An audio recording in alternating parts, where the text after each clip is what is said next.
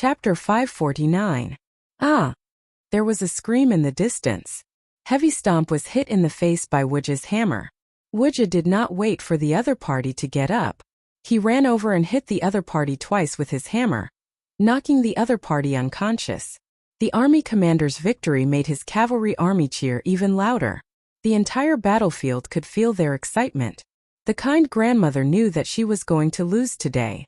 She immediately stopped dodging Thea's finger gun and escaped from the crocodile god's mouth at the cost of her right shoulder being pierced.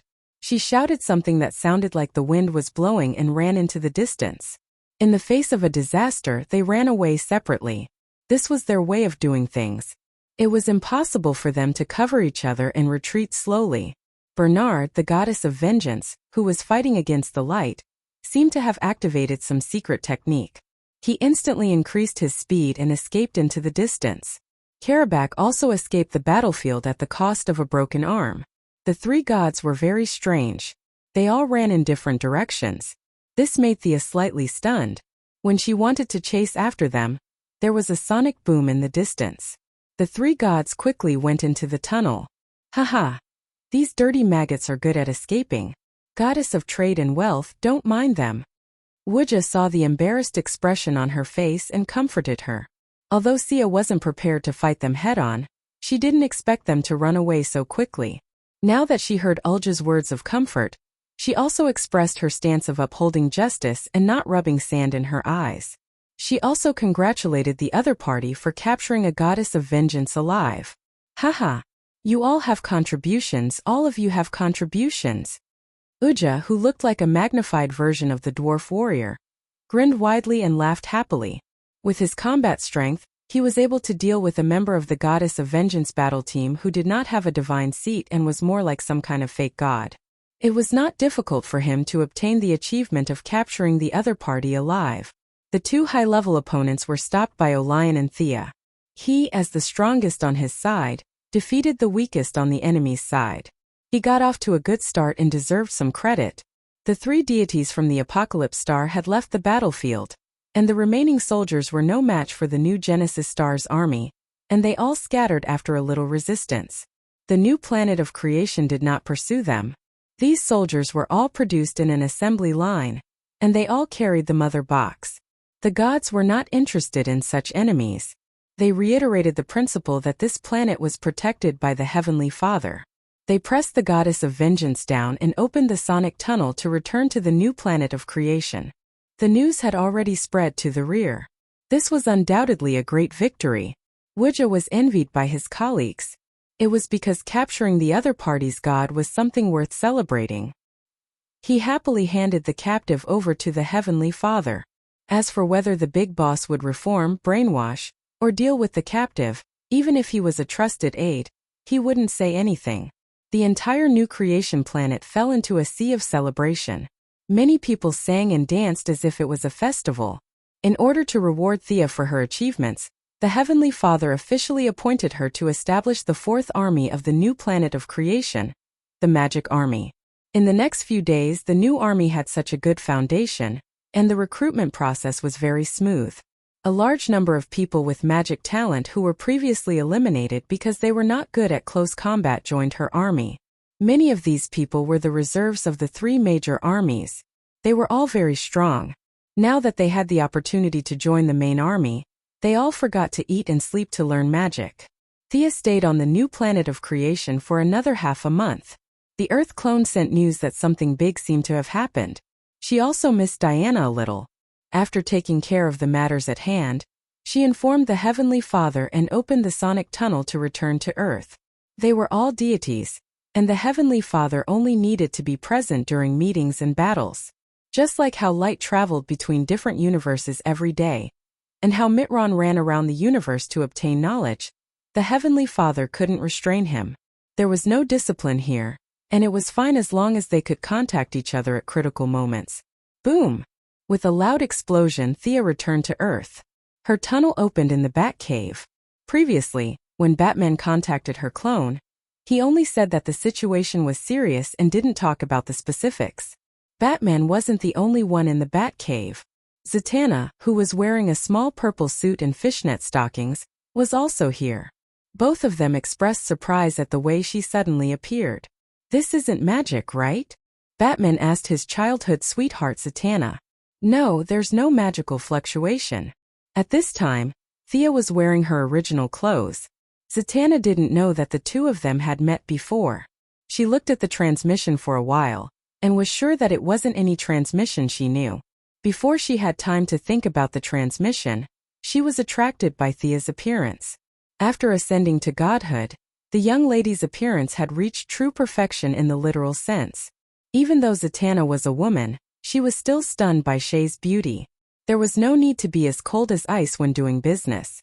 Shay's temperament now gave people a subtle sense of closeness. Even though she hadn't spoken, the originally cold Batcave had warmed up by 2 degrees because of Shay's arrival. "Oh, Miss Zatanna, right? I've heard a lot about you." Thea took the lead to greet her. Her refreshing tone gave Zatanna the illusion that she was meeting some country's leader. Zatanna thought that the other party's identity as a billionaire gave her an illusion. The appearance of the two of them was not on the same line at all. Zatanna didn't even have a trace of jealousy. "I've also heard a lot about Dr. Quinn. You're even more beautiful in person than on TV." Zatanna said as she bowed slightly without realizing it. Thea laughed. You two are here? I'm not disturbing you, am I?" She pointed at the two people who were only a few centimeters away from each other. Zatanna smiled awkwardly. Batman's facial muscles twitched slightly. The originally tense atmosphere relaxed. "Tell me, what's the matter? Mage Zatanna is here too. Is it about the mystical side?" Thea asked calmly. She had been to the Batcave many times and was very familiar with this place. "No, I was just talking to Bruce about this. It's not about mages." Before Batman could speak, Zatanna interrupted. Thea looked at Batman with a head full of question marks. "Why did you ask me to come here?" "It all started a month ago." Batman's voice was a little dry. After he finished speaking, he turned on several screens behind him and introduced them to Thea. First is Idaho. Many farm owners found that their crops withered overnight, but it didn't attract attention at the time. Next is Utah. These are the hunters who fled there.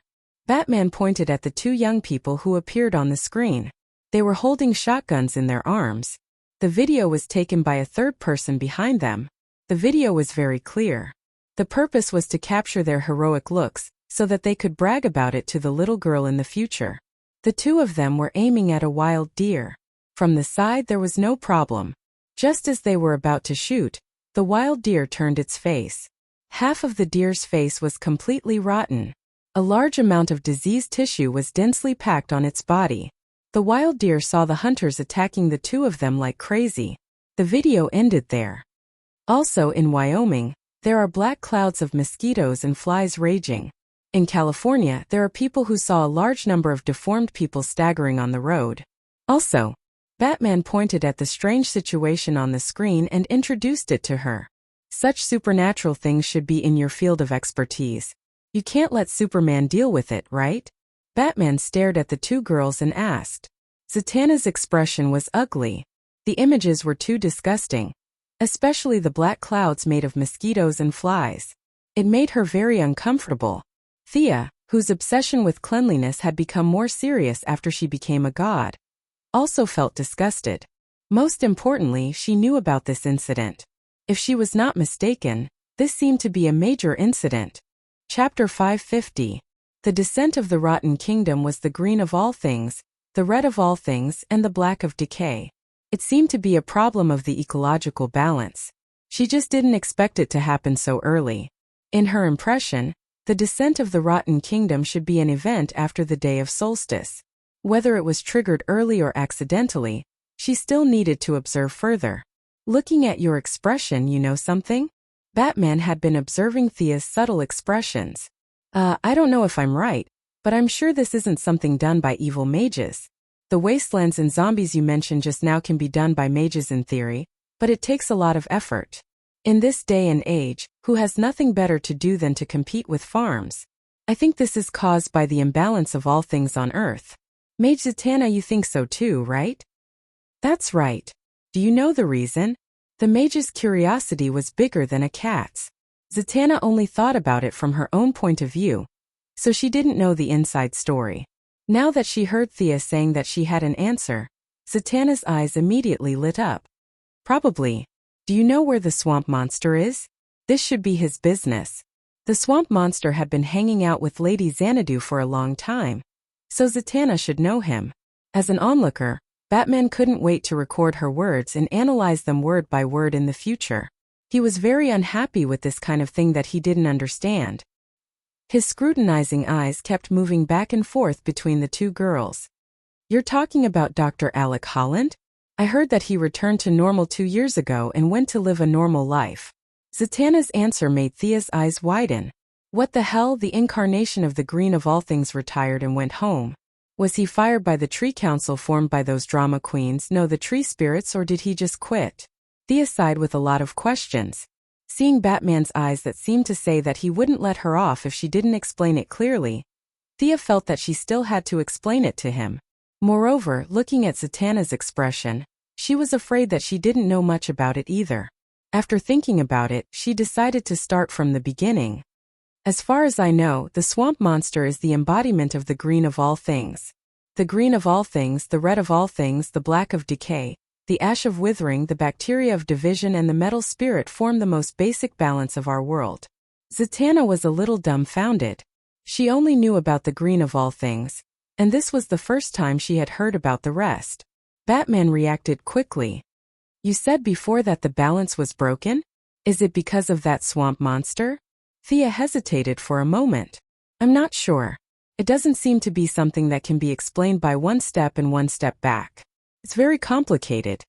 I've never paid much attention to the things between them. By the way, the big zombie that we fought outside Gotham that day represented the ash of withering. These are the ones in front of us. Thea pointed at a few screens. It should be the black of decay. However, in my opinion, the black of decay is also the foundation of the material world. Although they don't have the concept of good and evil like we do, they shouldn't be doing something like this. The ones in front of us look like they've lost control. Someone's controlling them from behind the scenes. Batman immediately thought of this key point. Thea couldn't analyze it either. She could only analyze the problem in detail. She didn't dare to guarantee that the timing didn't match up. Just as they were about to discuss the next step, one of Batman's communicators rang. He looked at it and said to Thea, "It's the president." Thea knew that Batman had always been in contact with the higher-ups. As more and more people knew about her true identity, she had no intention of hiding it. She nodded calmly. Zatanna chose to avoid the call. Soon, the president's old face appeared on the centermost screen. Batman, oh? Professor Quinn is here too. Mr. President, you look good. Thea greeted him cheerfully. She was now a god. Although the black of decay was troublesome, it wasn't enough to make her panic. Mr. President's inner thoughts were, I don't look good at all. This unlucky president had his life reduced by 2 years for every year he was in office, and 10 years for every year he was in office. He really had too many problems. He smiled bitterly and replied with a few words. Then he got to the point. A terrible incident happened in Louisiana. CNN is reporting it. I've sent the National Guard to set up martial law in that area. However, horrifying disasters are happening all over the world. Birds in the metropolis are dying in droves. The cattle farm in Seaside City seems to have caught some kind of plague. All the cattle are. You're all superheroes, so I want to ask you, what should I do? While he was talking, Thea was not idle. She used her personal computer to connect to the Quinn Group's satellite. A huge amount of data began to gather. They were mainly concerned about the United States, but Thea saw the whole world. This was a worldwide natural disaster. The Brazilian rainforest, the African grassland, and other countries were affected to varying degrees. If the black of decay was allowed to wreak havoc and turn into a country of decay, a dead and rotting world, then there would be no ghost trade or ghost wealth. This was simply destroying Thea's job. She couldn't tolerate it. Mr. President, don't worry. I'll take care of this. Thea interrupted the president, who was complaining to Batman. The president praised her for taking care of everything before hanging up. The situation is very serious. Where do we start investigating? Batman glanced at the CNN report that the president mentioned. The roads were completely paralyzed, and thousands of citizens were covered in rotten flesh. They wandered between the cities and the countryside like zombies in Resident Evil. The aerial footage also showed some former citizens who wandered near the cordon and were shot into sieves. The whole social order could collapse at any time. Thea pondered for a moment. The incarnations of the green of all things and the red of all things must be found. Dr. Alec Holland is the key. Put him first. Find him immediately. This kind of person with a name was too easy to find. When Thea was about to teleport, Batman stopped her and said that he also wanted to go. I don't know what happened to you, but I can feel that you are getting further and further away from humans. This is a human matter.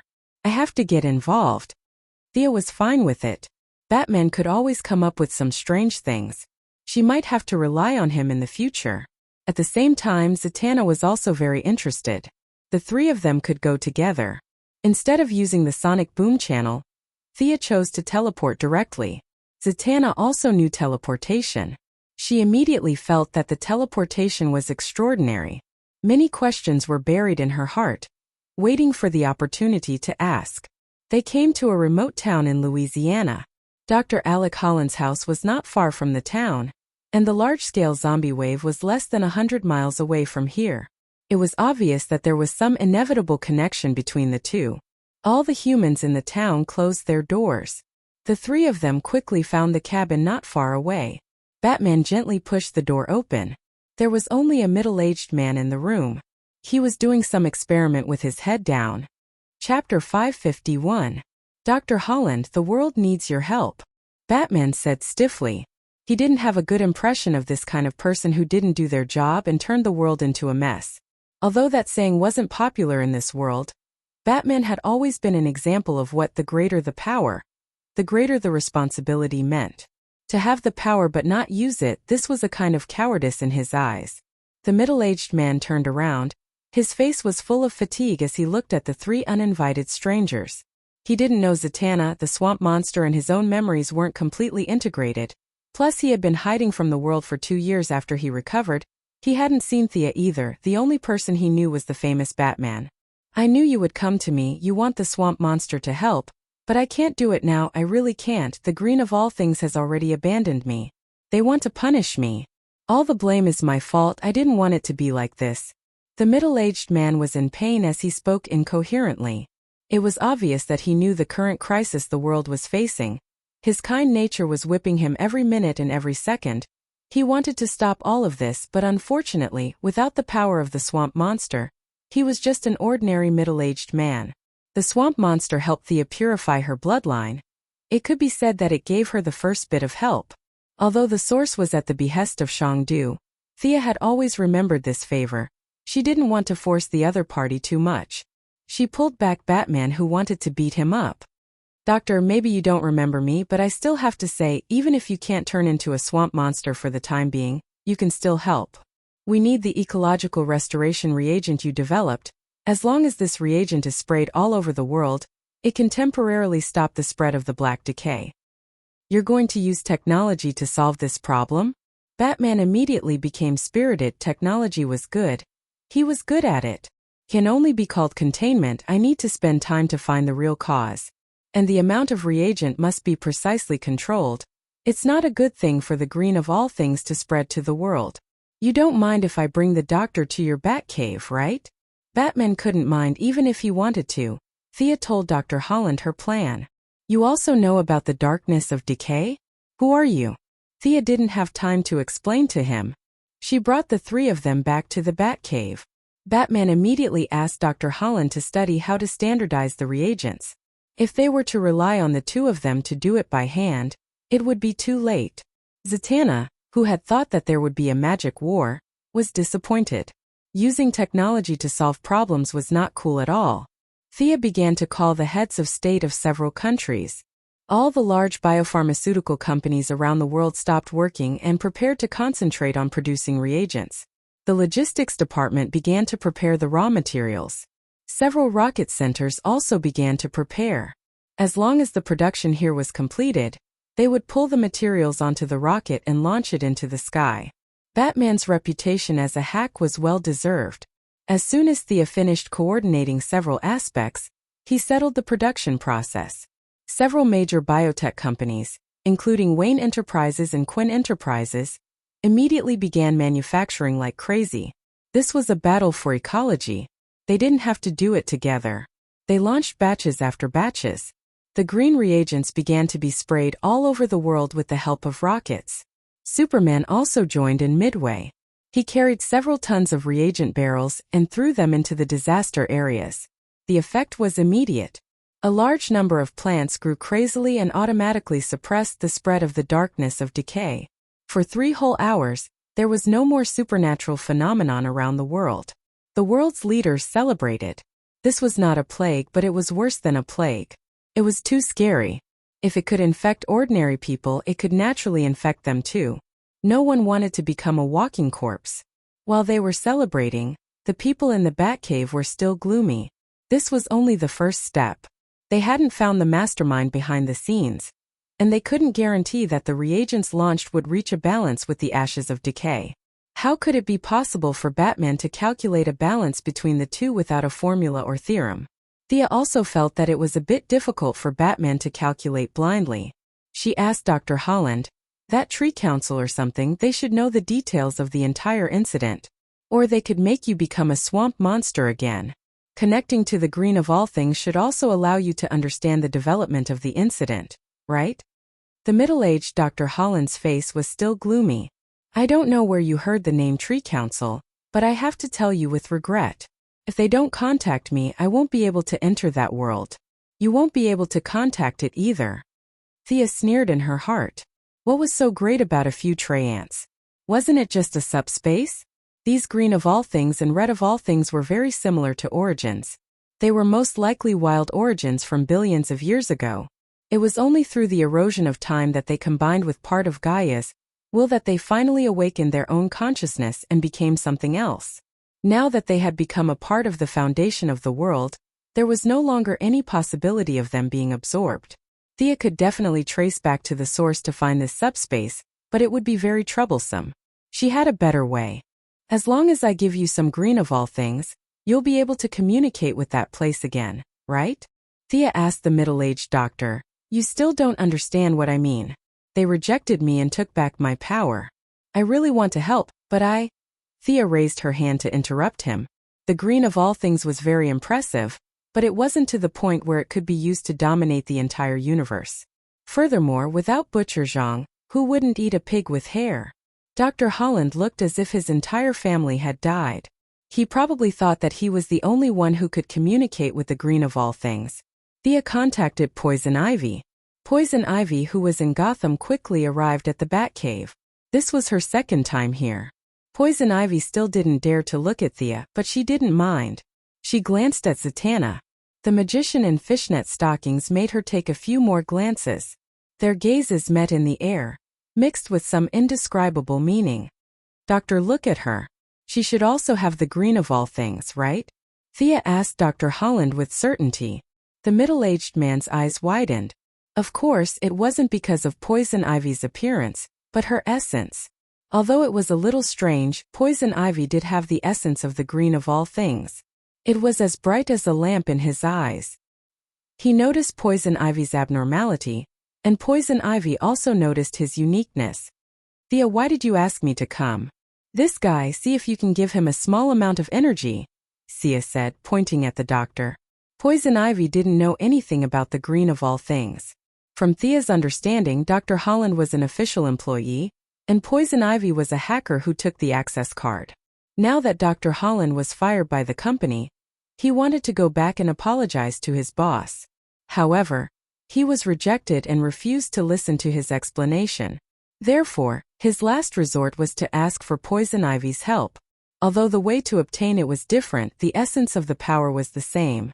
Poison Ivy just had to give Dr. Holland a little green leaf, and he would be able to extract the green of all things that he could use. "This is enough. I've found the entrance to the green of all things." At this moment, many vines suddenly appeared on Dr. Holland's body, and many ancient patterns appeared on his face. He remembered his mission and didn't waste any energy on his body. Instead, he immediately communicated with the green of all things.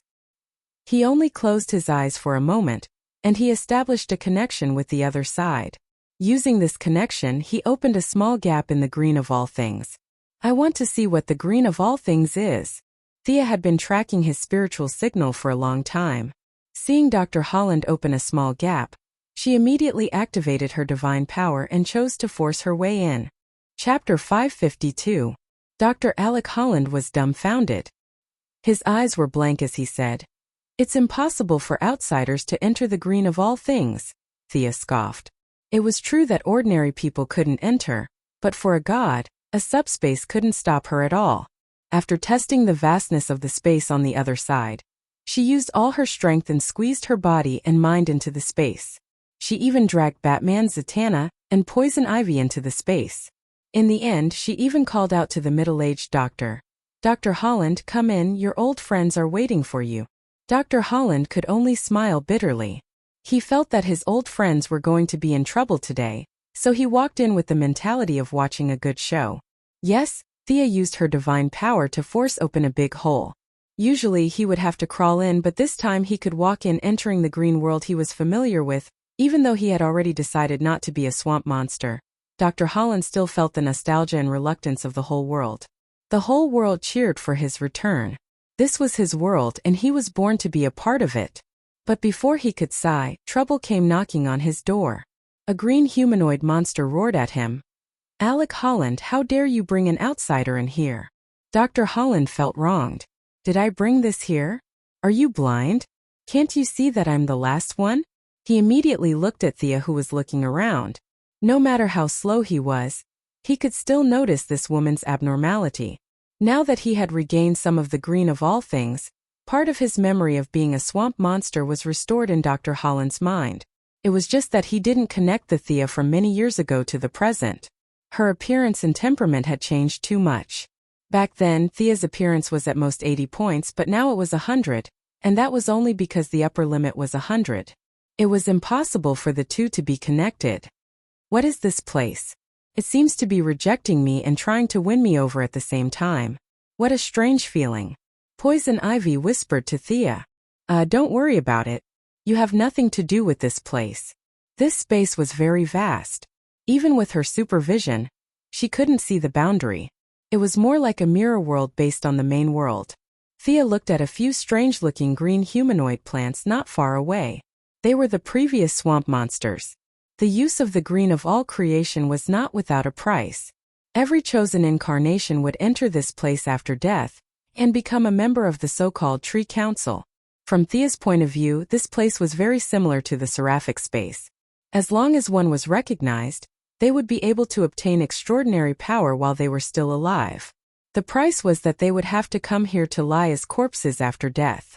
Thus, Poison Ivy should continue to live happily as an unregistered resident.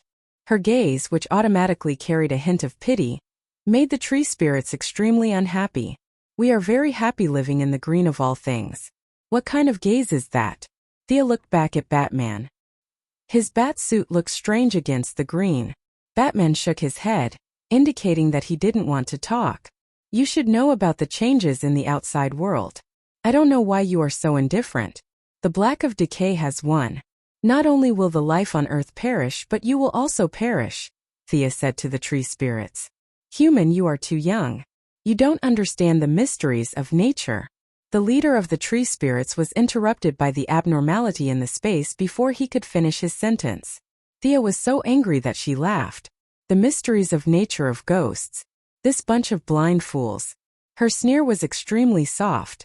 However, the entire space was filled with dense fog because of her sneer. The air was filled with a murderous aura. The weeds where they were standing withered. The trees collapsed and weathered. The vines were like living creatures, hiding far away. The forest that was originally full of vitality was forcefully cleared into a wasteland thousands of meters wide just because of a sneer. "You dare to attack in the green of all things." Two impatient tree spirits were furious. However, they were pulled back by the leader of the tree spirits. He asked with uncertainty, "You? Which goddess are you? We have never had any dealings with the divine realm." "You don't need to know where I come from. I am trying to reason with you." Thea was extremely pleased. These tree spirits that weren't even souls. If she didn't slap them in the face, they wouldn't talk nicely. I don't care what conflicts you had in the past. Right now, the entire world needs Alec Holan's power. The humans in the outside world released a large amount of environmental reagents. Your green of all things should benefit the most. I request that you give him power again, Thea said firmly as she pointed at Dr. Holan. As for whether he was willing or not, she didn't have the time to care. Dr. Holan and this bunch of tree spirits were like a couple in a conflict. Both sides were entangled and neither side wanted to give in. This was why the situation had developed to such an uncontrollable state. Thea was prepared to use force to suppress it. You can talk about it later when you have the time. Both sides were a little hesitant. However, Dr. Holan was a kind person. He was worried about the situation in the outside world and took the initiative to admit his mistake. Finally, he got the permission of the green of all things back. Thea felt a little emotional as she looked at the swamp monster that had turned back into a green giant. Many years ago, she thought that it was like a celestial being. Now it was just like that. It was similar to her initial guess. When she entered this space, she realized that this was indeed an origin. Or rather, it used to be an origin.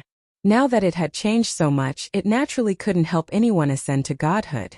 However, after a long period of time, these mutated origins found a way to use their own power. That was to choose an ordinary person as an incarnation to control this power. Currently, the swamp monster looked like it had fused with a fake origin in Thea's eyes. If she wanted to forcefully define it, it could be called a fake god. From a macro perspective, it was similar to the Vengeance Squad that Granny Benevolent trained. It didn't have a divine position of its own. It looked bright on the outside but was actually empty. Just as the few of them were about to leave, Thea suddenly asked, "Does the green of all things know why the black of decay is expanding?" Originally, it was just a casual question and she didn't expect to get an answer. She didn't expect the other party to actually know. The old tree spirit who was the leader angrily said, "Humans are too impudent. For the past 2 months they've been madly excavating minerals from all over the world, producing steel and iron. The living space of plants has been compressed to the extreme. The balance has been directly broken. How could the black of decay give up on this opportunity?" Oh, Thea felt that the old tree spirit's words made a lot of sense. Then, she noticed that Batman and Poison Ivy were looking at her strangely. She was a little puzzled. Why are they looking at me? Her thoughts quickly collided with each other. From the old tree spirit's words about steel and iron, she analyzed the closest answer. Could it be that my Pacific Rim project pushed the humans to go on a rampage and destroy the environment? Her neck stiffened as she looked at Batman with a guilty conscience.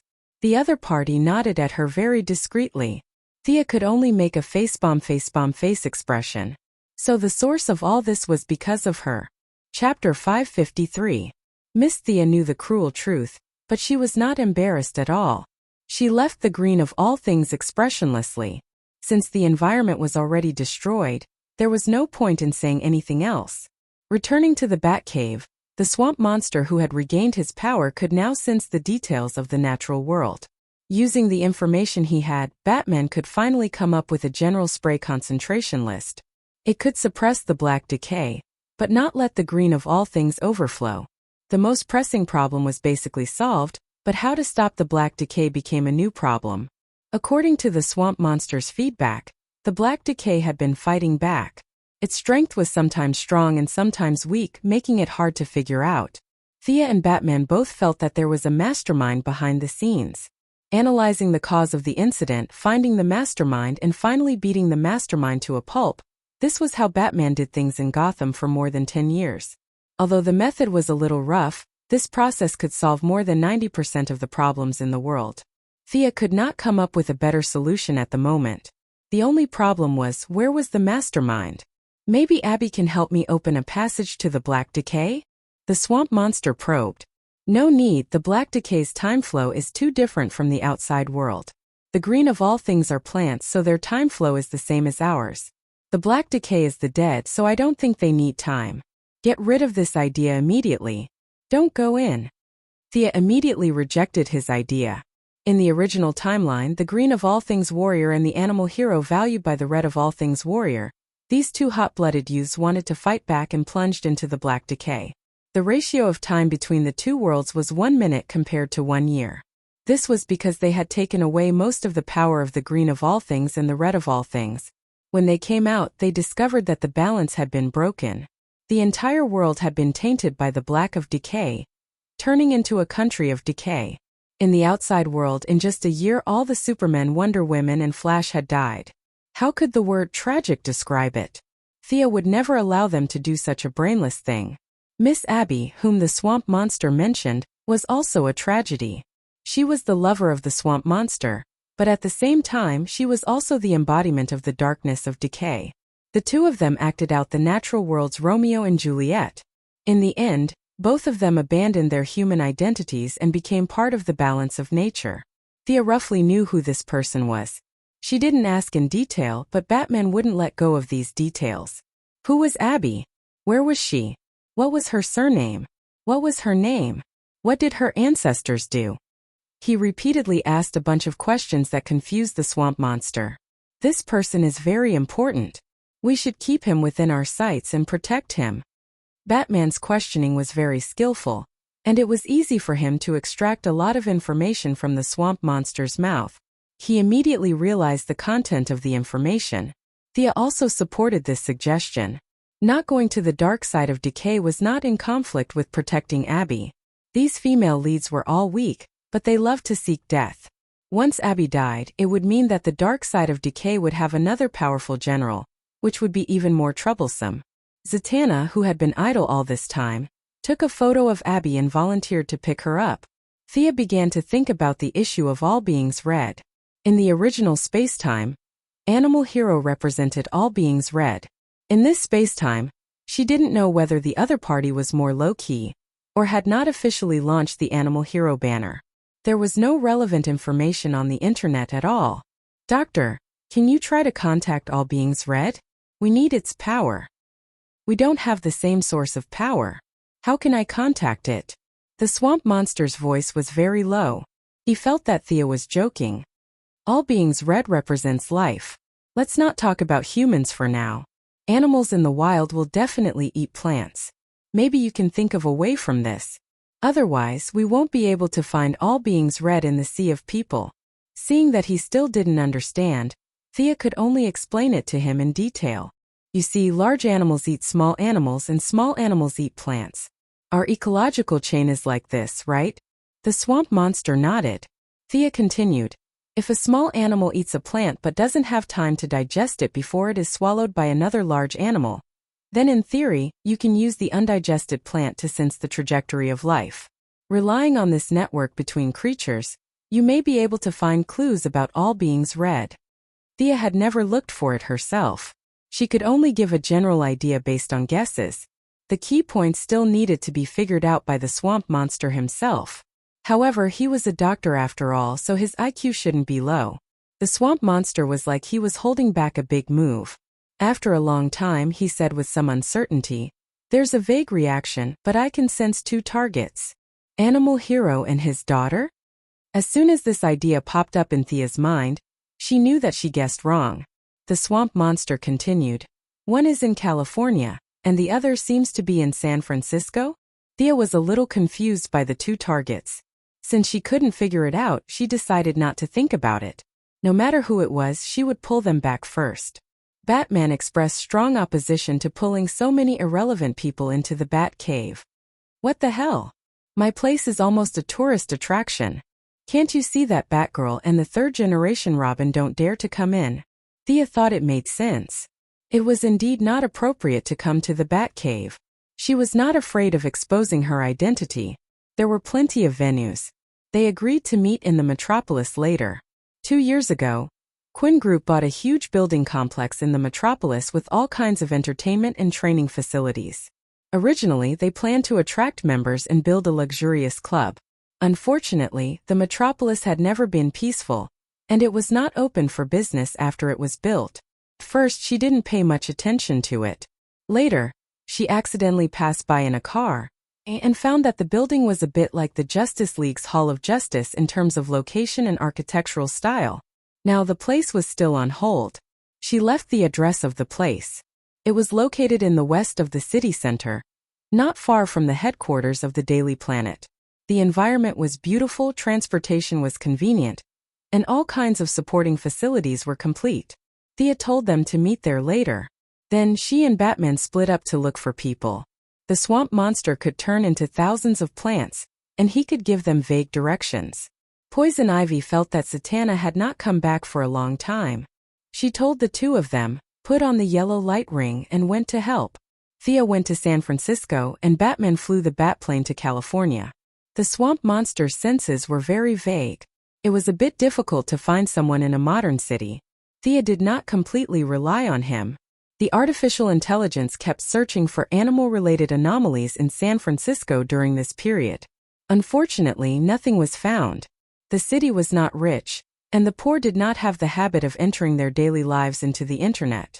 Gideon expanded the search range several times, but the results were the same. If there was nothing, no matter how smart it was, it could not find it. Chapter 554. Which superhero lived here? Thea thought for a while, but she had no clue. There were too many superheroes, and this was a real world. Many characters wouldn't choose a city and wouldn't move even if they died. The swamp monster led them to a huge slum and announced the end of the quest. Batman was also at a stalemate. He had to find a man or woman without a name or surname, which was also a challenge for Batman, who was bursting with intelligence. Thea put on her invisibility spell and started to wander around the area. She didn't find any traces of superheroes from the local police station. She felt that her target was probably not Animal Hero. The owner of all beings red must be a mutant. She searched a few hospitals nearby, but other than lamenting that the poorer a place was, the more expensive the medical treatment was, there was nothing else. She took out Croydon's compass, but there were too few search conditions. She didn't know if the person was a man or a woman. The compass spun for a long time but didn't find anything. After that, Thea was confused. Who am I looking for? Where should I go? She wandered around the area with a head full of philosophical questions. Fortunately, Gideon's search ability was good. There was no information from the police station or the hospital. Finally, it found a clue on a forum. Rare tropical disease, unknown serum? It's this guy. Thea was a little excited. Gideon found a picture of a handsome little boy, but his face was green and looked a little out of place. Thea knew this guy. Wasn't this the backbone of the young Titans, Beast Boy? It was just that this guy was a few years younger than she remembered him to be. This guy was really easy to find, Gideon. I was the one who found him. He didn't go to a big hospital for treatment when he was sick. Instead, he trusted the free treatment from a medical institution and was injected with an even more messy serum. In the end, he turned green and escaped from the laboratory. With a face, it was much easier to find him. The huge satellite started to operate, and all kinds of facial recognition were screened through the cameras on the streets. Thea took out the compass to confirm the location. 3 minutes later, she was standing in front of a bungalow. She gently knocked on the door and found that no one answered. Activating her supervision, she saw the scene in the room and smiled playfully. She pushed the door open and walked in. The smell of life in the house was very strong. Bread was being baked in the oven not far away, and there was a plate of sausages on the table in the living room. However, the house was quiet. Is anyone here? Thea felt that this guy was quite good at pretending, so she didn't mind playing along with him. The room was so quiet that only her footsteps could be heard. Come out, Gar Logan. I mean, you no harm. World peace needs you. Little frog, I'm talking about you. Am I right? Beast Boy had the ability to transform into animals at will. Thea made a few turns in the small house and found his hiding place. This guy turned into a frog and hid in the pile of clothes. Unfortunately, under Thea's supervision, it was useless.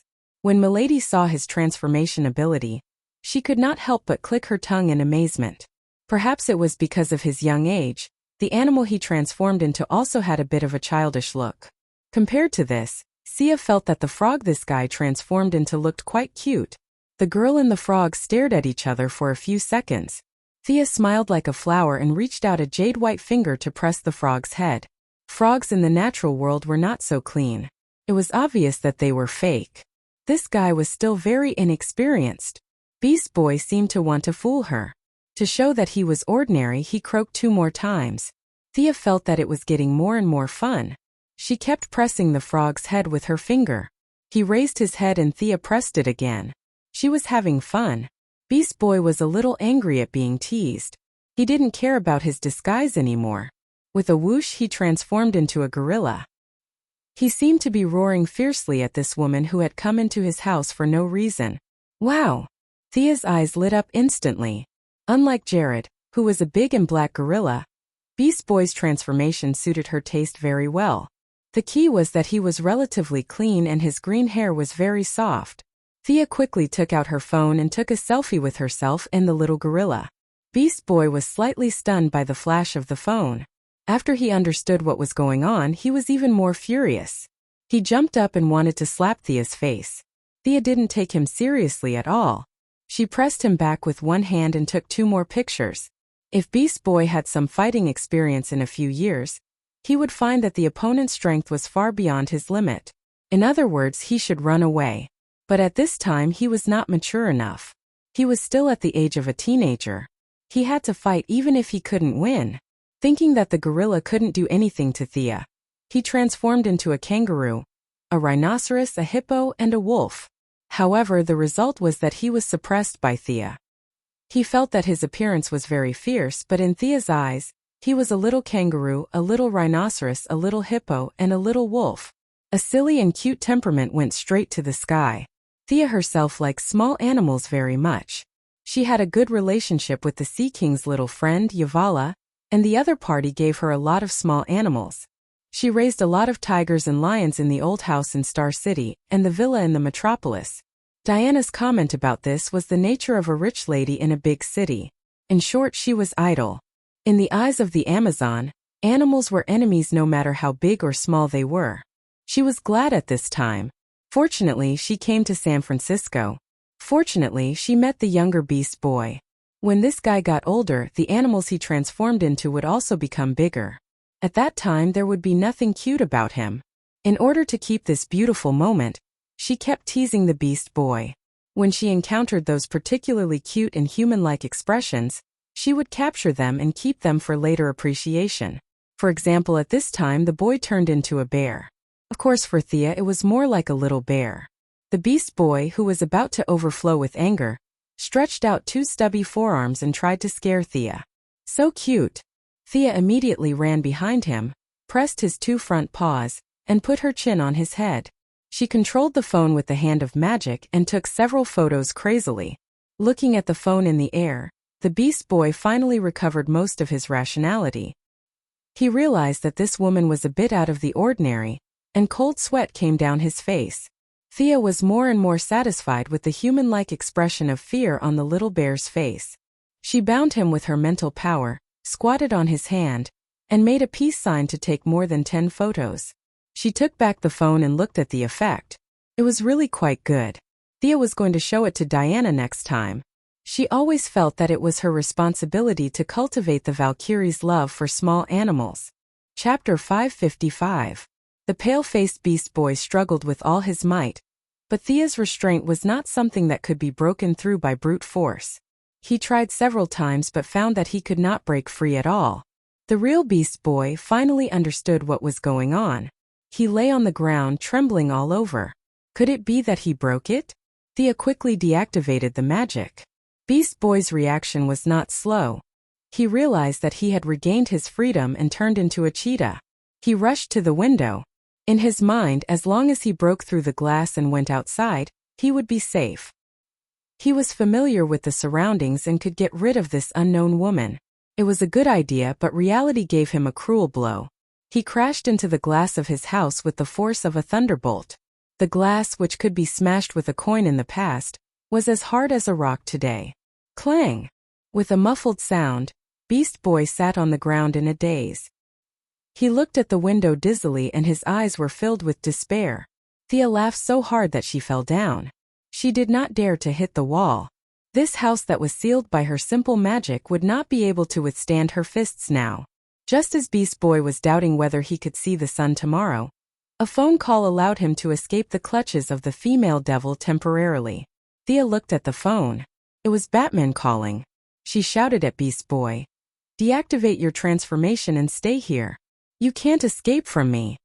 She then picked up the phone. Batman's voice came through as usual. "I've found Buddy Baker's family. How are things on your side?" Thea's supervision saw Beast Boy looking around the house for an exit. Unfortunately, he did not understand the mystery of magic. She calmly replied to Batman, "I've found them, but this is a child. I need to talk to his parents again." Garland Logan was only 9 years old. The bad guys could kidnap him directly, but the hero still had to consider the consequences. Then be quick. Batman hung up the phone very simply. Hearing that she had ended the call, Beast Boy, who had yet to find an escape route, could only deactivate his transformation and slowly walk out. The green-haired, green-skinned, green-eyed Beast Boy, who was wearing a red tracksuit, saw Thea sitting on his sofa and kept looking at her. He was so scared that he stood far away in fear. "You probably didn't hear what I said before, so I'll say it again. There's a big problem with the operation of the world, big trouble, and we need your power." This time Thea was a lot more serious. Although there was still a smile on her face, a 9-year-old child couldn't see it. Little Beast was young and occasionally a little silly, but he was very smart. He thought that if Thea, who was so powerful, was looking for him, then the trouble she was talking about must be very dangerous. She immediately shook her head and said, "I'm still young. I don't know how to do anything."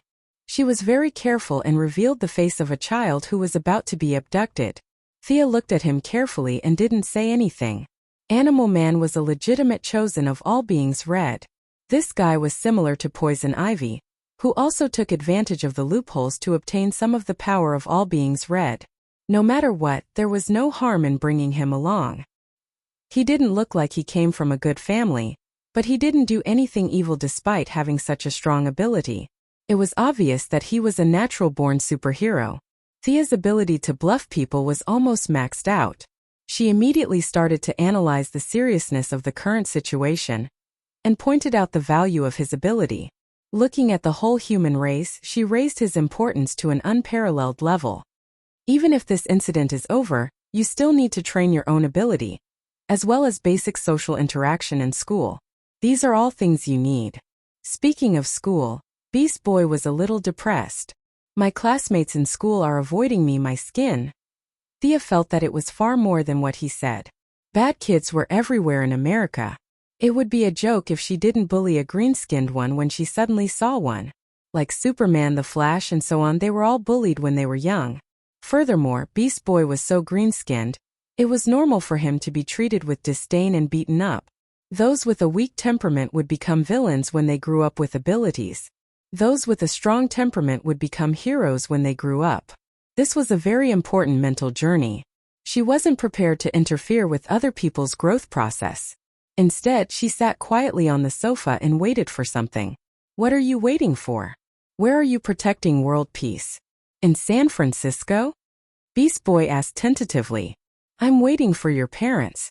I'm not a bad person. There are a lot of things that I need to explain to them. Also, you have to come with me to the metropolis. All the resistance forces are gathered there." Beast Boy's mind instantly flashed with a bunch of righteous heroes fighting monsters. As a kind-hearted person, he felt that it was very emotional. However, he quickly realized something. "My parents get off work very late. They won't be home so early." "Don't worry. 3 minutes ago, I bought your father's transportation company and your mother's supermarket. They're on their way home," Thea said lightly. "It was only a few million. It wasn't worth mentioning at all." Beast Boy's mouth formed an O shape. He stared blankly at the Demon Queen. He was still young and didn't know what all this meant. Thea closed her eyes and waited for 10 minutes. A middle-aged couple walked in. Mr. Logan had grown a big beer belly in his middle age. He looked a little worried. At the same time, he didn't have any sideburns on his face and 3 sharp blades wouldn't come out of his hands. Thea felt a lot more relieved. Unlike the 9-year-old Beast Boy, the couple knew Thea. At least they had seen her on TV. Now that they heard her solemnly say that there was a world crisis and that she needed their son's help, the two of them felt dizzy as if they were in a dream. Thanks to CNN's fearless reporting, many citizens also knew that strange things were happening around the world. However, they felt that it was very far away from them and treated it as a topic of conversation. Now, a heavyweight like Thea was talking to them face to face. She even bought the companies that they worked for in order to save time. The leaders of the companies urged them to go home to discuss this matter. The two of them felt that the survival of the entire human race was on their shoulders. Beast Boy's sense of justice was inseparable from his parents. The couple quickly made up their minds and agreed to let Thea take Beast Boy away. "I'll bring him back safely. Don't worry, the other adult is the main force. Jared Logan's power is just a precaution." Thea comforted the two middle-aged men. Her celebrity status was still very useful. Although the two of them were still worried, they still let Thea take their son away. Teleporting in front of ordinary people was an unusual thing that would increase the psychological pressure on the two. They would think that their son was going to do a particularly dangerous mission. Sia dragged Beast Boy until they were out of sight before activating the teleportation. Chapter 556. After a simple teleportation, Beast Boy Garland Logan had yet to break free from the melancholy of leaving his parents when he found himself in a strange place. "Kid, welcome to the metropolis," Sia introduced proudly when she saw Beast Boy poking his head out to look around. "Huh, the metropolis? They were thousands of miles away in the blink of an eye?" Beast Boy did not believe it, but he was still traumatized by Thea's teasing, so he did not dare to refute. When they entered the Hall of Justice that Thea named herself, Poison Ivy and Zatanna had already returned with the swamp monster's girlfriend, Miss Abby. Batman's fighter jet was still on its way even though it had left earlier. Beast Boy also saw the swamp monster and Poison Ivy, and immediately found his balance. So he was not the weirdest. Abby, who had a head of silver hair and was dressed fashionably, attracted Thea's attention. At this time, this fashionable woman was hugging the swamp monster, which was covered in vines and did not look like a human. The ghastly scene made her feel a little uncomfortable. She told Beast Boy not to run around and turned to ask Poison Ivy, "What's the delay? With your and Zatanna's strength, what kind of monster can trap you?" Poison Ivy said a little gloomily, "When I arrived, Zatanna was attacking a huge guy made of bones and rotten flesh. It called itself Storm God Seth. My plants did not respond to me at all. I had to rely on the power of the light ring to fight my way out." Storm God Seth? Thea thought about it but could not remember. There were too many gods on Earth in the past, like the Hawaiian shark god that she had killed. It was very obscure and not many people knew about it. Those who did not study the local history would not have heard of it. The Seth that Poison Ivy mentioned also had the same problem. It was most likely a god worshipped by a small tribe. It was taken away by the twilight of the gods, and was now pulled up by the black of decay to be a fighter. However, this kind of thing was a weak god when he was alive and was even weaker after death. As one of the new gods, Thea did not take it to heart. He then asked Zatanna about it. As a descendant of Da Vinci and an outstanding mage with a legacy, she should not be afraid of any evil gods. However, the Black of Decay's special characteristic allowed all living things to possess the characteristic of being immortal. Zatanna had taken Seth apart 3 times, and he had been revived with full health. If not for Poison Ivy materializing the lamp ring and giving her a fierce beating, she would not have been able to kill her way out so easily. The few of them chatted for a while and they all noticed Beast Boy. This child had been quiet for 3 minutes, and then he became active. He looked around and touched many technological devices that he had never seen before. He was curious about everything. When he was playing a game on the computer, he was shocked when he saw the person who walked in. His voice was filled with excitement. "Batman." This made Thea very unhappy. "You know Batman but not me? Fine, just you wait." However, she did not have time to play with the kid. Instead, she looked at the family of 3 behind Batman. Animal Man, his wife and daughter were slightly different from Green of Creation. Red of Creation's life force was as described, with a bit of fierceness. Animal Man and his daughter's life force was very strong in Thea's eyes. Thea and Batman looked at each other and nodded. Everyone started the meeting. As a superhero who had protected Gotham for more than 10 years, Batman's reputation was unparalleled. This could be seen from the fact that Beast Boy knew Batman but not Thea. The task of explaining the situation was automatically handed over to him. Sia was sitting on the side. She was sorting out the photos she had just taken. She was going to choose some with beautiful angles and clear views to send to Diana. It would be even better if she could use this to cultivate her love for small animals. The two had chatted on the phone for a long time. Diana had asked if she needed her to come back and help. Thea thought about it and did not agree. In the face of this corrosive energy, physical attacks were not very useful. Diana should focus on finding her own source. Beast Boy, who had been watching her with his sharp eyes, naturally saw her actions. However, because Batman was still talking in the middle, Beast Boy resisted the idea of biting Thea. Beast Boy, who tended to be hyperactive, was quickly attracted to Animal Man Buddy Baker, who was not far away. The irresponsible Thea did not tell him about Red of Creation.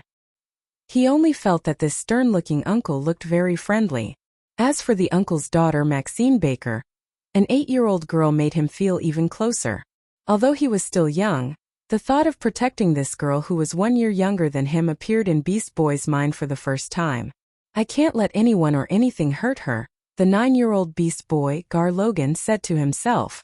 Just as he was letting his imagination run wild, a muffled bang attracted his attention. He saw the stern-looking Uncle Buddy Baker slamming the table angrily. The reagents you sprayed all over the world are also suppressed in the Red of Creation. They are very dissatisfied. The green of all things is the main force against the black of decay. All the plants in the world are resisting. What's there to be dissatisfied about just sitting back and enjoying the fruits of others' labor? The swamp monster didn't speak quickly, but his choice of words was definitely not polite. Then why are you looking for me? I can protect my wife and daughter. The swamp monster's blunt words made this Animal Man, who had been modified by Red of Creation, even more dissatisfied. Batman coughed twice and signaled Thea to stop playing with her phone. It was her turn to speak. After Thea became a god, her senses had reached a new level. She would know when someone called her name. She could sense when someone looked at her. She immediately put away her phone and put on a serious face. Oh, Mr. Baker, I think you've misunderstood. We're not looking for you. You should be looking for us. Maintaining the balance of all things is your business. Because you don't communicate or cooperate with each other, it triggered the current crisis on Earth. If it weren't for the fact that we have no other choice, superheroes wouldn't want to interfere with these things. We're heroes who ensure the normal and orderly development of human civilization. We're not plants or animals. It felt very good to criticize others from the moral high ground. No matter how dissatisfied Animal Man was, he could not think of anything to say. He could only change the topic and point his gun at Miss Abby, who was sitting next to the swamp monster. If I'm not mistaken, this woman is the incarnation of the Black of Decay, right? What's the purpose of you calling her here? She's our enemy. Animal Man pointed at Abby and said, Shut up, Abby is not a bad person. She has never hurt anyone. Abby lowered her head and did not speak. The swamp monster next to her was angry and loudly retorted Animal Man. The two were at loggerheads, and the smell of gunpowder was growing visibly. Chapter 557. The green color on the swamp monster's body became more intense, and the vines on its arms began to move agilely, like poisonous snakes waiting for the opportunity to bite the enemy. Animal Man was not to be outdone. His body had gathered the strength of all the animals in the world, such as the strength of a Tyrannosaurus Rex, the smell of a moth, the agility of a cheetah, the self-healing ability of a worm, and many other abilities. He looked at the swamp monster fearlessly. Seeing that her boyfriend was going to stand up for her, Abby, who had an equally strong personality, was still unable to use the power of the Black Decay. However, this did not stop her from taking out a pistol from behind her and pointing it at Animal Man. How vexing. That was the only thought Sia had at that moment. Batman didn't like superhumans. Sometimes it had to be said that his point of view was very correct. The saying that a person's temperament was like a raging fire that could be ignited at the slightest provocation was used to describe this group of people who had suddenly obtained beyond her powers. The people in front of her were heroes of justice or people with high moral standards. If they were all like this, it was understandable that ordinary people with average temperament would become villains after a little stimulation. Two fake gods. Thea knew their level at a glance. They were similar to Grandma's Nemesis team. They did not have a divine position, but they had some power of the origin. The fake gods on Apocalypse Star had been brainwashed by Grandma, so there was almost no possibility of them losing control. However, there were no such top talents on Earth.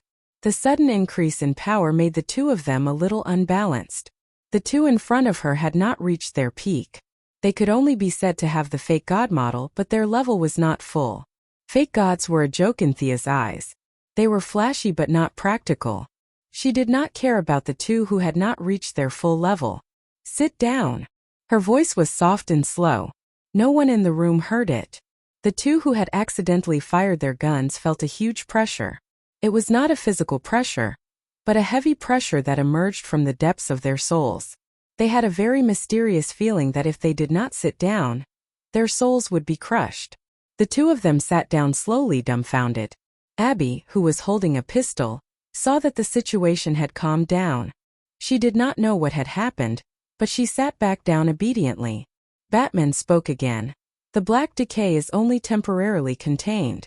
It is fighting back every minute and every second of our conversation. I would like to ask Miss Abby, is there a mastermind behind everything?" Everyone's eyes focused on the silver-haired woman's face. Even though Miss Abby was famous for being a man, she was still a little embarrassed at this moment. She stammered and could not say anything. He didn't need to learn facial expressions to know that she didn't have any information at all. Batman could only look at Thea. What should he do now? Shall we gather all the relevant people together and hold a democratic meeting? Thea thought for a moment. Can Miss Abby still connect to the black of decay?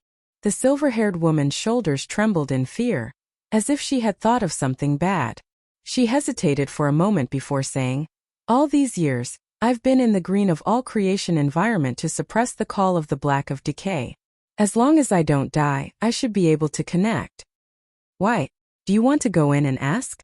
Is it the same as the green of all creation before?" Batman asked tentatively. "I'm not going. The flow of time between the two worlds is different. I haven't reached the point where I can ignore time." Thea firmly rejected this proposal. After fusing with the source, her life had reached an infinite number. But it didn't mean that she could ignore time. New gods who fused with the source could cross the two ends of the timeline. The source was her and she was the source. The source was at the beginning of time and she was at the end of time. This was the main reason why their lives were infinite. Now, even if there was a flashpoint incident, she would not be afraid as she was standing at the source. She was eternal. All the people who were directly related to her would not be easily rewritten. Even if they were rewritten, the timeline would quickly correct them automatically. Even if there was a situation where Moira was erased, the timeline would automatically jump out a sister with the same bloodline as Moira. Thea would fall in love with Malcolm. Regardless of time and place, the one who would be born would be Thea.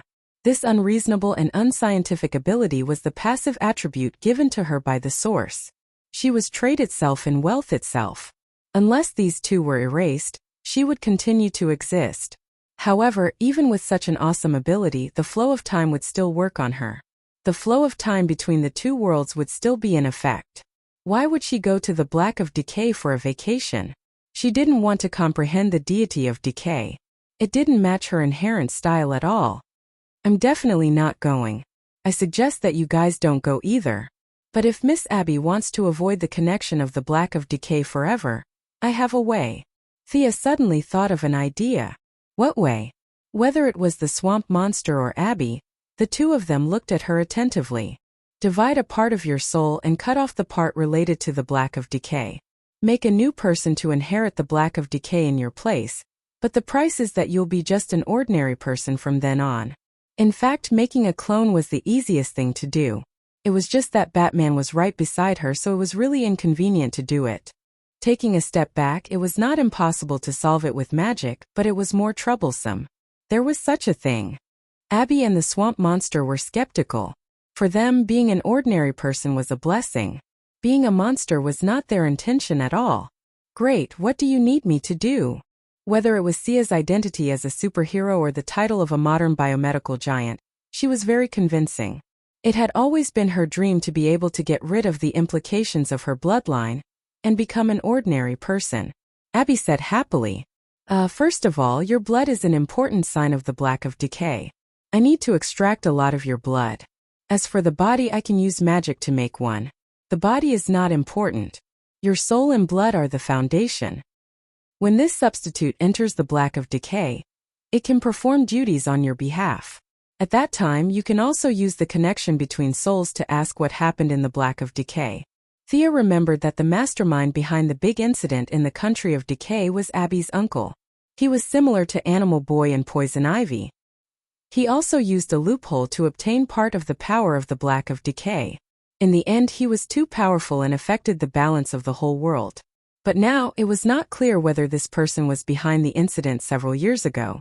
According to the official records, this person had been dead for many years. Thea wanted to confirm the mastermind behind the incident first, then follow the clues to find the criminal. In order to win their trust, Thea created something out of thin air. She said it was magic, but in fact she mixed it with divine power. Zatanna, who originally thought that she was exaggerating, was stunned.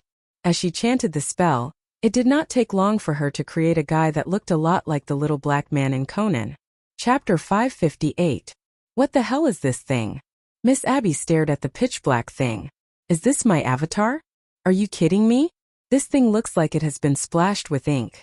It's so black that you can't see its face if you close your eyes and mouth. This thing looks weird. Beast Boy glanced at the indescribable part of the black guy. It doesn't even have any indescribable parts. How can this thing be used as a human? It's just a substitute. It has no brain. Don't look at me. This guy doesn't have an organ called a brain. There's no heart, no spleen, no kidney, no blood circulation system, and no hematopoietic function. In fact, Miss Abby, your blood is just a past to me. The Kingdom of Decay doesn't need blood. The key is your soul. Thea looked at them surrounding her for 3 minutes. Even Batman and Zatanna looked at her curiously for a long time. She hurriedly explained to them. It's not that I'm not good at learning. It's just that I don't need those things. For us, we need a human face as a recognition standard. But for the Kingdom of Decay, they look at blood and a deeper level of the soul. Am I right, green of all things and red of all things? Thea turned to ask Swamp Monster and Animal Man. Both of them felt that what she said was specious. They were all modern people and only knew a little about such a mysterious thing. They both pretended to know and nodded. The second step, draw blood. Miss Abby, lie down in it. Thea took out a very famous medical cabin. Now this thing was spread all over the world. 70% of the world's medical workers were forced to change their profession because of it. The good thing was that everyone was used to it. Miss Abby didn't hesitate too much and lay down in it. In less than 10 minutes, 10% of her blood was drawn. The medical cabin didn't just draw blood.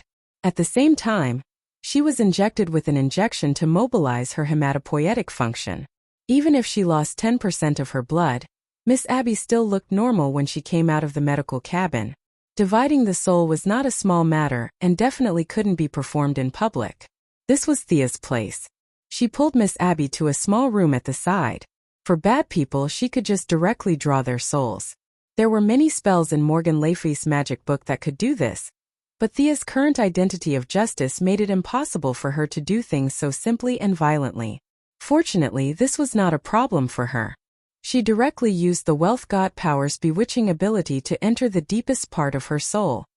How unbearable! In the spiritual world, Thea saw Miss Abby's soul. Her mortal-level spiritual power had been corroded and riddled with holes.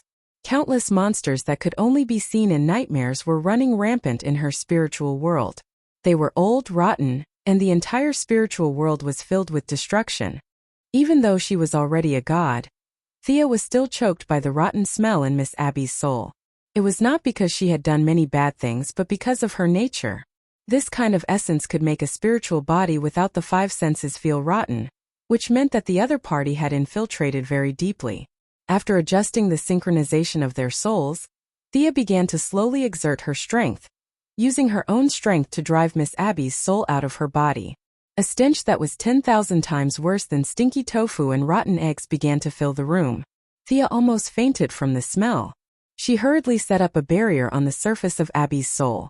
If this stench spread out, at least 1/3 of the citizens of the metropolis would die. After everything was set up, she had time to observe the other party's soul. It was not an exaggeration to say that it was shocking. A normal person's soul was colorless and transparent, but some mages' souls showed the color of magic when they were alive. That was because magic had penetrated part of their soul essence. In front of her, Miss Abby's soul was turbid like mud. or like some kind of expired product after being exposed to the sun. The only good news was that her head was still clear, so the cutting plan would not be abandoned halfway. If she directly used the holy sword, Thea was afraid that she would purify the other party. The father's dagger was also not a good idea. Miss Abby's current posture was more evil than a kind grandmother. The father's fire of justice would burn her to death in seconds. Thea could only use the slowest way to deal with it. Divine power could be used anywhere, so naturally it could also be used for cutting. She could just cut off whatever she did not like. Even if she was done, this person could not be kept, because her soul would be cut into pieces. Even if the father came, he would not be able to put it back, and it was better to let it go. Letting it go was the best way. It was absolutely correct to say that mages were a group of people who were good at courting death. Thea had such a soul simulation spell in her hands, which was inspired by the mages of modern times from the tower spirit of the mage tower. They would place a simulated soul in their house to do some auxiliary work for their apprentices. This spell had nothing to do with fighting, but it was very suitable to be used here. Thea created a huge soul outside Miss Abby's body, so that it could be used to carry the decayed souls. After the two sides were connected, it could be seen that the decayed part was trying to infect the new soul. Thea no longer hesitated and began to use her divine power to force the decayed souls to move away. Unable to connect to the decaying black, the impurities in Miss Abby's soul were like rootless water. Naturally, they could not compare to Thea, who was full of divine power. They began to unconsciously move towards the new soul. Thea swept the soul 3 times, and finally forced all the impurities back into the new soul. The new soul, which was originally like a water ball, began to develop into an irregular shape due to the excessive filth. After receiving nourishment from the new soul, the impurities began to clamor again. Countless voices in the soul were shouting, as long as they were left alone, they would soon be able to attack the original body.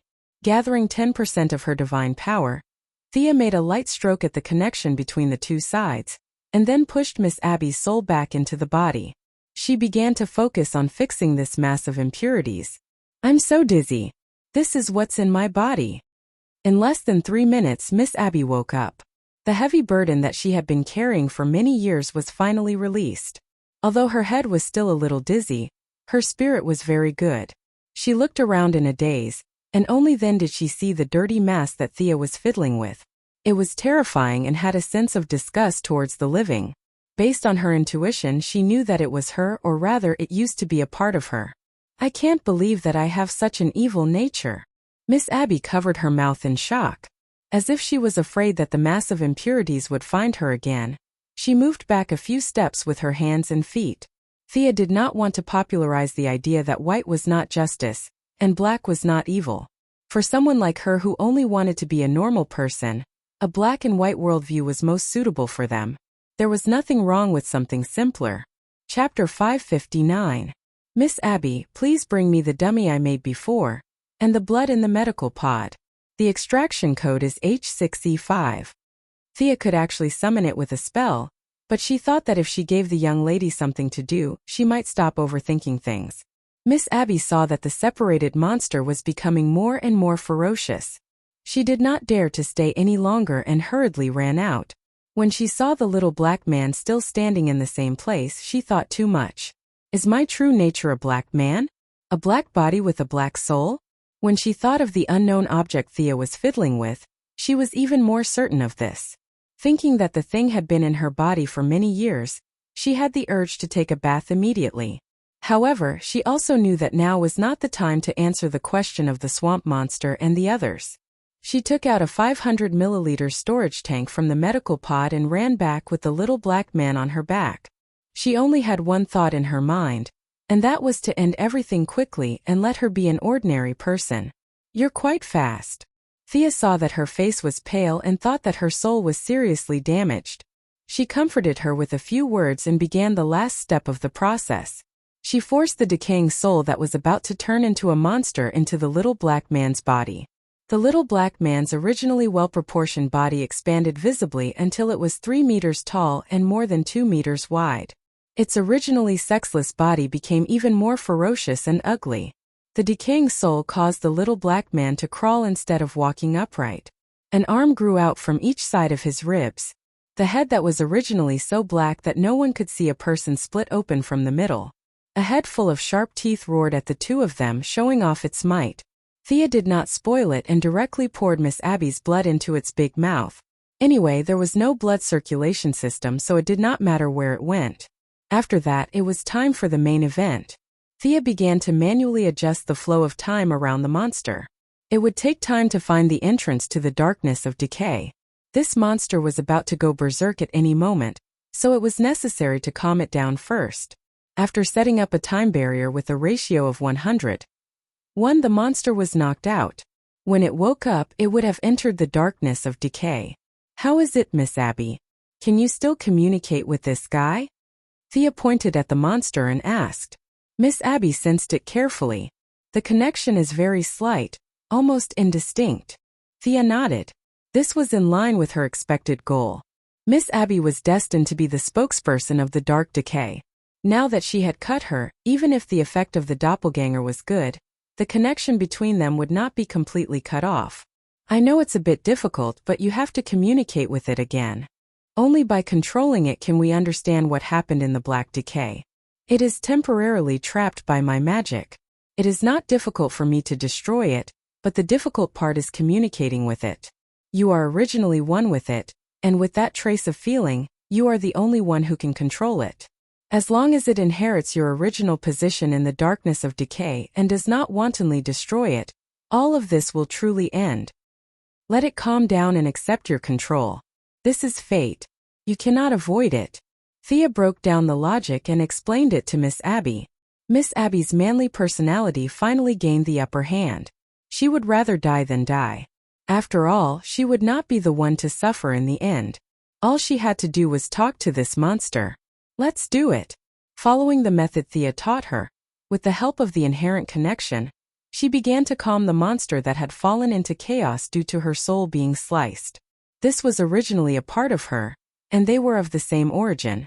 The monster whose body was unconscious, but whose soul was still roaring angrily, discovered Miss Abby. It was still the same familiar voice and smell. The split soul felt the existence of the main body, and like an abandoned child, it kept crying in the soul world. The manic thoughts were gradually calmed down, and the evil-looking soul slowly calmed down.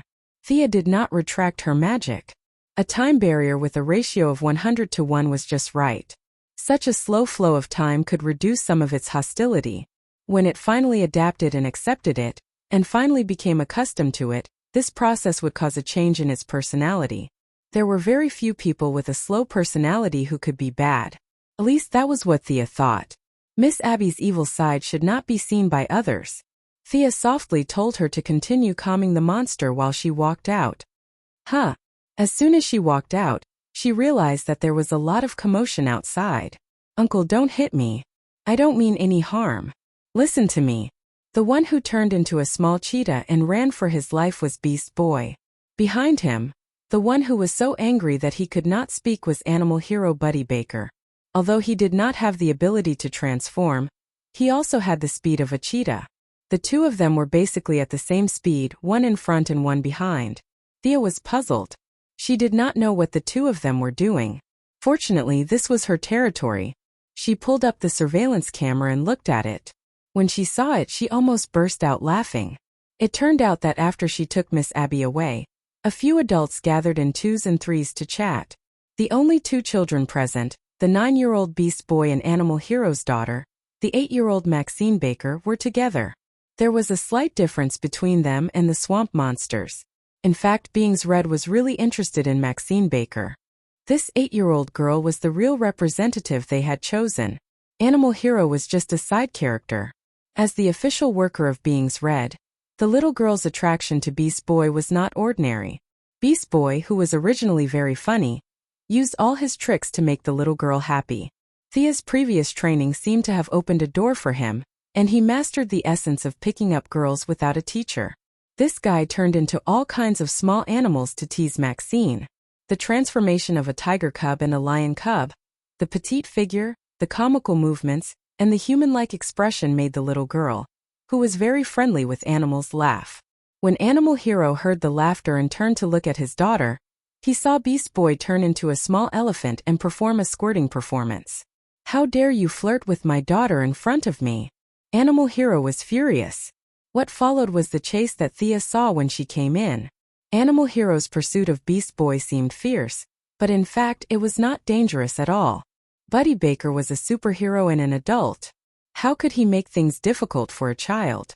At most it was just a matter of beating him up. No one took it seriously. When Batman saw Thea walk to his side, he said slowly, "This place is not bad. It can be used as a meeting place to discuss problems in the future." "Ha, you're afraid that everyone will go to the Batcave, so you're quickly looking for a replacement, right?" Thea understood his thoughts and nodded in tacit agreement. To be honest, every time they discussed something about world peace and human development, it was really inharmonious to run to his cold cave to discuss it. It was also a good thing that superheroes had an open and above-board meeting place. Chapter 560. The matter of the venue was not important at all. The two of them settled it while chatting. This made a certain someone, who always had a meeting in the Batcave, secretly sigh in relief. "Can we counterattack now?" Animal Man and Beast Boy were still chasing each other, while Thea and Batman were having a serious discussion, forming a very strange scene. Of course, let's go to the first few places where the abnormality was first discovered. If my guess is correct, the black decay should be the tentacles that extend from those places. Eliminate the monsters, find the mastermind behind the scenes, and then suppress the spread of the green of all things. At the same time, rely on Miss Abby to find the passage on the other side and put her soul clone in. Thea counted with her fingers as she explained a few steps to Batman. These steps had to be carried out at the same time, and it was really inconvenient to have few people. In addition, coordinating the cooperation was also a very brain-intensive task, so these chores were naturally packed up and handed over to Batman. As a senior among the superheroes, he was indeed very suitable for this task. Just by standing there majestically, Animal Man and Beast Boy automatically stopped chasing each other. Batman said a few words about the next battle arrangement. Superman, who acted as a human flesh-spraying machine, also flew back. He had sprayed 7 or 8 buckets of green reagent, and his cloak and tights were stained with a lot of green. However, this hero, whose duty was to protect humanity, did not have time to care about the issue of clothing. Instead, he asked for the latest information. Hearing that the counterattack was about to begin, Superman also volunteered to participate in the battle. "Batman, having Superman's combat power is enough. You should stay at the back." Thea was afraid that he would be infected by the black decay, and the loss of humanity would be too great. "I've done my research. The black decay is spread by mosquitoes and flies, not by air. I'm already prepared. You guys wait." Batman arrogantly left the two in front of him and went to the back to change his clothes. He came out in less than 3 minutes. He was still wearing the black batsuit, but the material of the clothes looked a little familiar to Thea. Now Batman's entire face was covered, and not a trace of his skin was exposed. His voice was even more dull. "Familiar, right? 2 years ago, when you fought with Diana and that guy who jumped out of the sea, you guys defeated a guy called Black Manta. His combat suit was very unique, so I made a copy of it long ago. This suit is airtight, and even nano-sized needles can't pierce it. It's enough to deal with those mosquitoes." Thea could only give him credit. He had nothing better to do, so he decided to copy someone else's battle suit, just because it was unique. This was very Batman. However, his judgment was right. Black Manta's battle suit couldn't even get into his body, so dealing with some slightly more powerful mosquitoes was no problem. Thea had a divine body, so the black decay's rules couldn't affect her. Superman's body was even worse. If mosquitoes could break through his defense, he should just go back to Kansas and farm. Now that Batman's safety was guaranteed, the three of them were officially a team. The Swamp Monster and Animal Man also had their own immune system, so they could follow. However, they didn't know that they had changed from the original protagonist to a supporting role. The rest of the group wasn't suitable to follow. Poison Ivy didn't have the complete green of all things ability, so the black decay could still work on her body. Zatanna's magic was extraordinary, but unfortunately, her body was still that of an ordinary person, so she didn't have a strong defense. As for Animal Man and the others, they didn't mention it at all. No matter how bad they were, They wouldn't let a 9-year-old child take the lead. "Boy, I'm telling you, protect my daughter. If she loses a single strand of hair, I'll kill you." Animal Man changed into his battle suit and threatened Animal Man. Thea looked at Animal Man's frightened face and wanted to laugh. She resisted the urge to interrupt their affectionate farewell and introduced them to the others who were going with them. "Everyone, let's go to Wyoming first. The mosquitoes and flies there are mutating too quickly, and the government can't suppress them anymore." They nodded immediately, and Thea directly teleported the 4 of them to Wyoming. The actual situation here was far worse than imagined. The government, military, and civil groups were all trying to kill the mosquitoes and flies everywhere. Unfortunately, the mutated mosquitoes and flies seemed to be endless. Everyone tried everything to stop them, but it didn't work. Instead, more people became zombies because of the spread of mosquitoes and flies. The place where the plant growth reagent was sprayed was also a key area. With a large number of plants, they barely managed to maintain a stalemate with the mosquitoes and flies. Looking at the overwhelming number of mosquitoes and flies, Thea felt a little disgusted. After thinking about it, she really didn't have any good spells to deal with these things. No matter if it was an ancient sorcerer or a modern sorcerer, no one would be so bored as to develop a spell to kill mosquitoes and flies. "I'll leave it to you guys." Thea felt that she was responsible for coming up with ideas. She was just a part-time driver.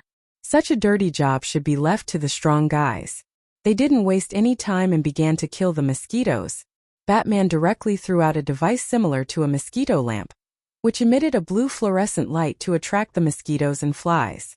Superman relied on the combination of his supervision and super hearing to sweep a large area with heat rays.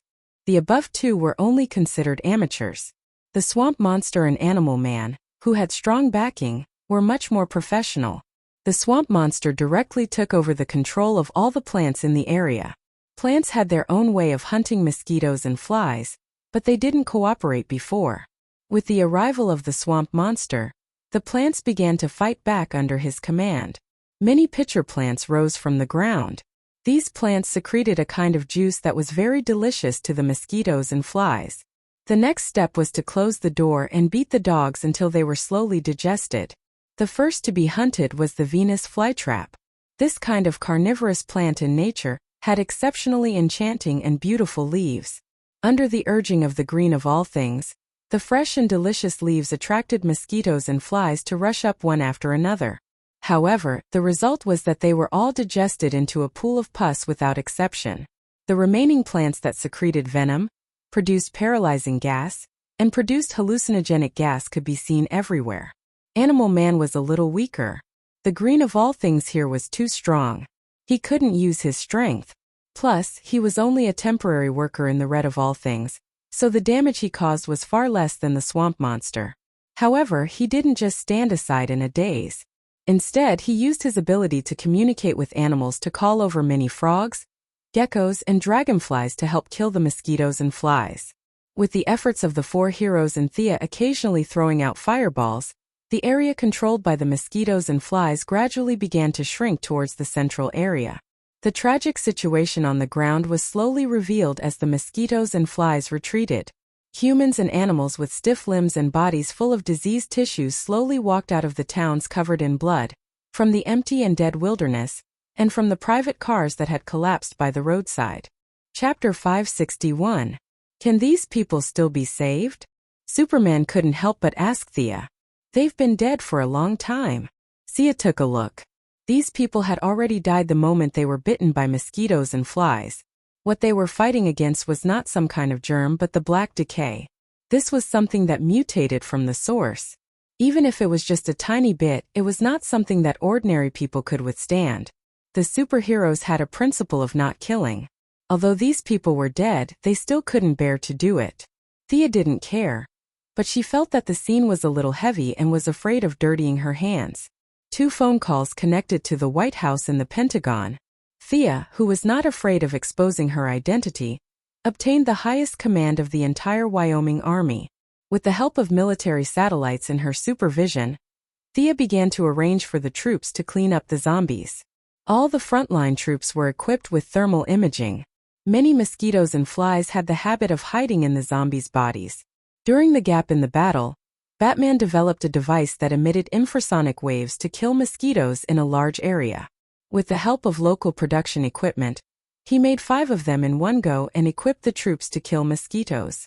The heroes cleared the mosquitoes and flies in the air and on the ground. Under the powerful command of the army, they slowly and vigorously recovered the city. The entire Wyoming was severely damaged. A conservative estimate estimated that at least 100,000 of the 500,000 residents had died. The economic losses were immeasurable.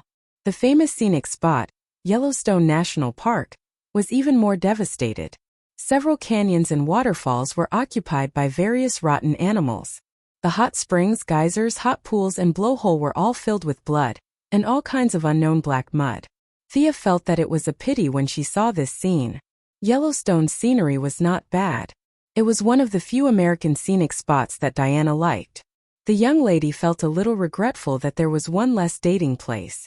The heroes had a simple discussion and all felt that they should completely eliminate mosquitoes and flies. One had to know that even a mosquito that escaped could cause heavy damage to human society. Superman memorized the sounds of mosquitoes and flies and began to use his super hearing to find the ones that had escaped the net. Thea was also inspired by Batman's infrasonic wave attack. She directly threw out 2 low-pitched versions of the Banshee's howl, acting out what it meant to use a cannon to kill mosquitoes. She could be considered the first person to use such a high-level spell to deal with mosquitoes. The 5 of them continued to sweep the perimeter, while the ground troops steadily pushed forward.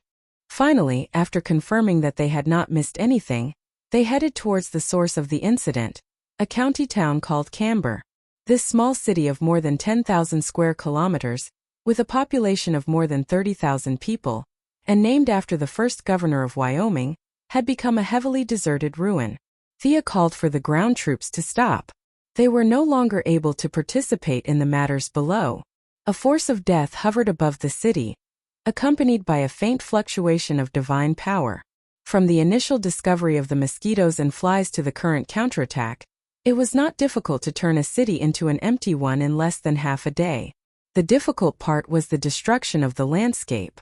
Yellow sand billowed in front of them, waves of heat wreaked havoc, and the wind carried with it a dry and dead air. People would believe it if they said this was the Middle East. Who would have thought that half a day ago? This place was the intersection of the Rocky Mountains and the Great Plains of Wyoming. After all, Wyoming was the Native American word for valley. There was a desert between the mountains and the valleys? As long as the ancient Native Americans were not blind, they would not have come up with such a name. Then, only the gods had the means to turn the sea into a mulberry field and a city into a desert in half a day. If she was not mistaken, this was the territory of the storm god Seth that the poison vine lady Zatanna had mentioned. Sia could only be said to be vigilant against such an unknown god. She was not afraid of him. She even dared to roll up her sleeves and slash at Hades. This storm god, who had been dead for God knows how many years and was now forcibly pulled up by the black rot, was not a problem. Thea originally wanted to let Batman command from the rear. Unfortunately, this omnipotent man had remotely controlled his Batfighter to Wyoming. The swamp monsters could weave vines into wings, and the animal heroes could imitate birds. The 5 of them roughly had the ability to fly, so they continued to fly as a group. After flying for less than 10 minutes, the city of the dead in the center of the desert was finally revealed to them. Black and brown dominated their field of vision. The ground was covered with thick blood. The blood had completely lost its vitality. The bright red blood that symbolized life had turned dark black. White bone buildings could be seen everywhere. The bones of humans and beasts were piled up messily, forming a unique architectural style. There were also zombies walking around in the city. Many of the beasts in the mountains were also infected. Under the control of the black rot, both humans and beasts had abandoned their original habits. They only knew how to patrol the place without thought or purpose until their bodies were completely rotten. There were a few birds patrolling the sky. Those who did not have supervision could only see that they were not birds when they got closer. They were human heads with spines attached to the rotting corpses of the birds. A few of the rotting birds saw Thea and the others and let out hoarse cries as they rushed over in a frenzy. These birds did not fly fast, but their disgusting effect was far stronger than their lethality. They were all shot down by the Batfighter with a few bullets. They were not here to eat. Since they had been discovered, there was nothing else to say. Let's fight. Thea did not hold back anymore. She directly opened the battle with the meteorite spell, a mixture of earth and fire elements. Ordinary mages could only summon one to kill. Thea summoned 20 of them in one go and threw them densely into the black rot city. The meteorites with great kinetic energy and flames smashed into the places where the zombies were the most concentrated. Many of the rotting humans and beasts were vaporized by the high temperature. However, in the next second, more rotting humans and beasts rushed out of the city. In this territory of the black rot, the swamp monster and animal man's strength dropped again and again. Both of them could not maintain their transformation. Fortunately, Batman had already predicted this and made some preparations in advance. Batman's old rival Bane's poison canister was directly modified and given to the swamp monster. At this time, the swamp monster was fighting with a big canister on its back. It looked strange. The canister was filled with the plant reagent he invented. With a little purification, it could obtain the green of all things. If the tube was not removed, the swamp monster could still fight. On the other hand, Animal Man did not have such a cheat. However, he did not have as strict requirements for the environment as the swamp monster. He could still use 40 to 50% of his strength. Batman's fighter was not very effective in the face of the rotting humans and beasts who were not afraid of death. He chose to attack from the outside. The main offensive force was handed over to Thea and Superman. The heat rays that could not be turned were a little limited. Superman began to use his freezing breath to clear a large area. Chapter 562. Thea, on the other hand, cooperated with Superman's frost breath. She switched from meteorite spell to frost spell, frost rain spell, hailstorm spell, super large range ice cloud spell, ice storm spell, ice tornado spell, and so on. The two of them were very efficient. With a total area of more than 10,000 square kilometers, they directly applied a trace of holiness to the small city that was mainly brown and black. The frost made the temperature of the rotten and dead city drop by dozens of degrees in an instant. The various kinds of walking corpses that were already inconvenient to move, now without the support of the black decay in their bodies, it was even more inconvenient to walk. The guy hiding under the city finally couldn't hold back and wanted to stop the destruction.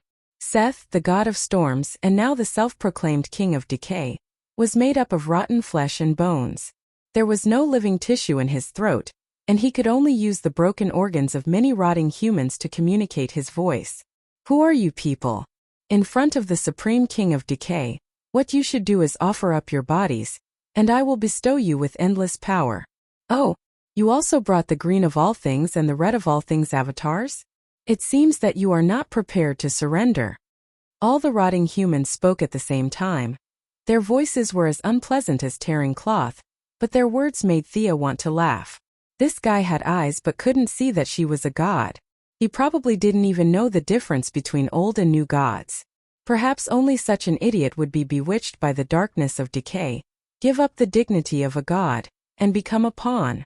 That's right, although this guy called himself the king of decay, he was nothing in the darkness of decay, and was not much more advanced than those rotting humans. At least he was once a god, even if he was a native god. Now that he had become like this, even Thea felt sorry for him. What was even more ridiculous was that he wanted to recruit them, but after seeing the swamp monster and Animal Man, he immediately gave up on the idea. What a stupid and ridiculous guy. However, since he mentioned the swamp monster, Thea naturally had to give him a chance to show his face. She nodded slightly, indicating for the swamp monster and Animal Man to go up first. Who knows, maybe this guy would just blabber and reveal the mastermind behind the scenes. Do not overestimate the intelligence of these villains. Their favorite pastime was blindly competing. They were also afraid that the heroes would not understand their plans, so they would not fight until they had explained everything clearly. Seth, today is the day you die. The Tree Council has sentenced you to death. You cannot be pardoned. The swamp monster yelled righteously. The punishment of the red of all beings is about to fall on your head, you monster. You will repent in hell for the death of all living creatures. Animal Hero also said, not to be outdone. Their declaration naturally drew the scorn of the villains. You're threatening me? Threatening a god? How many days has it been since you became the green of all things and the red of all things incarnations? How could you understand the principles contained in that power?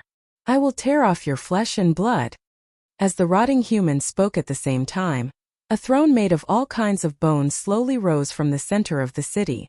A 5-meter-tall skeleton giant sat on it. Its body was covered in rotting flesh, both human and beast. Its head was not in the shape of a human, but more like some kind of insect. The 2 bloody holes in its eye sockets were looking at them with great interest. This is my kingdom, the territory of the Black of Decay. You're stupid enough to challenge me here. The skeleton giant Seth sneered with the help of the rotting humans. Speak, why did you start this war without caring about the balance of all things? Who ordered you to do this? The swamp monster asked according to the lines that Thea and Batman had prepared for him. I am the king of decay. As long as I want to, I can conquer all of this. Listen, I will send you a message through the wind of death. I am the god of storm, the lord of decay. Whether it is the ice field or the desert, I rule the land of death across the world. No one dares to order me around. Do you understand, you green freak? The god of storm did not use the rotting humans to send his message this time. Instead, he used the power of the wind to send his voice faintly discernible. See aside. This guy's Chinibu disease was hopeless. He was clearly a nobody, but he pretended to be a big shot. She stretched out 2 fingers and gestured the number 2. The swamp monster understood that she wanted him to use a second set of words. You're so powerful. I can't feel my green of all things. Thea and the rest's second set of plans was to show weakness to the enemy, so that he would speak more and reveal more details. However, Professor Holland's acting skills were not complimentary. Fortunately, he was now an amalgamation of plants, so there were no facial expressions to observe. Plus, the other party was also brainless. The swamp monster spoke as if he was reciting a script, which made him very satisfied. Haha, this is nothing. This is just a small part of my ability. But you are not bad.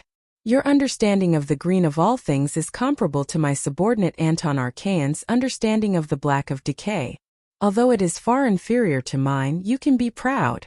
The skeletal giant said proudly. As it spoke, it finally noticed something strange. These guys in front of it had a calm look on their faces. They didn't show any signs of fear, panic, or anything like that. In fact, it was because Thea and the rest were whispering.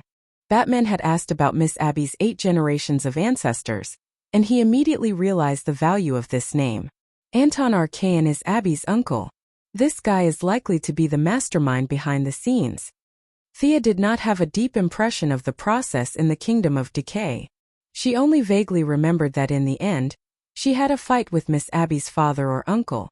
Unsurprisingly, it was this Anton Archaean. Kneel down, you lowly reptiles. You can live until now because of your low status. You are not worthy of me killing you personally. Now your arrogance has made you give up your only chance to live. I am angry. I will punish you. The god of storm was completely annoyed by their disregard. This brainless guy stirred up his divine power. A sandstorm with high temperature was formed in his hands, and it was getting bigger and bigger. I will punish you in an unprecedented way. I will bury you here in this land of death. I will bury you deep, but I will not let you die immediately. This is what I want. The more the god of storm spoke, the more agitated he became. The tornado he controlled gradually spread to a height of dozens of meters. The heroes remained unworried. This was because the tornado looked scary, but its wind speed wasn't fast. They could dodge it if they wanted to. Batman and the other 2 could not use much of their combat power. Superman looked at Thea, which meant, do you want to do it or should I? I will deal with it. Such an idiot is simply a disgrace to the gods. Thea took 2 steps forward. She looked at the guy who talked big, but his actual combat power was weak and he did not have any self-awareness. Chapter 563. Thea had already gotten all the information she needed from the storm god, so there was no need to waste any more words. She started the fight with violence. This place had the characteristics of the Kingdom of Decay. Unlike Hades's underworld, which was filled with death, the fire, earth and darkness elements in the air had already reached a certain level. Sia wanted to use the thing that her opponent was best at to defeat her opponent. She instantly cast a fire tornado to neutralize the opponent's ultimate move that he had been holding back for a long time. Then, under her opponent's horrified gaze, Thea directly used the fire element to shape a fire dragon. The fire dragon tore the storm god into pieces in no time. "Human sorcerer, you can't hurt me. I'm immortal." The storm god, who was smashed into pieces, could no longer use the wind to transmit his voice. He used the old method again, which was to use the broken vocal cords of the rotting people to speak. The storm god's body was quickly reassembled. As soon as he finished speaking, the storm god reassembled into a humanoid shape. However, the bones used this time seemed to be randomly extracted from a human or animal. It was far less textured than the previous ones. Thea frowned slightly. It was a little troublesome that the storm god couldn't be killed. It was not that the storm god couldn't be killed, but it was backed by the darkness of decay. Unless Thea erased the entire law, the storm god would be reborn again and again. Erasing the darkness of decay meant that the natural world was completely out of balance. She definitely couldn't do that. "Human sorcerer?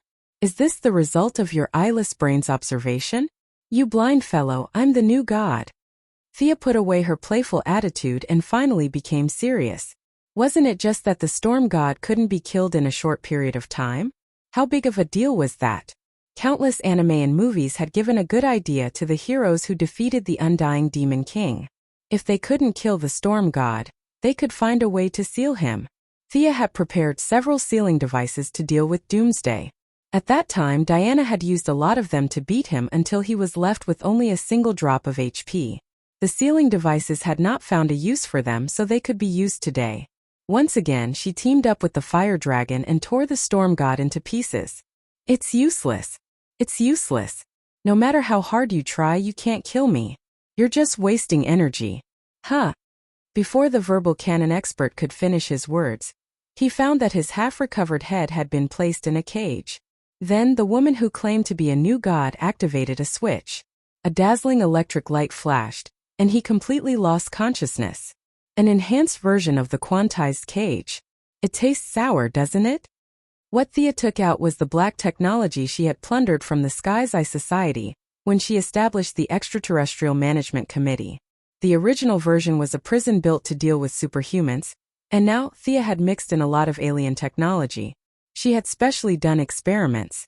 Not to mention a living person with flesh and blood, even a dead person like Boston Brand, whose cause no one could explain, could be trapped in a quantized cage, much less this unknown god. When it was torn apart, its consciousness would spread out again. The cage was ineffective, but when it gathered, it would definitely form an energy core. As long as Thea found the core and locked it in the cage, there would be no turning back. The heroes could only bury the Demon King deep underground, which was too unreliable in Thea's eyes. She directly opened a portal, and without looking at the situation on the other side, she directly threw the cage more than 10 light-years away. Want to resurrect? That's going to be difficult. As the Lord of Decay, the Lord of Storms, Seth was beheaded by her. The heroes worked together to clean up the remaining remnants.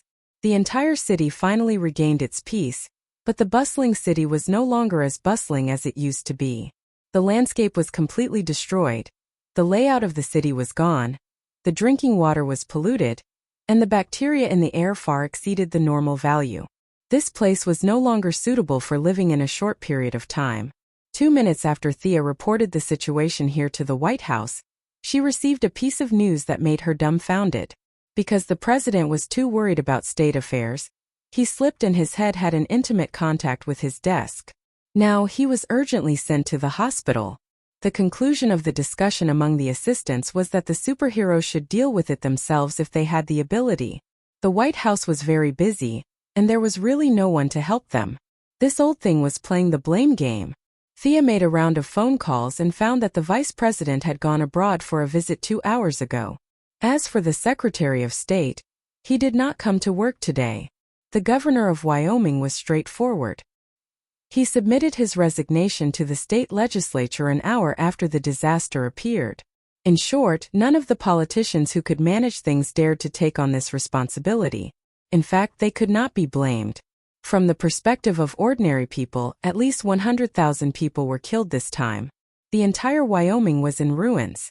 This was too big a responsibility. If it was a biohazard crisis, they could still find a company to be the scapegoat. Now that it was not a biohazard attack, all of them chose to hide without exception. Thea also had to help the local government deal with the aftermath. After the flood and hurricane, there was the problem of disaster relief. The Black Decay did not have this problem at all. Those who came into contact with it were all dead. Those who were alive were not in contact with it, so it was very easy to judge. Batman and the others retreated first to look for Anton Arcane.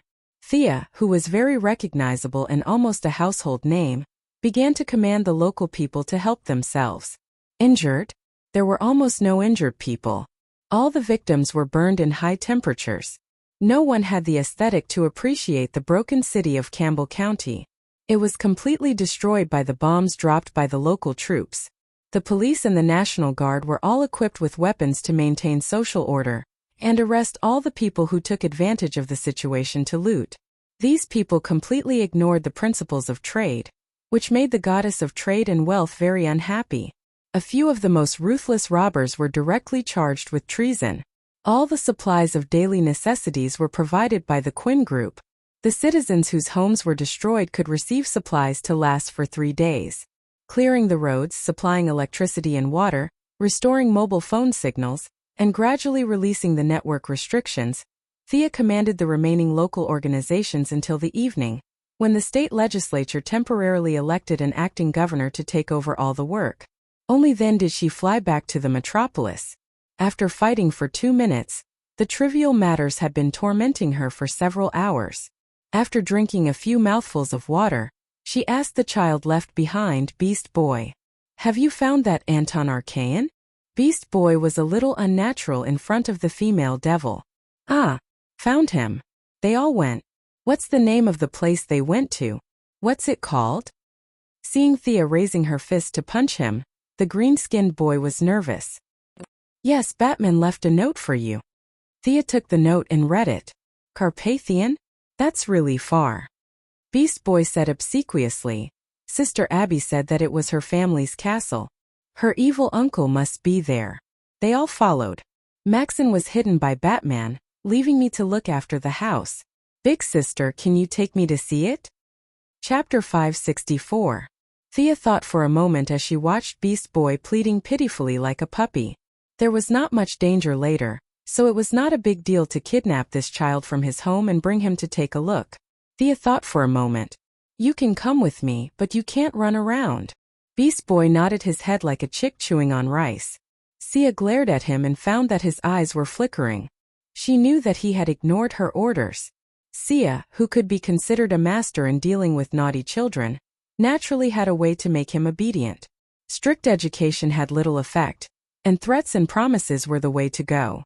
She took out the latest mobile phone from her bag and waved at the naughty child. "Look, this is a camera, and this is a video. You can listen to music and surf the internet. What do you think? Do you like it?" Beast Boy's bright eyes betrayed his true thoughts. Thea continued. "Next, you just need to record the entire battle, and this phone is yours." "Really?" After Beast Boy got Thea's confirmation, he was overjoyed. He began to study the various functions of the phone over and over again. He had long forgotten about his previous intention of looking around to watch the show. The Carpathian Mountains were located in Ukraine, which was a little far from America. Thea searched for a long time before she saw the figures of a few people. She had to admit that they were quite strong. Even without Thea's participation, the few of them fought well. The only bad news was that there was a new force involved. There was a sky-blue teleportation wave, and Thea brought Beast Boy to the other side. They traveled thousands of miles in the blink of an eye. When she arrived, she saw that the two sides were in full swing. The location was at least 1,000 meters above sea level. The temperature was very low, but there was still a lingering stench in the air. Beast Boy faithfully carried out his mission. He took out his phone and aimed it at the battlefield to start recording. Thea looked at both sides of the battlefield. On one side there were 4 superheroes: Zatanna, Poison Ivy, Miss Abby, and a soul avatar in a cast iron box were standing at the back. Fighting side by side with the superheroes was a group of villains: Death Shooter, Clown Girl, and Killer Croc. The leader was Thea's old acquaintance, the mature girl Lila Michaels, and more than 10 agents of the Heaven's Eye Society. On the other side, it was even more lively. The citizens were roaring something as far as the eye could see. All of them were holding sickles and wooden sticks, desperately trying to stop the group's advance. How could such a bunch of useless soldiers stop Superman? Thea thought it was impossible. She took a closer look and realized that these people were different from the people in Wyoming. They had not been completely infiltrated by the darkness of decay. They were still alive. This was also the reason why Superman and Batman had their hands tied. Superman was now blocking the bullets from the Sky's Eye Association, while Batman was hammering the Clown Woman and Death Shooter.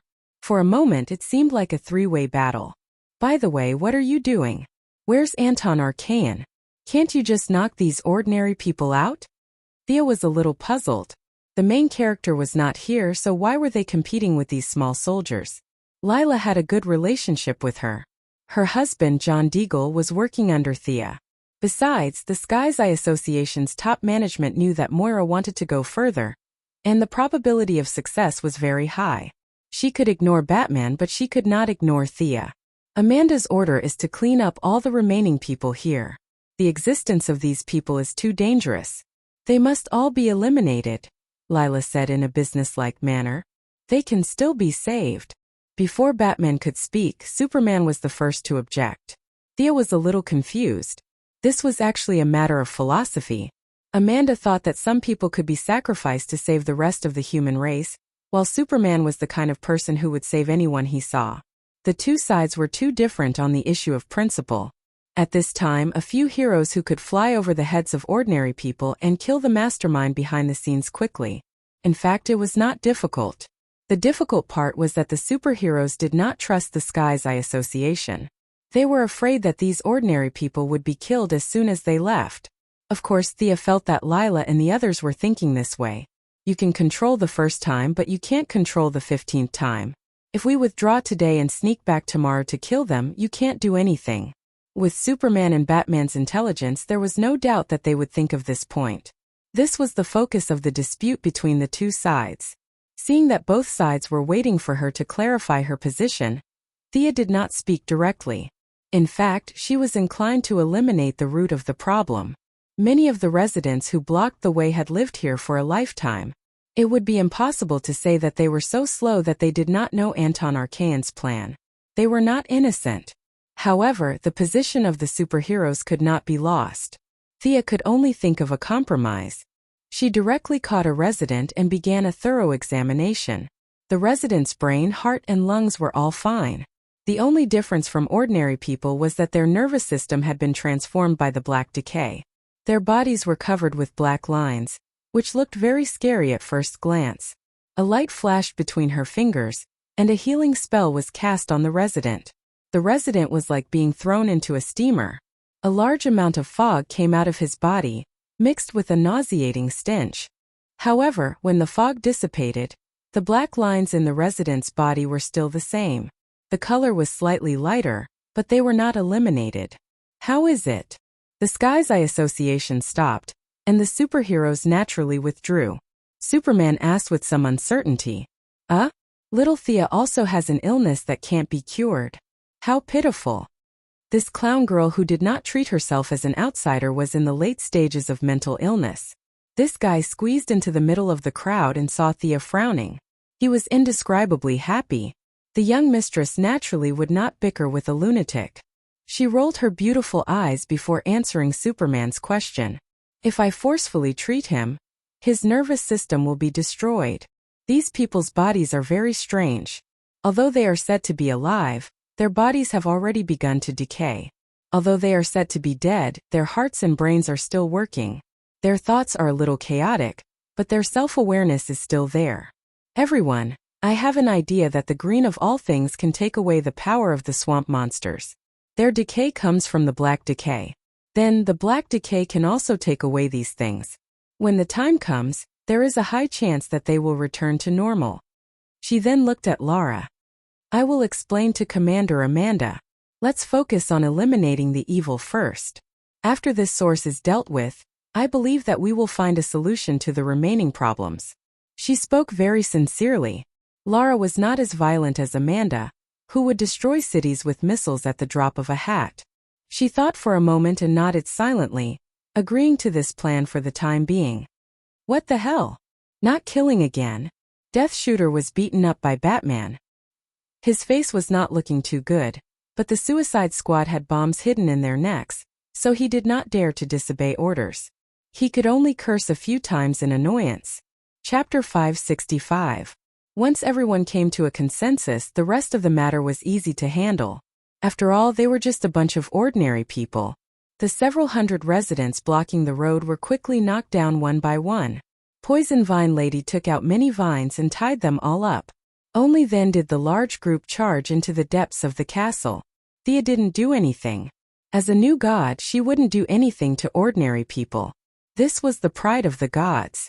Her role was more to coordinate the relationship between the two sides. On the way, she began to ask Batman about the information he had found out. Miss Abby also added from time to time. Thea finally pieced together the plot of the Kingdom of Decay. Miss Abby's uncle, Anton Archaean, was actually a psychopath according to the classification of modern medicine. He had a very serious necrophilia plot. When Miss Abby was a child, this crazy uncle discovered the power in his niece's blood and began to study it tirelessly. In order to fully experience the power of corruption, he sewed the skin of the dead onto his own body and constantly fed Miss Abby sleeping pills so that he could draw her blood. Miss Abby's current silver hair was very beautiful and manly. In fact, it was all because of her unscrupulous uncle who kept feeding her sleeping pills. If it wasn't for the power of corruption that constantly gave her strength, she would have already died from overdosing on sleeping pills. Wearing rotten human skin and drinking his niece's blood, Anton Archaean had somehow obtained a trace of the power of the Black Decay. Like Poison Ivy, who was an unregistered member of the Green of All Things, and Beast Boy, who was an unregistered member of the Red of All Things, he also used all kinds of incredible methods to turn himself into an unregistered member of the Black of Decay. Hearing this, Sia only felt that these guys in the natural world were too careless. Every one of them had loopholes. This was not the untainted land, where they paid attention to the Great Tao and the heavenly divination. Couldn't they just patch things up when they were bored? There were so many loopholes, and it was as if they had discussed it beforehand. This incident was not complicated at all. In order to become an official member, Miss Abby's uncle spent a lot of effort. First of all, he couldn't kill his niece. If he killed Miss Abby, she would automatically become an official member. Then, his efforts of more than 10 years would all be in vain. Anton Archaean the psychopath was quite smart. He had fed his niece a lot of chicken soup about how big the world was and how she should go out for a walk. He had deceived the destined embodiment of the Black Decay far away. Even when Miss Abby was first awakened by nightmares, he was the one who suggested that Miss Abby leave the city and go to those poor mountains. From his point of view, sending Black Decay's incarnation to Green of All Things territory was just a matter of minutes. Green of All Things definitely had a way to trap her soul. He didn't expect Miss Abby to have known the infatuated Dr. Holland long ago. The two of them reunited in a poor ravine, and they achieved something good. The Tree Council had ordered Professor Holland to kill this woman many times, but he refused every time. This caused the Tree Council to turn against him and take back his power. The two sides had been in a cold war for a long time until Thea returned to Earth. Anton Archaean, who had sent his niece away, saw someone's Pacific Rim plan on TV one day. He was secretly happy. He was waiting for Green of All Things to be expelled by humans, and then he would benefit from the Black Decay's invasion of the human world. This was his entire plan. The storm god Seth, whose body had been separated from his body, was tricked out of Black Decay by a few words from him. This plan could be said to be so crude that it was almost non-existent. However, it was this simple plan that caused a heavy disaster to the world. Everyone was silent and didn't think too deeply about the meaning behind this plan. A few who could fly rushed into the town, and the rest of the people rushed in desperately like wild donkeys. When Superman kicked open a wooden door, the final trace of the mastermind finally appeared. Anton Archaean, or the former Anton Archaean, was barely maintaining his human form and standing in place. He looked at the heroes with a smile that wasn't a smile. Thea couldn't use words to describe this person's strength. He was the same as the residents who had blocked the road before. From a biological point of view, he was still a living person, but this guy had turned himself into a half-zombie. His body was covered in layers of human skin and animal skin. The skin was sewn together with threads, but the stitching was very rough. Some of the skin had already grown together with his body, and countless rotten insects were drilling in and out of his body. Behind him stood 3 big monsters. They didn't look like humans at all. They were complete monsters. The one on the left looked like a giant skin mantis, the one in the middle looked like a giant worm, and the one on the right was an unknown object piled up with internal organs. Ouch! This is disgusting. Thea didn't want to take a second look. This guy was definitely a female hero's natural enemy. She wasn't the only one who felt uncomfortable. The heroes and the female agents of the Heaven's Eye Society, who had arrived one after another, didn't feel good.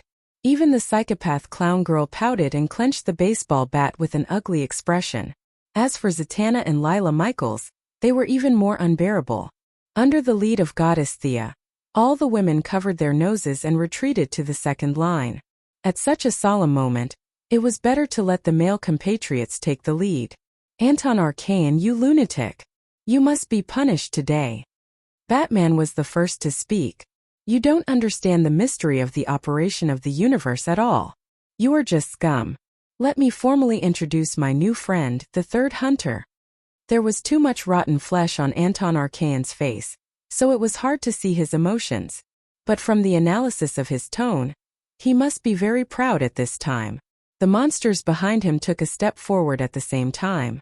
We are the rotten flesh that invaded the red of all beings. We are morbid and illusory bodies. We are the ultimate enemies of all living creatures. We are the Third Hunter. The 3 monsters made a dull sound from their mouth-like organs.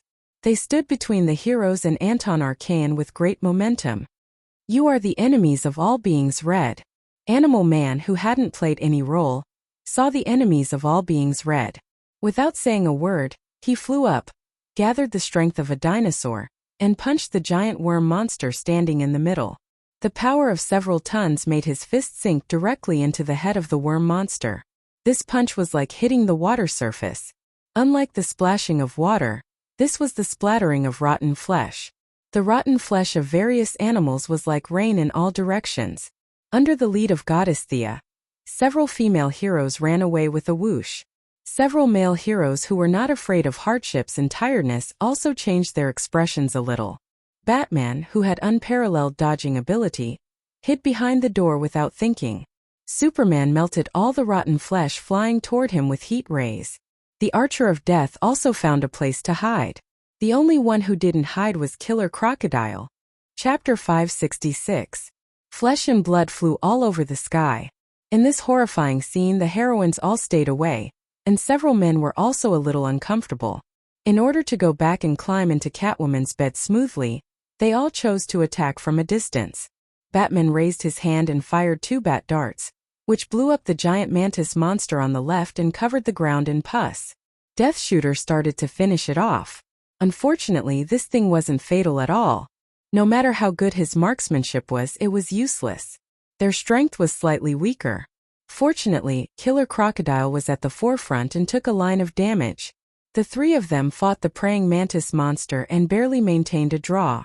The worm monster in the middle was being attacked by Animal Man and the swamp monster. The Black Decay here was also serious. The 2 of them could not even use 30% of their strength, so it was very difficult for them to fight. Superman, who was on the right, had the absolute upper hand. Heat Ray and Frost Breath were beating up the Viscera monsters. However, these guys seemed to have found a secret door in Svalbard's red. Every time a piece of rotten meat was frozen or melted, it would be replenished. Relying on its powerful self-healing ability, it temporarily stalled Superman. The remaining male agents of the Heavenly Eye Society distributed their firepower to the 3 monsters. Let's go after Anton. The ladies hid outside and watched for a while. They found that Anton Arcane was blocking the heroes with the help of the 3 big monsters, and he himself was running to the back. Sia felt that she was partly responsible for this ecological imbalance. How could she watch the culprit escape? She told Lara and directly used a teleportation spell to bypass the 3 monsters blocking the way. Then she led the female heroes, the female villains, and the female agents to chase after them. They did not need to use supervision to follow the stench. Anton Archaean, you beast! Miss Abby ran quite fast. She saw Anton's figure at the corner and raised her hand to shoot. The other party did not stop at all. Instead, he ran faster. Be careful of ambushes. Thea warned them and slowed down at the same time. The enemy was familiar with the terrain and was able to shake them off several times. Thea's magic also hit the enemy a few times, but unfortunately, it was not very effective. This kind of psychopath had a high resistance to abnormal conditions and was almost immune to magic that affected the mind. He had many layers of skin on his body, so his elemental resistance was not low. The indoor environment was not suitable for flying, so Thea could not catch up to him. Everyone followed him and turned left and right. They came to the door of a basement. Anton Archaean stopped. He did not even look at Thea and the others. Instead, he asked Miss Abby with great interest, "My dear niece, behind this door is the darkness of decay. This is the real world that I spent 30 years to communicate with. You and all of you. Do you dare to follow me?" The other party laughed like a villain, but when he laughed, his voice was sharp and thin, not pleasant at all. "Thank you for bringing us here. I had a few plans in mind." Thea stopped running and panting. In Anton Archaean's inexplicable eyes, a magic rope tied him up. Thea's hard pursuit was of course fake. The other party stayed here fearlessly instead of finding a place to hide. Apart from the conclusion that he was a brainless villain, there was only one possibility left. The other party still had a trump card in his hand. The previous 3 hunters were just hired thugs, and they were still far from the trump card. On the way to the chase, Thea thought about the connection. The other party could escape with the help of the darkness of decay, and even take advantage of the different flow of time between the two worlds to trick the pursuers. It was not difficult to guess, so she pretended to be helpless and chased all the way. Anton Archaean's resistance was not low, but it did not mean that he was not afraid of magic. Even Thea could not completely see through the ever-changing characteristics of magic, let alone this psychopath. Thea turned to Miss Abby and asked, "Is the darkness of decay behind the door?" She was pretending. Miss Abby was an ordinary person. After such a high intensity running back and forth, she was really out of breath. She tried to adjust her breathing, and it took her a while to answer, "It should be. You can't stop the darkness of decay. Only my niece or I can solve all the problems.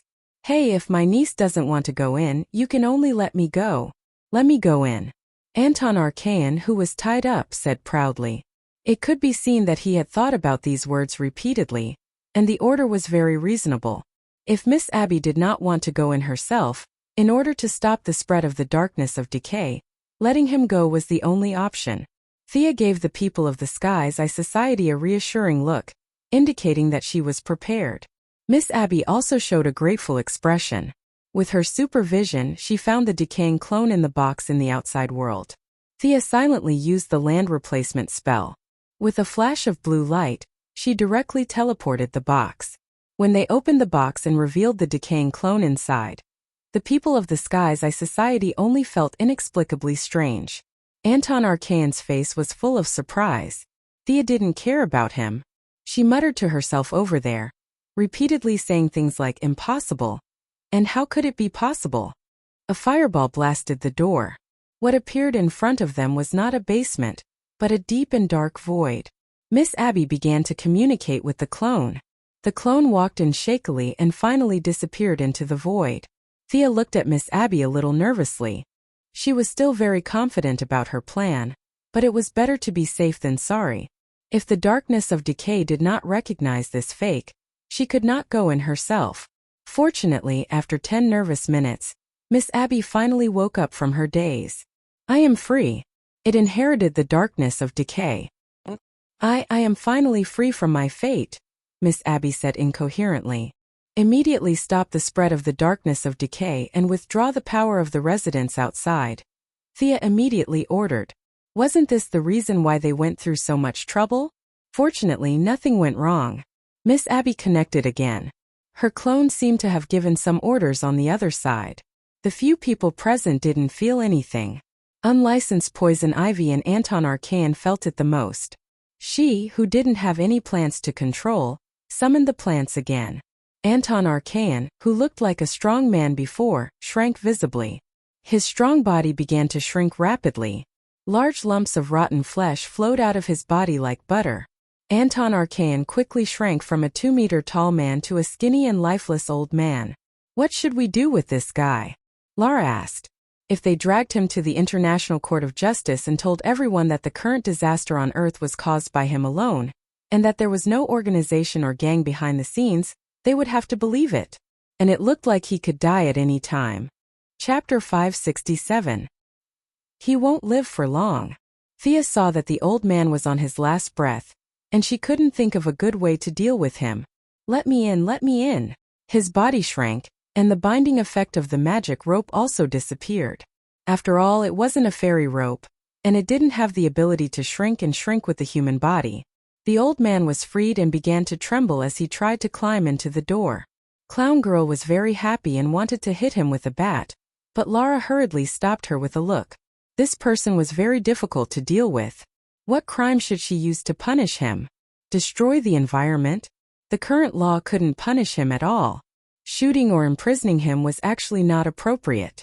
Thea thought deeper. This guy was too deeply infected by the Black Decay. Now that Miss Abby had taken back her power, Anton Archaean's human soul had been completely contaminated. The current situation was that as soon as he died, he would immediately report inside. Killing him would be fulfilling his wish. Although the Black Decay had changed hands, the clone inside didn't have a brain at all. It was hard to say whether Anton Archaean would fight back or not.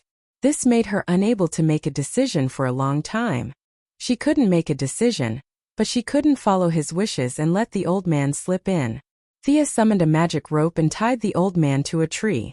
She was afraid that he would suddenly die, so she gave him 2 injections of nutrient solution. She was going to wait for them to finish studying before deciding on the final treatment plan. As the Black Decay shrank, the third hunter, who relied on his own meat to deal with the heroes, was quickly beaten into a pile of mud. The heroes also rushed in. How to deal with the old man was also difficult for Superman and Batman. In the end, under Thea's suggestion, they threw Anton Archaean into the tree parliament and let the Green of all things deal with him. The matter was finally settled and everyone went back home. Thea also sent Beast Boy back to San Francisco, but this guy relied on Thea's familiarity and wanted to transfer to California, saying that he wanted a change of environment. Are you interested in Animal Hero's daughter?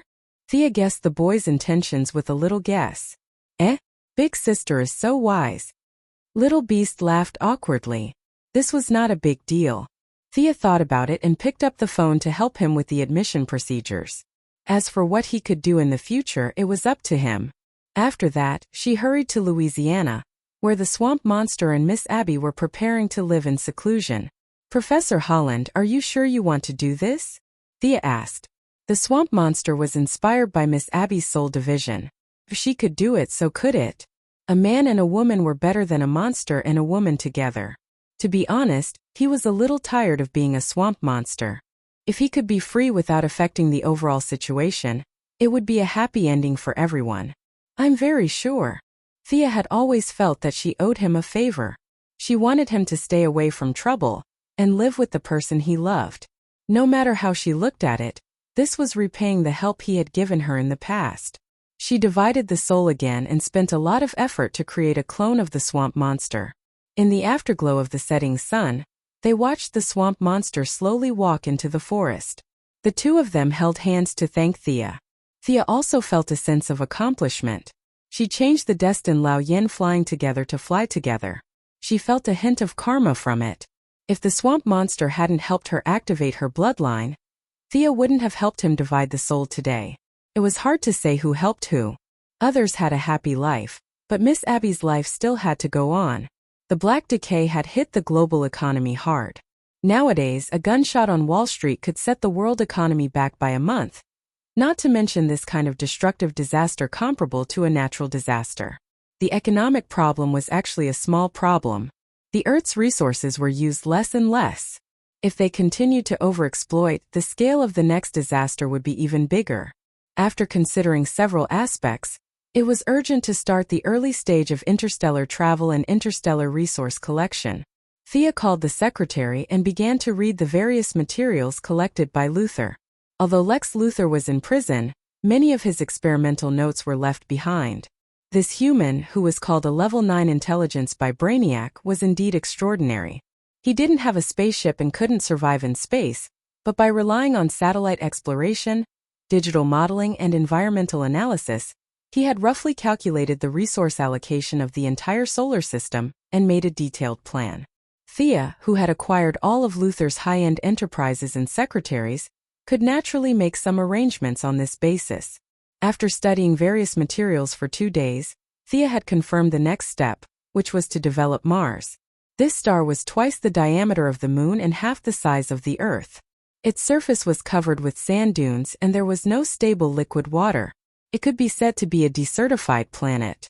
However, humans didn't just name this place Mars. Countless hematite ores rose and fell one after another among the sand dunes. All kinds of rare metals were important materials needed for the Pacific Rim project. This place could be built as a resource collection point and an outpost for human space travel. What were resources?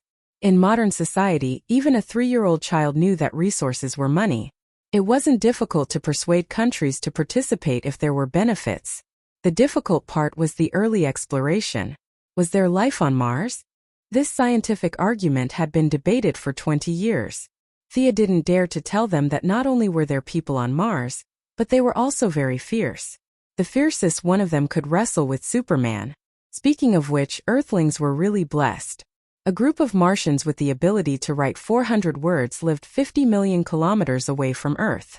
These Martians, who had terrifying abilities without basking in the sun, had all died inexplicably. Only one of them had come to Earth, and this one of them was the most loving and kindest one. If they didn't die, Thea felt that the Earth would have returned to a slave society 800 years ago. It was better to investigate the situation on Mars first so that they could persuade countries later. Thea could go by herself, but she thought that there was a guide here, so it was better to ask him to come along. In the director's office of the Super Investigation Department, the Martian hunter disguised as an ordinary person had just taken a sip of water when he saw Thea walk out. "Your spiritual attainment seems to have improved. Tell me, what's the matter?"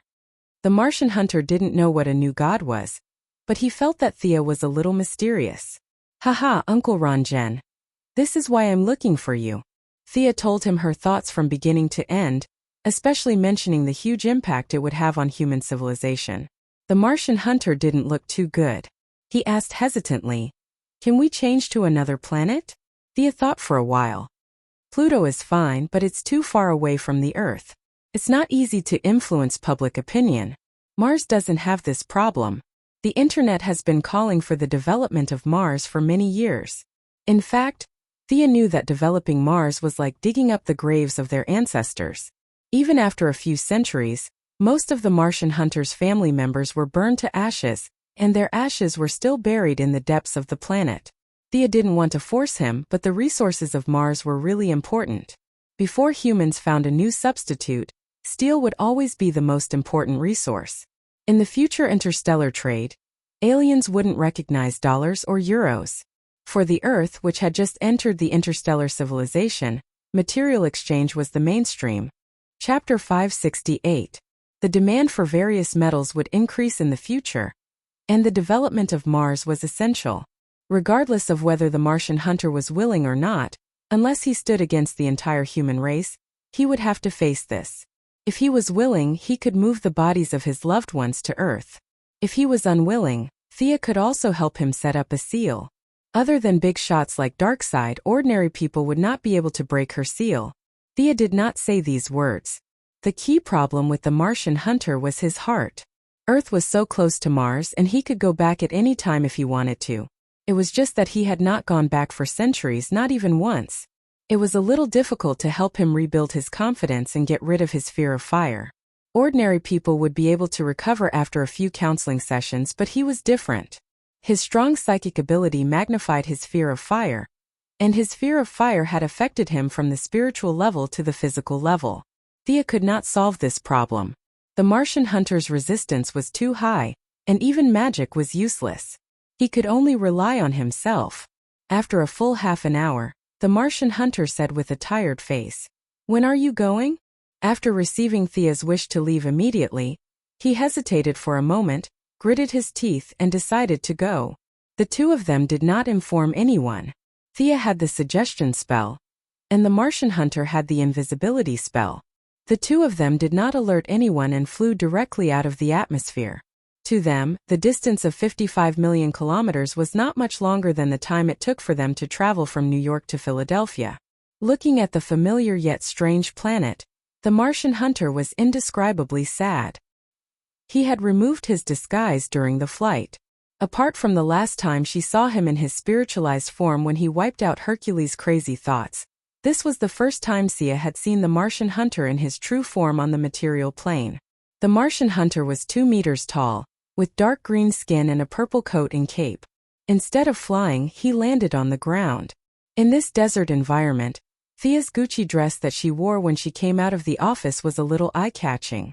As she had shares in several major luxury companies in the world, they would give her a batch of clothes, shoes, and bags every month.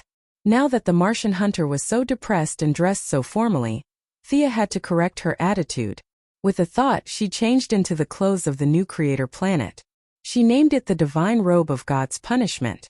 Unlike the god's armor made by Zeus, Thea chose this robe mainly because of the hood on the robe. Wearing the hood could not only block the wind and sand, but also because it covered most of her face, making her look very mysterious. It was very suitable for this kind of solemn environment. The two of them walked on the ground with heavy footsteps. The Martian hunter was reminiscing about the past. Sometimes he would talk to himself and introduce the past. There used to be a city there, and the people there were very kind. The northwest direction was once attacked by a space monster. At that time 20 of us killed it. Its corpse is still buried underground. This is my home. My father, mother, wife and daughter all live here. Thea followed him all the way with her hands behind her back. The Martian hunter would talk about the past from time to time. In Thea's eyes, this was just a desert. God knows how he determined the specific location. When the two of them stopped in front of a stone pit, the tall Martian hunter burst into tears and knelt on the ground sobbing. This used to be his home. It used to be the strongest harbor in his heart. Unfortunately, it was all gone now. Unlike Superman, the Martian hunter had lived for hundreds of years. He had lived alone on Earth for hundreds of years. Even though his lifespan was still long, his mentality was already old. Thea did not know how to comfort him. She was not good at this kind of thing. While waiting, she activated her supervision and looked at the planet's mineral resources. Just as she was looking around aimlessly, a grayish-white metallic luster attracted her attention. When she was about to take a closer look, the metallic body emitted a special wave that blocked her probing. It would be strange if there was no abnormality. Thea pulled the Martian hunter who was still crying silently. Uncle Ronjen, there is an abnormal object 19,000 meters to the south. It doesn't look like a natural creation. The Martian hunter, who was full of question marks, saw her serious look and stopped being pessimistic. Unlike the people on Earth who had 5 senses, the Martians had 9 senses. His searching ability was not inferior to Superman's. Following the direction Sia was pointing at, he took a closer look. His expression changed drastically, and he flew over instantly. Thea could only follow closely. Just as she was about to ask what it was, she saw the Martian hunter use a large area of psychic impact. This person used his psychic ability to clean up the piles of debris outside the grayish-white object. At this time, Thea could also see that the grayish-white object was a spaceship. Judging from its size, it was a small single-person spaceship. It was just that it had been buried in the rocks before. Coupled with the passage of time and the dust of this planet, it looked gray and inconspicuous. Thea saw the Martian hunter's expression as if he had seen a ghost and already had some guesses. The result was not surprising. This is a Martian spaceship. Judging from the traces at the scene, the spaceship has been here for less than 20 years. How is this possible? I should be the last Martian. The Martian hunter's expression was very interesting. Fear, surprise, disbelief, and a trace of hope. All kinds of emotions were mixed together. This spaceship was very strange. It seemed to be using some kind of psychic power to prevent her from prying. Sia could not figure out how such an idealistic thing like psychic power could be applied to a technological spaceship. This was completely different from her inherent knowledge system. Looking at the Martian hunter's confused expression, she could only do it herself. She was not dismantling the spaceship, just opening the cockpit. This small matter was not difficult for her.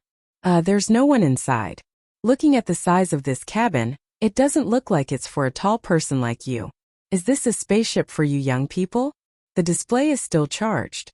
Come and see if there are any messages left.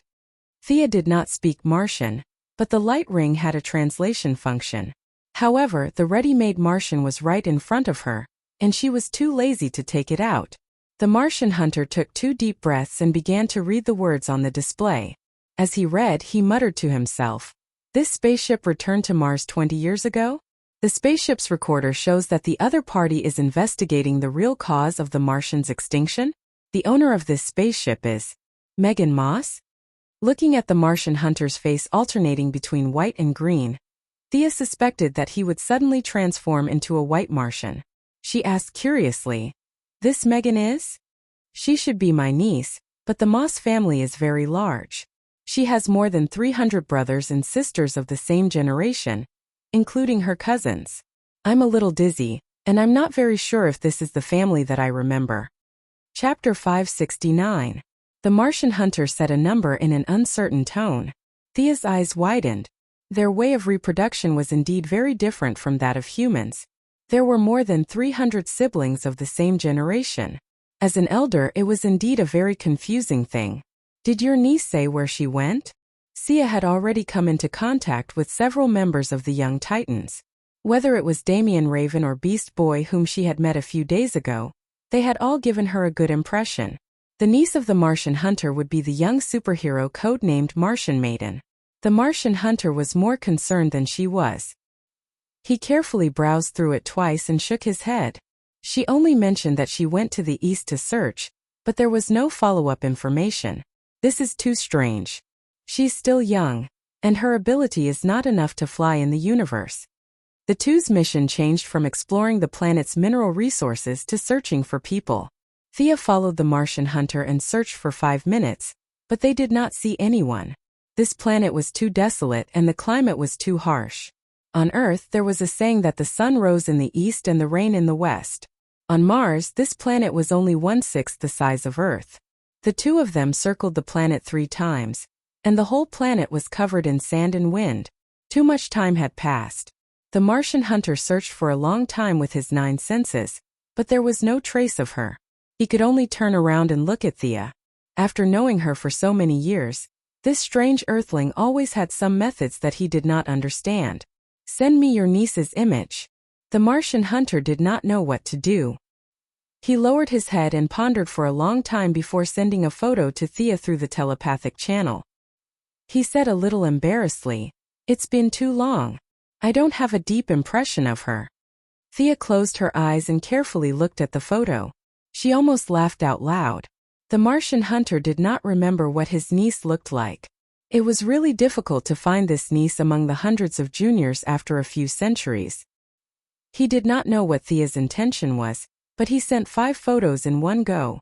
With a name and a rough picture, it was easy to find. Thea took out Croydon's compass. This thing was simply a tool for searching for people and things. However, this was the first time she used it to find aliens. Thea was not very sure if it would work. Facts had proven the greatness of magic. This compass ignored the difference between Earth and other planets. It was indeed useful. After Thea inputted the target, the needle began to move slowly and powerfully. Sometimes it would fly past 5 degrees, and sometimes it would go back 1 or 2 degrees. Finally, the needle pointed firmly to the north. "Your family is still on this planet," Thea reassured the Martian hunter. Then, the two of them started to search according to the coordinates. After flying for more than 30,000 miles, they arrived at a very ordinary wasteland. The needle conveyed a signal to Thea. They had arrived.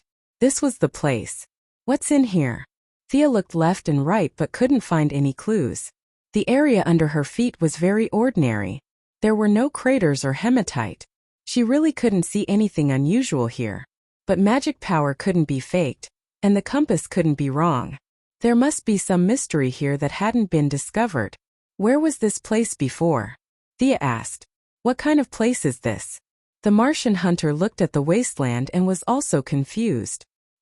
He had been in those areas before, so he was still quite familiar with them. This place was already very remote. Fortunately, he loved his home very much. He directly activated his powerful psychic ability and dug out the image of that day from his memory. Then, like a computer modeling, he rearranged his memory on the surface of the planet and determined the location of the two of them. When the final information was confirmed, he couldn't help but let out a huh. Before Thea could ask, he explained, If I'm not wrong, this is, according to the language of Earth, this is the aristocratic area. The Megan family is aristocratic, and I'm a commoner. Aristocrats are born with powerful psychic abilities and are the strongest in the entire race. Thea's expression was a little playful. Are you kidding me? If your aristocrats were stronger than you Martians would have unified the universe long ago. If it weren't for the fatal flaw of being afraid of fire, Thea, this new god, wouldn't dare to say that she could defeat the Martian hunter. It was because his racial talents were too strong. He was immune to physical and magical attacks, psychic control, infinite strength, and unparalleled regenerative abilities. Even if his head was cut off, another one would automatically grow out. He could fly and survive in the universe. There wasn't a need for too many people like this. 7 or 8 of them could defeat the Green Lantern Corps and the Little Blue Men. The Martian hunter had been holed up on Earth all this time. He didn't know how strong he was. Before she could instill the correct worldview in the old Martian hunter, Thea sized up the area again. Her psychic feelers began to dig deeper. When her psychic power reached 10,000 meters underground, it was bounced back by a powerful barrier. Thea was shocked this time. She felt something. Although it was a little vague, the rhythm couldn't be wrong. It seemed to be divine power that bounced back her psychic power. She seemed to have discovered something very strange. Did Martians have a god? When Thea told the Martian hunter about her discovery, he was a little uncertain. You mean to say that there has always been a god on our planet? It's not a figment of the imagination in those artistic works, but a real god with flesh and blood? I'm not sure what kind of life form it is, but there is no doubt that there is divine power below. Do you think it's surprising that there is a god? Hercules, who you've seen, is a god on Earth. Diana is also a god, and so am I. Thea felt that her acting was very good. She spoke calmly as if she was talking about something irrelevant, especially when coupled with her dazzling golden robe, which Thea named God's Punishment, and her hood, which was more than half covered. She stood in the air with her hands behind her back. Whether it was her appearance or her rhythm, it was a strong visual impact. The mysterious aura contained in the silence was really suitable for the title of God. The Martian hunter felt that her words were a little strange, but he didn't think too much about the gods. We civilians can't come into contact with the gods. I always thought it was a kind of spiritual sustenance. I never knew that there was a god on Mars who had been watching us. Let's go down first. Your niece is probably down there. Such a big hidden danger had to be eliminated first. If this god jumped out when the other countries were to investigate later, it would be a big problem. The depth of 10,000 meters was not a problem for the two of them. The Martian hunter could enter the formless state, which was an ability that couldn't be explained by modern physics. Thea could even switch between reality and illusion. The two of them dived quickly. When they reached a layer of colorless and transparent barrier, they stopped in their tracks. Thea felt the divine power slightly.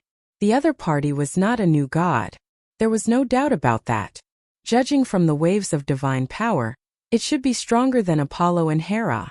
The Martians had a civilization of tens of thousands of years. Now that there were only 2 of them left, the probability of them believing in a god was very low. Chapter 570. If the probability of a god of belief was low, then the probability of the other party being a primordial god or a nature god was very high. These gods were all born from the world.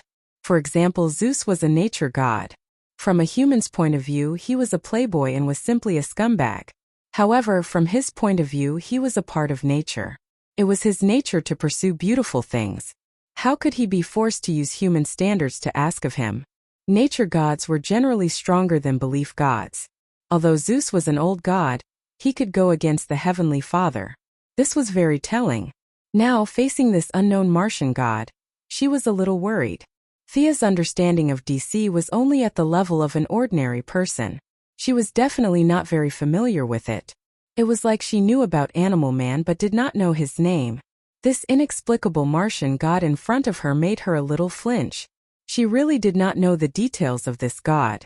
It would be troublesome if he was a god of space, time, and death.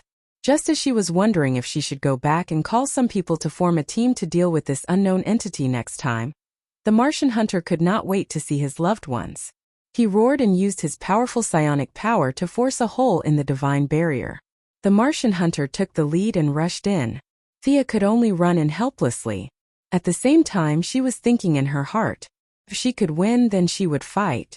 If she could not, then she would use the sonic boom to return to the new creation star. She was someone with a backer. Her heavenly father would not sit by and do nothing.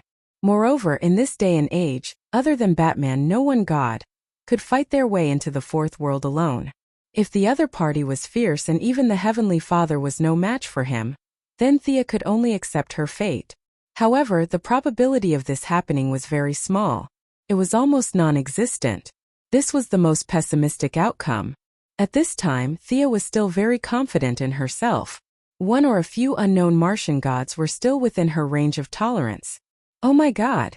I never knew there was such an area underground. The Martian hunter who rushed in first quickly stopped in his tracks. He seemed to be in disbelief. The buildings here were grotesque and variegated, and the style was like a ring. In the depths of this 10,000 meters underground, there was a miniature city, but now it was very dilapidated. Sia half-squatted and reached out her hand to brush between the stone pillars of an inverted tower. The material here was completely different from that on Earth, as if it was built by psychic power. The surrounding stone walls were engraved with words. Thea took out a light ring, switched to the language translation function, and read carefully. Malakadila, this was what the Martians called their planet. It meant the Star of Hope and the Harbor of the Soul. This miniature city was the aristocrat mentioned by the Martian hunter. It was built in secret to worship a god called Hramir. The description on the wall was very vague. It only vaguely mentioned the word art a few times. Could it be that the other party was a god of art?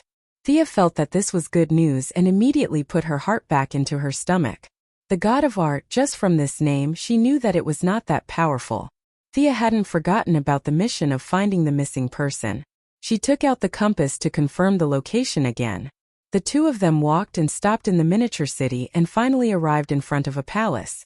A small figure was lying flat on the table made of mental power. Megan. Wake up, I'm your Uncle Ranjan. The Martian hunter was now so excited to see a member of her clan that she couldn't sleep for 3 days, let alone a relative. Although the scale of their family was a little big, Thea felt that the other party probably didn't remember that she had a civilian background. Uncle Ranjan? She seems to have entered a deep sleep. Do you need me to wake her up? Thea looked at the green-skinned little girl. She looked very young and had no injuries on her body. However, the other party had suppressed her mental power to an extremely deep level in her spiritual world. Some preliminary preparations needed to be done to wake her up. No, she used a high-level Martian mental skill. I have a better way to wake her up. Before the Martian hunter could finish her words, she was interrupted by a strange voice. It was strange because the voice didn't seem to be coming from a vocal organ. It was a bit like the sizzling sound of fire burning wood. The voice was coherent rhythmically, as if it was talking. The other party was using the Martian language, and the two of them could understand it. This collection can't be touched casually, huh? There's actually a living Martian? I just wanted to collect a Martian. Why did another one jump out? How troublesome. What accompanied the voice was scorching heat. The temperature in the air rose rapidly. Thea and the Martian hunter were sweating. The Martian hunter felt the shadow of the flame. He knew that he shouldn't retreat at this time, but his body was powerless to resist. He forced himself to stand, and sweat kept seeping out of his green skin. Thea was literally sweating. What the hell was this? Could this Martian be a fire god? This made her very depressed. The Martian hunter could relax and do whatever he wanted. This bastard. She looked in the direction of the voice unhappily. The other party didn't give her a feeling of invincibility. After becoming a god, she trusted her feelings more and more. She could tell at a glance if the other party was weaker than her. If the other party was stronger than her, but not stronger than the father, she would have a rough estimate. The guy in front of her who only talked and didn't show up, didn't give her any danger signals. His real combat power was hard to estimate. She thought that the other party was weaker than Zeus, the father, and the other gods. This made her sigh in relief. "I'll go in and take a look." "You stay here," Thea said. The Martian hunter tried to move forward several times, but his fear of fire made it difficult for him to move. "Be careful. If you can't do it, retreat." Feeling that the other party was weaker than her, Thea's cautious attitude was reduced by half. Her confidence came back. Half of her face was covered by the hood, but her smooth jade-like chin had a hint of pride. "Don't worry, I'm also a god." Leaving the Martian hunter behind to look after his niece, Thea walked in the direction of the voice. When she saw the Martian god in a pool of magma, she was happy. In the spacious and huge cave, they saw the god of Mars who was transmitting his voice from 1,000 miles away.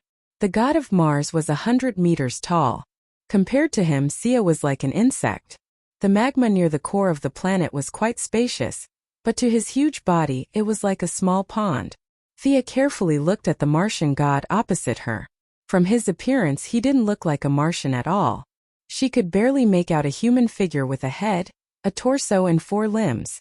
Unlike Thea's divine body, half of his body was made of flames, and the rest of his body was made of hot rocks. Although Thea had never come into contact with an elemental god, her vision had long surpassed the level of mortals. This Martian god was not completely elementalized. The rocks in his body were proof. Chapter 571. If one could not have multiple roles like the Heavenly Father and Darkside, then the pursuit of purity was the only way out for the old gods. Sia, of course, cut off all excess energy, and Apollo, who only attacked with the energy of the sun, were proof of this. The Martian god tried to elementalize his body, but the rocks in his body exposed his shortcomings. At the very least, he was not pure. In a battle of the same level, this was equivalent to writing one's own weaknesses on one's forehead and telling one's opponent how to defeat him. From this, it could be deduced that the Martian god was not originally a fire-related god. He only became a fire-related god later on, and it was not very successful. "You can't move freely, right? Can you only stay in this magma? How sad." Thea looked around and asked tentatively. The Martian god also sensed Thea's divine power, but the divine power of a new god was very different from that of an old god. The Martian god did not know where Thea came from, so he avoided answering the magma question. "I am the god of fire, art, and death. Do not use your narrow vision to judge the supreme existence. You are qualified to be my subordinate, and I can teach you new knowledge. It is a treasure that you can only dream of." Sia scoffed at art and fire, but when she heard about death, she narrowed her eyes. It was because the power of death was too strong. Even Darkside could not resist death, let alone Sia, who was weak and frail. Death was everywhere.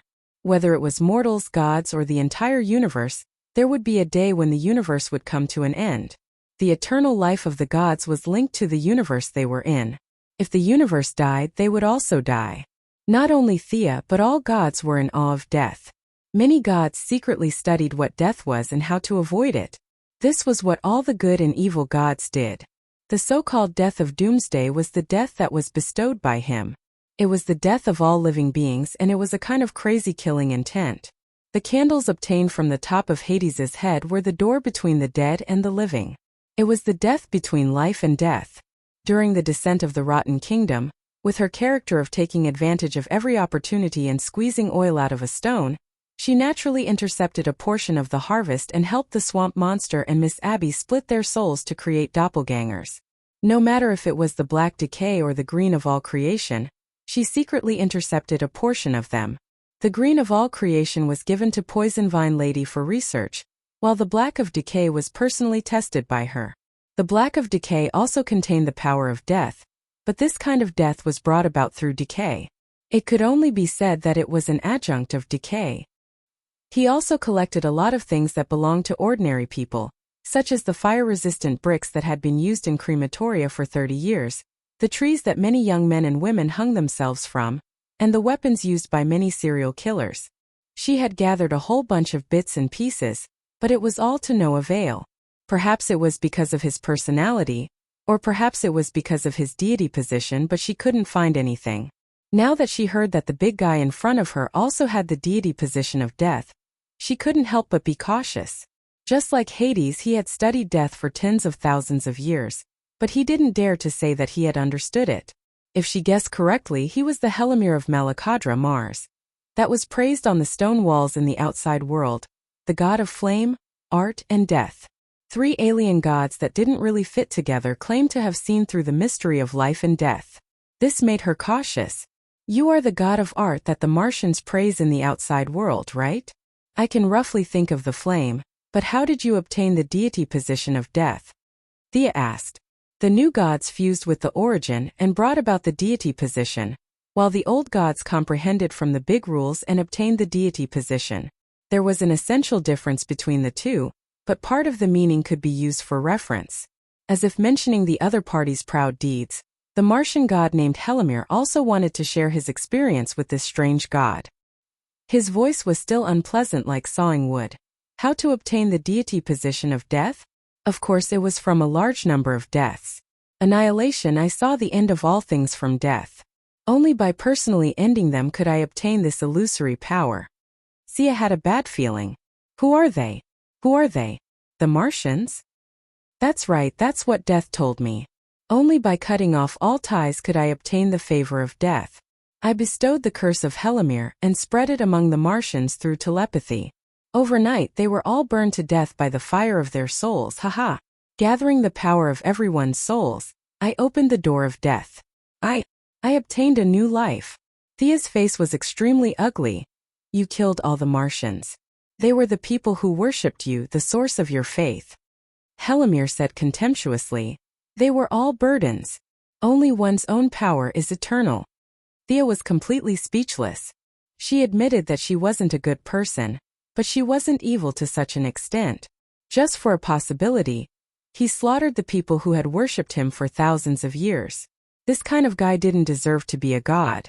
Thea was a little angry, especially when she thought that the Martian hunter outside had his family destroyed because of this guy.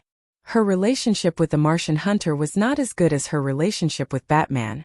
This was mainly because the Martian hunter's fatherly love was too strong.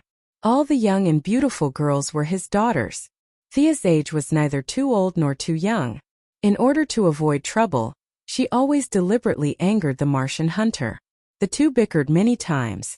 They didn't act like elders and they didn't act like peers.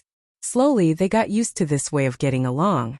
Now that she knew that the person she respected very much, a person who deserved everyone's respect, a person who was thoroughly good, his whole life was affected by this monster in front of her, Thea was burning with anger. You deserve to die. You bastard, you don't deserve the title of God. Thea took out the sword of victory and pledge and roared loudly. The holy sword began to gather all kinds of colors with her anger. She wanted to seek justice for all the Martians who had died unjustly. Revenge for the unjustly dead. This was her justice. The hero mirror in front of her was completely evil. Thea's eyes were unprecedentedly firm. The holy sword in her hand drew a beautiful arc and slashed towards Hiromir. Idiot, you're waving your sword at a true god. Kneel down now and I'll forgive you. Hiromir was indeed unable to move. He could only condense a golden flame in the palm of his hand and deflect the attack of the holy sword from the side. Since the fight had already started, Thea wasn't going to talk to him at all. This huge cave was full of fire elements, and water element magic was completely ineffective. It was obviously unwise to use fire to attack him. Thea used the holy sword as a staff. She tapped the ground lightly and summoned a 100-meter-tall stone giant. She didn't know if it was an illusion, but she felt that this giant had the appearance of a Martian. In order to confirm her guess, she summoned another one. Chapter 572. The second summoned giant looked even more like a Martian. Thea felt that she had found a part of the truth. After commanding the two giants to attack Romir, Thea knelt down on one knee and touched the ground. At the same time, she used the emotions of pity to communicate. The earth first tried to communicate with her, and soon both sides reached a consensus. Thea stood up silently. The Martian hunters could be said to be dead, but it could also be said that they were still alive. The powerful spiritual power not only helped Romir to be reborn and obtain the death godhood, but when their power gathered together, it also replaced the original will of the planet. Romir had to die. This was the only request of the will of Malexandra, Mars. In order to achieve this, they interfered with the fusion of the fire element, causing Romir to be halfway through the fusion. He was afraid that they would do something to him, so he did not dare to enter the spiritual world to fuse with the fire element. 20 years ago, he had also hypnotized Megan Moss, all for the sake of protecting the last Martian. Don't listen to Hrommel's bragging. What collection? He couldn't even leave this cave. What kind of collection would he have? Now Sia's interference had given them a chance to take revenge. The stone giant summoned by her exploded with 300% of its strength. Even though it knew that it was no match for Romir, it still attacked Romir. Thea didn't drop the ball either. She began to accumulate the power of the holy sword, preparing to end the battle with a single strike. After all, this wasn't a game. It was impossible to know how much HP would be dealt in one strike and how much HP would be dealt in 2 strikes. When the HP bar was empty, the opponent would directly fall to the ground. This was very inconceivable in a battle between gods. The battle would only end if the opponent was dealt fatal damage in 1 strike. Otherwise, it would be like Thea's battle with Madelon on the new planet. Both sides fought for a long time, but neither side was injured. Using the holy sword to gather the will of the masses would require some effort on Earth. Now there was no need to gather on Mars. They had already gathered together, and they were very honest. As long as they could kill Romir, they could use their spiritual power as they wished.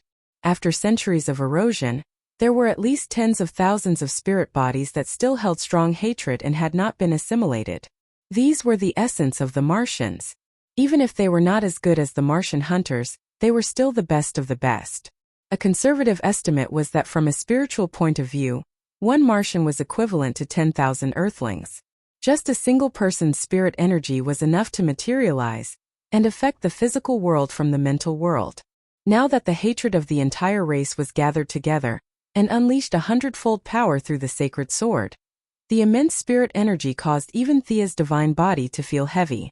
Not enough again. It was a perfect match for the holy sword to desire even more, and Thea also wanted to see just how much she could improve after ascending to godhood. She wanted even more. The planet's will was overjoyed. Previously, they had protected Megan Moss in order to allow the little girl to attain great success in her divine technique as soon as possible. Carrying their faith, they would be able to take revenge. Although the hope wasn't great, it was still hope. Now that Thea had jumped out to help, she actually felt that their power was not enough. This caused the planet's will to begin to transfer energy even more wildly. When all the power of a cheater race was gathered together, it was simply impossible to calculate with numbers. Scram. Ron Mill was not a fool. Seeing Thea preparing her ultimate move if he did not do anything, then he would have really lost his mind. He took out a long whip from the magma and wrapped it around the head of a stone giant, pulling it directly into the magma. The remaining stone giant was also blasted into smithereens by the golden flames he shot out. Unappreciative brat. After dealing with the 2 stone giants, Ron Mill raised his whip and fiercely lashed it at Thea. The tip of the whip carried a large amount of flames. The golden flames were like countless tiny dragons attached to the whip.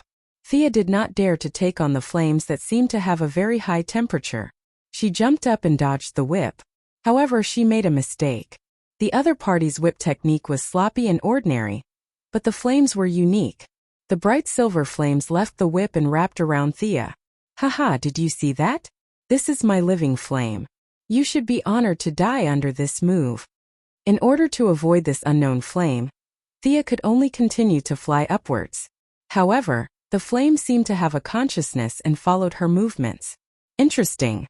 This flame was very pure, a bit like a mutation of the soul flame. This Ron Mill most likely added the Martian psionic ability to his divine domain of fire to obtain this strange flame. Sia tried several spells in a row, but the flame storm was directly neutralized by the living fire. The dungeon spell, which could withstand the impact of several tons of power, was also burned through. It had almost no hindrance. Carrying the holy sword that was getting heavier and heavier, her mobility was severely limited. She had no choice but to use the ring of lanterns to wrap the flame. Thea directly opened a portal and threw both the ring of lanterns and the living flame to a remote planet. She planned to study it carefully after the battle. Ron Mill, who was trapped in the magma and could not move, silently made up his mind when he saw that his long-range attacks were ineffective. He opened a portal in the void. The ink-like darkness shrouded the surroundings, as if the essence of death filled the underground cavern.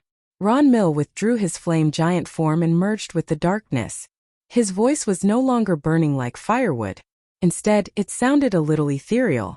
"Look, this is death. I don't care which god you are destined to fall here today."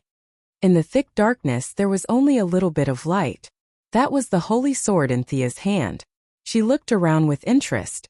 The same thing would have subtle differences in the eyes of different people, not to mention the invisible and intangible thing like death. Thea had never seen a god who dared to say that he had control over death. However, looking at it from different angles, she had some insights. Ron Mill seemed to have gained inspiration from the extermination of his race. The thick ink in front of her was his experience. Darkness is death. Thea felt that Ron Mill most likely understood it this way. And it was not only the darkness, he had also borrowed the Martian's psionic ability and added countless dangers to the darkness. With the help of the Holy Sword's perception, Thea saw countless shadow beasts wandering in the darkness. She had never seen any of these beasts before, and they were all abstract and in all kinds of strange forms. These should be the enemies that the Martians had eliminated over a long period of time. Many of the beasts had the characteristics of spaceflight, which deepened her guess. Thea was now a little hesitant. Should she directly release the light born from the Holy Sword and break through this barrier, or deal with the shadow beasts for a while and accumulate more power for the Holy Sword? Chapter 573. At the crucial moment, someone made the decision for her. The Martian hunter walked out of the void. His face was filled with pain, and he looked at a certain spot in the darkness with hatred. Thea felt that it was where Romir was hiding. This guy released the dark barrier of death. It was definitely a bad move. He gave up on his torch-like appearance and unintentionally released the combat power of the Martian hunter. The Martian hunter's psionic ability had a very long range and a large range. It could connect from Earth to the moon. Moreover, the conversation between Thea and Romir was less than 800 meters away. He had heard the inside story of the night of the extermination of his race. After knowing the truth that led to the extermination of his family, he was filled with hatred and anger. His heart was filled with killing intent. However, the raging flames from before stopped him. He could only watch as Thea took revenge for his people. He couldn't move a single step. This filled him with frustration and helplessness. Just when he was anxious and didn't know what to do, he suddenly realized that the scorching heat in the air had disappeared. Without thinking, he flew in. "I'm Rong and Rongzi, the son of my Rong and Saki. Today I will seek justice for all Martians." As the Martian hunter shouted, the entire planet seemed to respond to his call. The huge hole resonated with his voice. This vibration continued to the surface. On Earth, 50 million kilometers away from Mars, several reconnaissance satellites observed the drastic changes in the Martian magnetic field. Compared to Thea, Rongan was a proper Martian. However, he didn't have a weapon that could carry his psionic power. Many Martians who still retained their consciousness could only create some shadows to encourage him. It was truly spiritual encouragement. Father, Mother, Milia, Graham. Many shadows appeared around him. The Martian hunter, who was originally very idealistic and relied on his psionic power to conquer the world, received the encouragement from his people, and his psionic power increased by a large margin. He didn't have any divine power, nor did he know anything about the death godhood. However, relying on his psionic power, which was one of the best in the entire universe, he forcefully opened up a small area in the darkness. The light of the soul was resplendent and mysterious. It intersected with the radiance of Thea's holy sword, reflecting each other. "Ranjan Rongzi, I remember you. Your name means supreme light in the Malakadra language. When you were born, your light of the soul could envelop the entire planet." Promir, who was hiding in the dark, said darkly. "Your people are too powerful. What the world needs are gods, not powerful mortals." All of you will eventually perish. I don't know how you managed to escape the calamity, but today you will definitely die here. Contribute your unique soul light to my authority of death." After leaving his flaming body, Romir seemed to have freed himself from the shackles of the lava. He could now move freely in space. Under his command, countless shadowy beasts attacked the two of them in a frenzy. Thea continued to maintain the Holy Sword's energy storage. She only maintained a defensive stance, leaving the attacking part to the Martian hunter. To be honest, this was the first time she had seen a Martian hunter fight at full strength. She felt that the Martians were a threat to her status as a god, so it made sense for her to wipe them out. The Martian hunter was too fierce. He had no divine power or divine position, but he added his soul power to his body, which was comparable to Superman's, and the energy that burst out was not inferior to that of the new god. In theory, the shadowy beasts, which were immune to abilities other than magic and divine power, were beaten by him until they cried out in pain. This was the overbearing aspect of soul power. If I feel that you will be injured, then you will be injured. If I feel that you will die with this punch, then the opponent will really die. Soul power was a very idealistic power. Thea could only say that she had grasped the surface of it. She was still far from being able to freely use it in battle like the Martian hunter. To a certain extent, the use of the light ring also placed great importance on soul power, but it did not need to be so profound. As the Martian hunter violently cleared the area, the originally countless shadowy beasts gradually became clear. Dealing with these small fries could not quell his anger. The revenge of the entire race was on his shoulders. He whispered to Thea and hurriedly rushed towards Romir. The other party did not know that he was afraid of fire.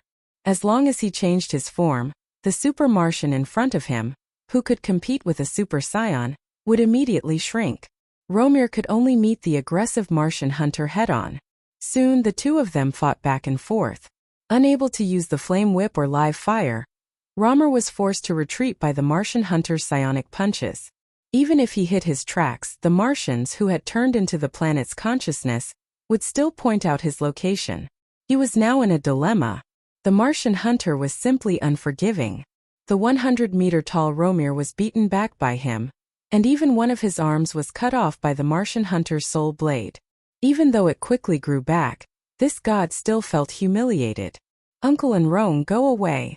The light energy Thea had accumulated this time was 3 times more than when she fought against Doomsday. It seemed that the amount was not much, but in fact it was because every time it carried an additional portion of power, the weight of the Holy Sword would increase. The accumulation of power was not additive, but multiplicative. Thea did not know how many Martians she had gathered. She was just very confident that the other party would not be able to block or dodge this sword. The powerful convergence of power seemed to have a trace of karma. The other party regarded mortals as ants. Today's result was destined because of the past. Gods were indeed great, but mortals could not be ignored. For all the Martians, Thea held the holy sword and flew up. The two of them approached each other rapidly. The light on the holy sword reflected Romir's desperate face.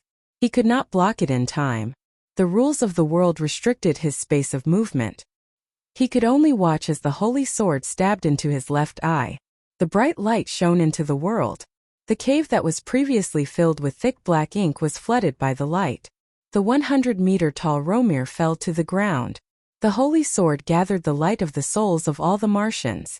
Not only did it disperse the darkness in the cave, but it also broke Romir's death divine domain. Romir, who was originally the god of art, was obsessed with obtaining the death divine domain. Ironically, he could not use this power at all. He could only drink poison to quench his thirst and use the flame divine domain to suppress the death divine domain.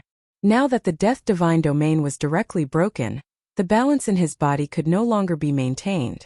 His whole body was like a torch burning fiercely. The divine domain began to backfire. His life was about to come to an end. Regardless of whether he was self-combusting or not, Romir, who had turned into a big candle, caused a serious disturbance to the Martian hunter. It was a pity that he could no longer see this scene.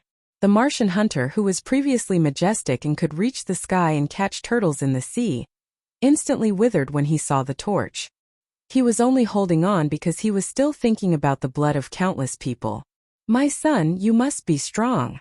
Rong-en, my husband, we will always be with you. Father, you must promise Graham that you will live on well. Thea saw 3 big and 1 small Martians surrounding Rong-en. Their voices were like a breeze blowing past. The Martian hunter's face changed from pain to sorrow. The light of the holy sword was still working.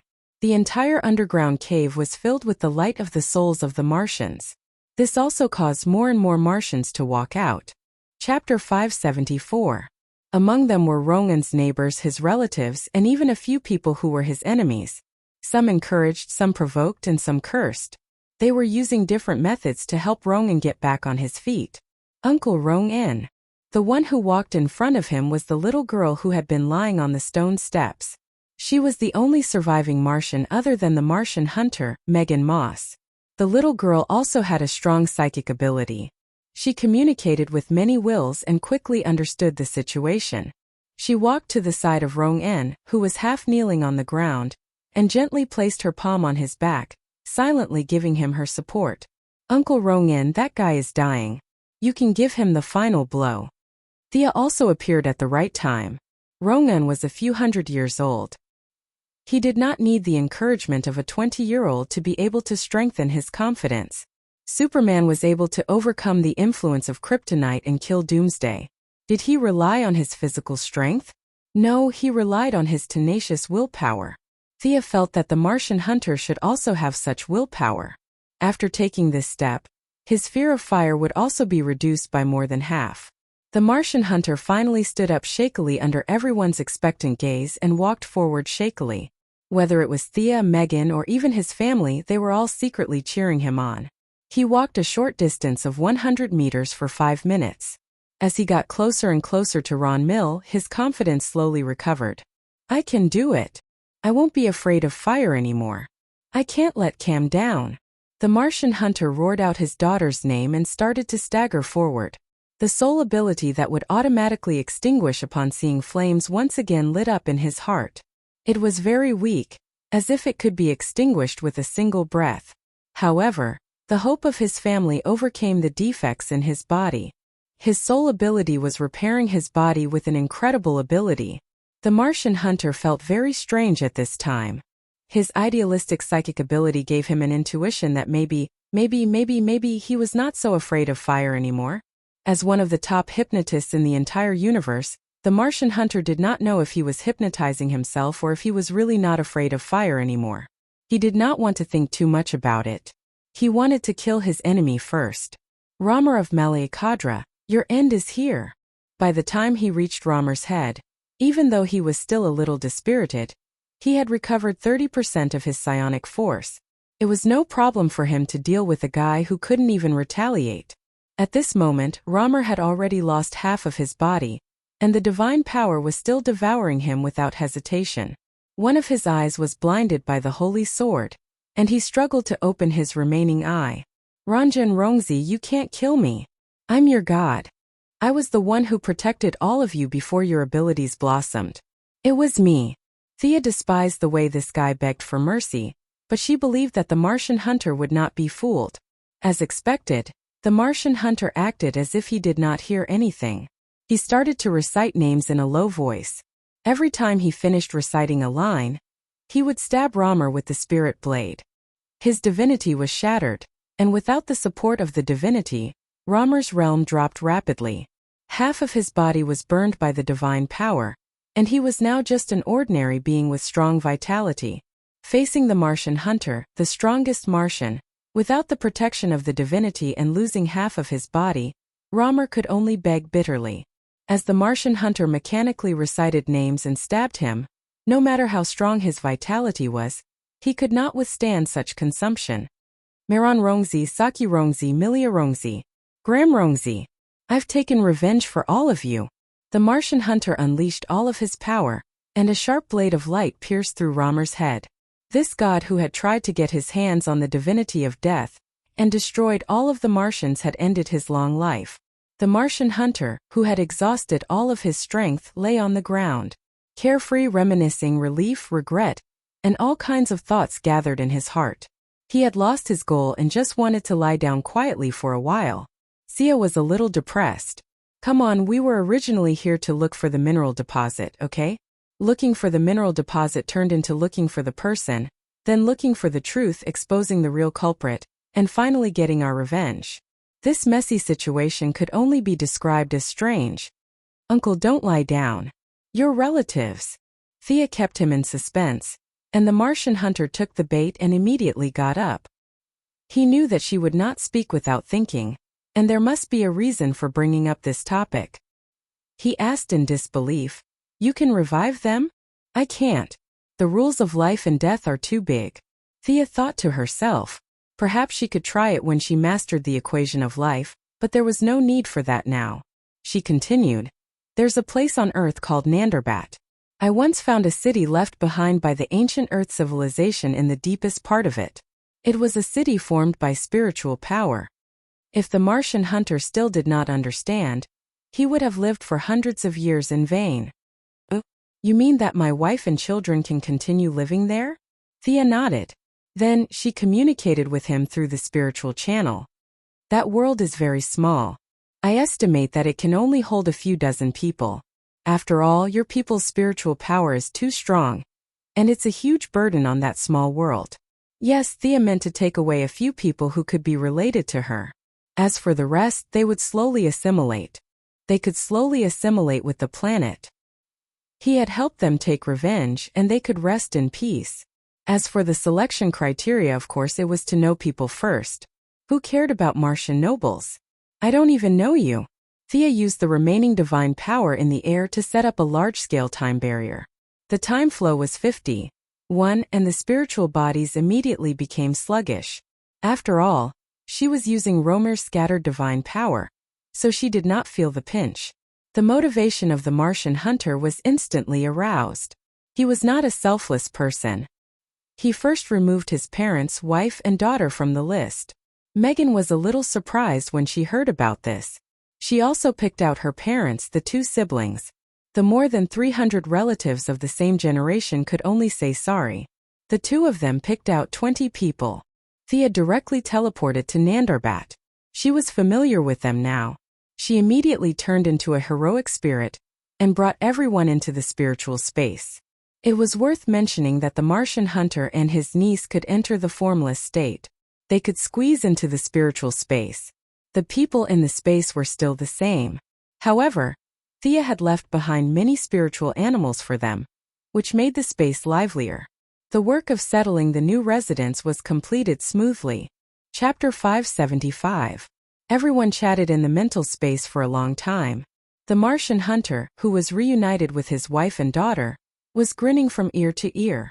Thea looked at the time and left the world with the two living people. After becoming a new god, her power was too strong. She was so strong that the space around her became unstable. In addition, the strength of the Martian hunter uncle and nephew was also not bad. The space was also heavily burdened. The three of them directly returned to the outside world.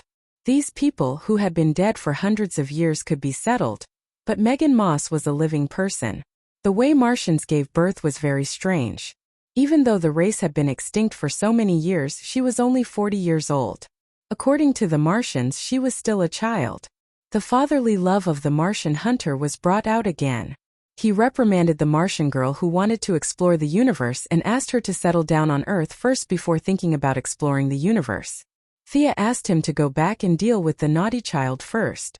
She went back to touch Romer's body. In fact, she thought that the whip was not bad. It was suitable for a 100-meter-tall giant like him, but it was too long for Thea. She planned to go back and ask Diana to refine it. In addition, she also carefully packed up Romer's special ability, living fire.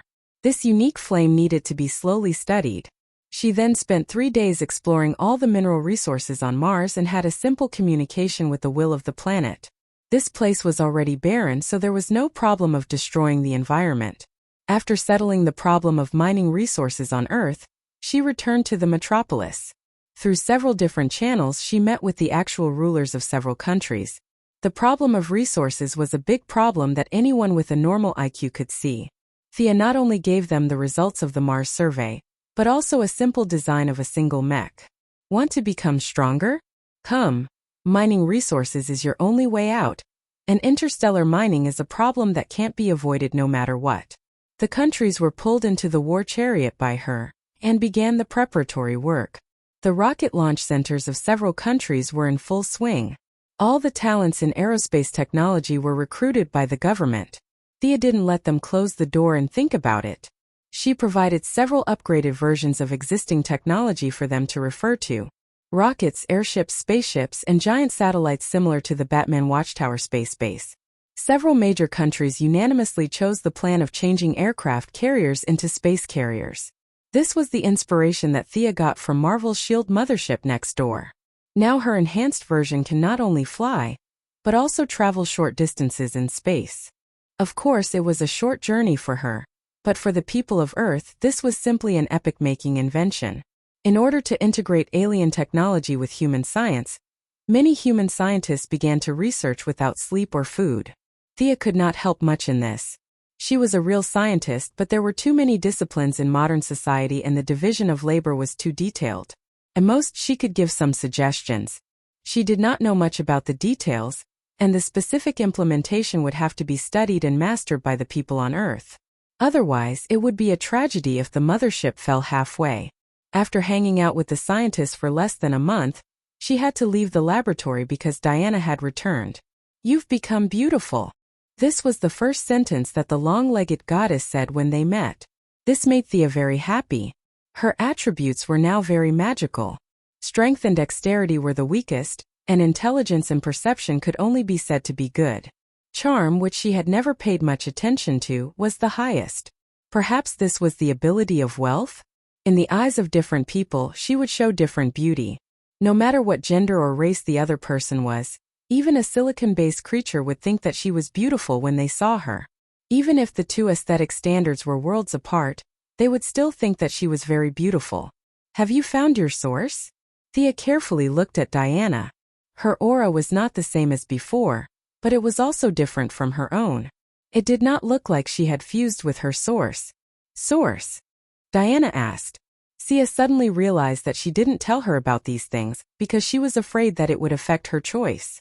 Now that she didn't have these scruples, she told her about the whole process of her ascension, and also mentioned the Heavenly Father and a lot of people. "Well, I don't think it's fusion. If you want to name it, I think it's more like cultivation." The long-legged goddess thought about it very seriously and said carefully. Diana's concepts were very vague, so she could only answer Thea's questions. The two of them studied for a long time and finally figured out the basic context.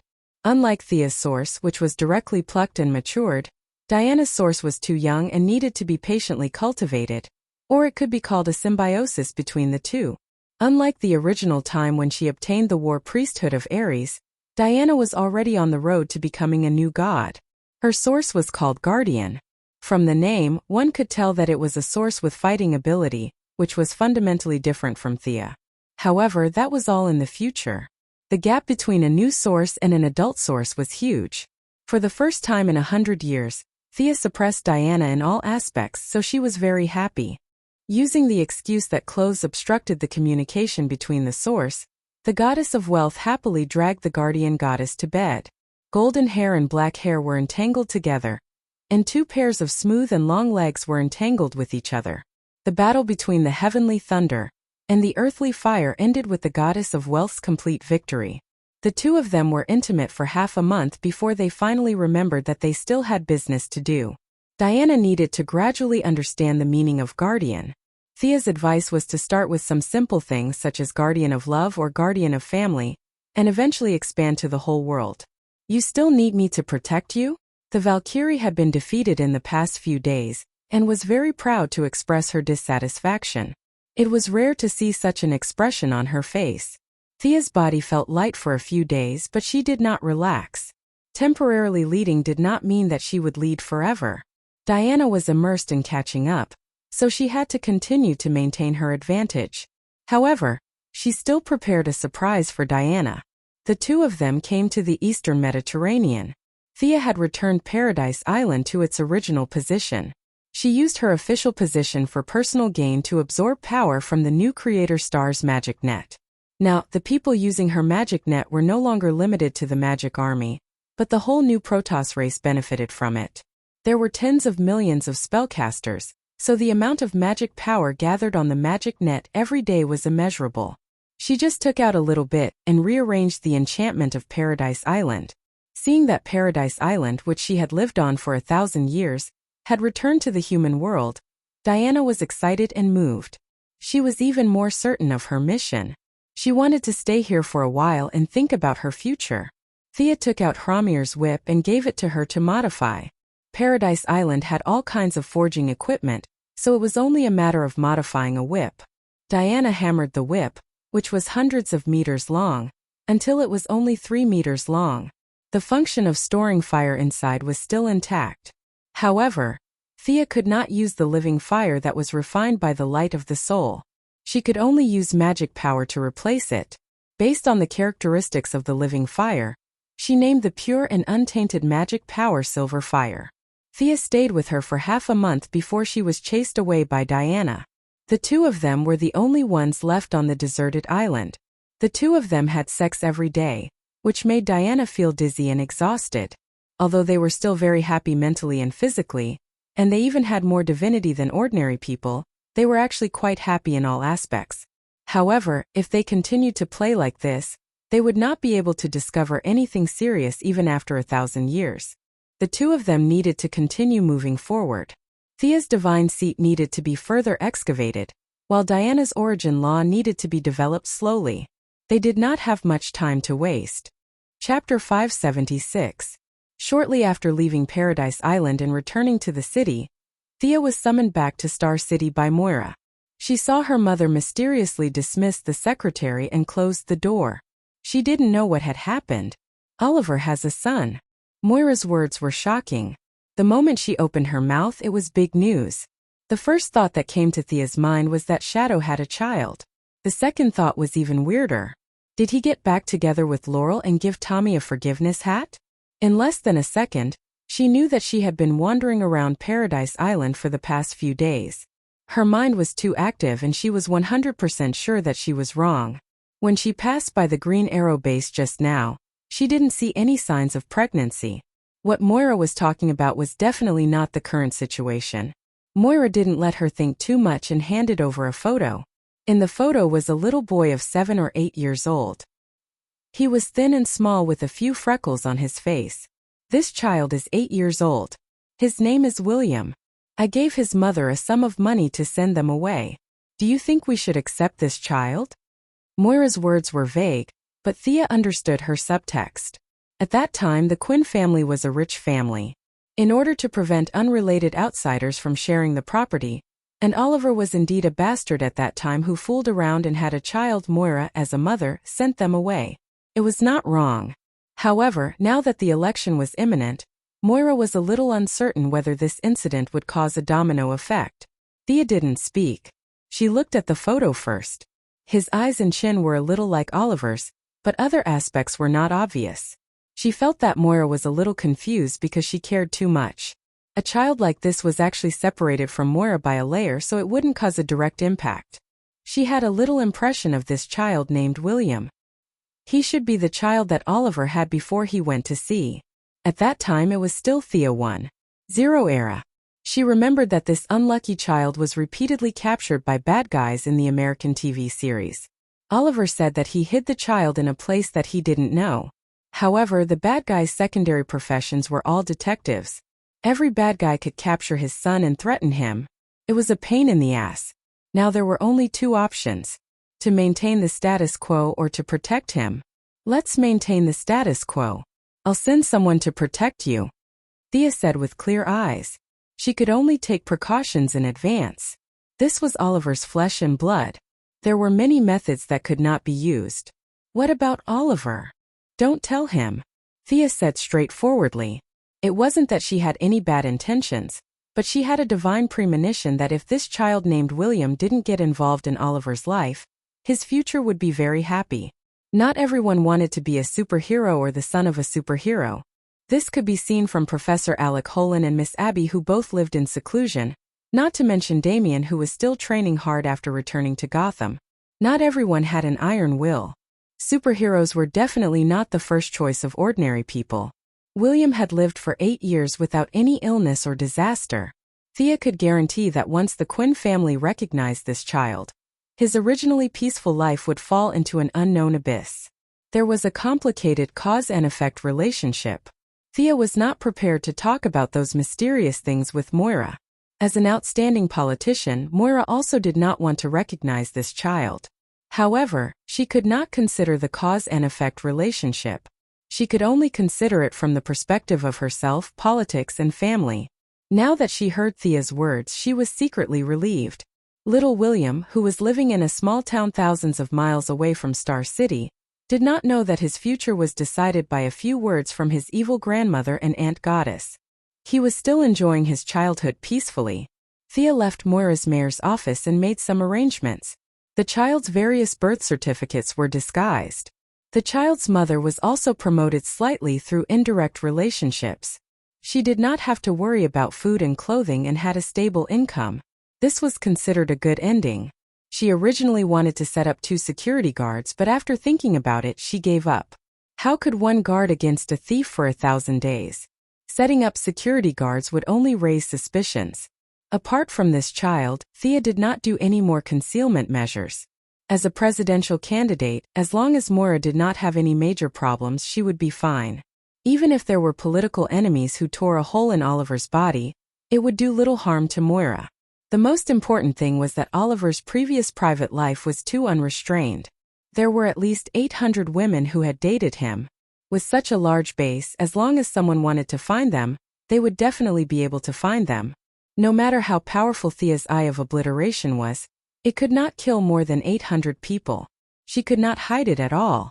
If Oliver were to run for president himself, then there would definitely be more than a dozen children with different skin colors jumping out in public to call him father. Now that they were separated by a layer, the impact on Moira was very small. The United States was deeply influenced by the United Kingdom, and the requirements for leaders were slightly more serious. In Europe, it was common to see a young president with an old wife, and which lover the president had dinner with. The private life of the president was not a big deal, let alone the private life of the children.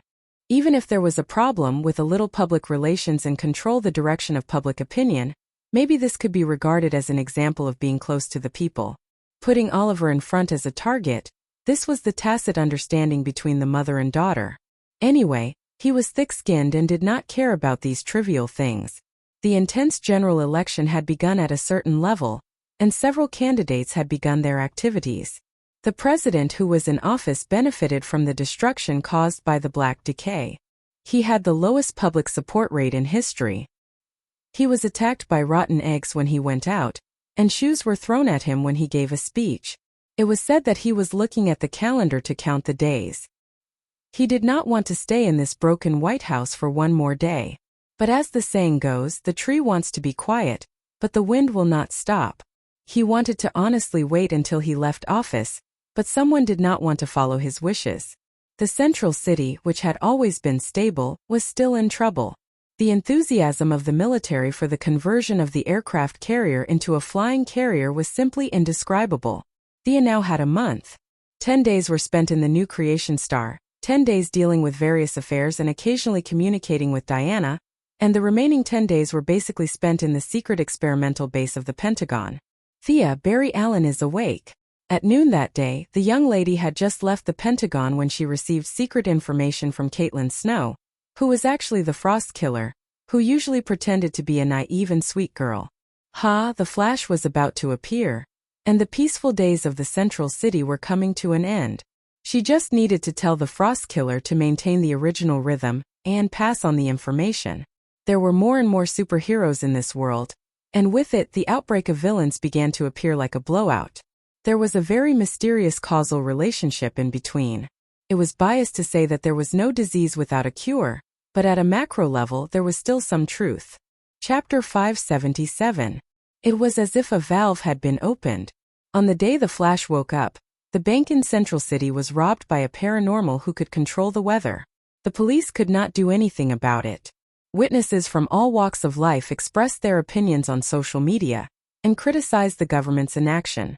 Thea deeply despised the behavior of robbing a bank just because they had some ability. It was too scary to be ignorant. How much money could they have robbed? One day later, on the way home from work, Sia felt that something was amiss. Her secretary, Miss Maisie, quickly put up her guard. Miss Maisie might look delicate, wearing high heels and a one-step skirt every day, and even walking like a cat. She looked like she was ready for the unspoken rules, but she was actually not any weaker than Death Knell. "Oh, don't worry. It's not a bad guy. He should be looking for me. You can go back first." Thea looked into the distance and flew to a nearby building. Miss Maisie was relieved. Thea and Luther had something in common. They didn't need her protection. Miss Maisie trained so well to protect herself so that she wouldn't die in the aftermath of a chaotic battle. Now that she heard from Thea that it was nothing serious, she calmly went to the garage to get her car. Thea flew to the rooftop and waited for 2 seconds. A yellow lightning flashed and a young man walked in front of her. "Barry, long time no see. You seem to have recovered well. Why are you looking for me?" Thea asked the young flash in front of her. Shouldn't this guy be looking for Oliver? Why did he come to her? In fact, Barry was a little helpless. The few superheroes on the surface now were Superman, Batman, and Thea.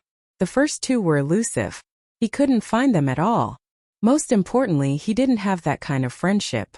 He also went to Green Arrow's side, but what he saw was Oliver having sex with Shadow. Should I call a certain someone out to listen to my complaints while I'm in high spirits? This wasn't something a normal person would do. He had no choice but to come to the metropolis from Star City. He wanted to hear the opinions of this famous female superhero. "I spent my whole life looking for miracles. I didn't expect to become a miracle.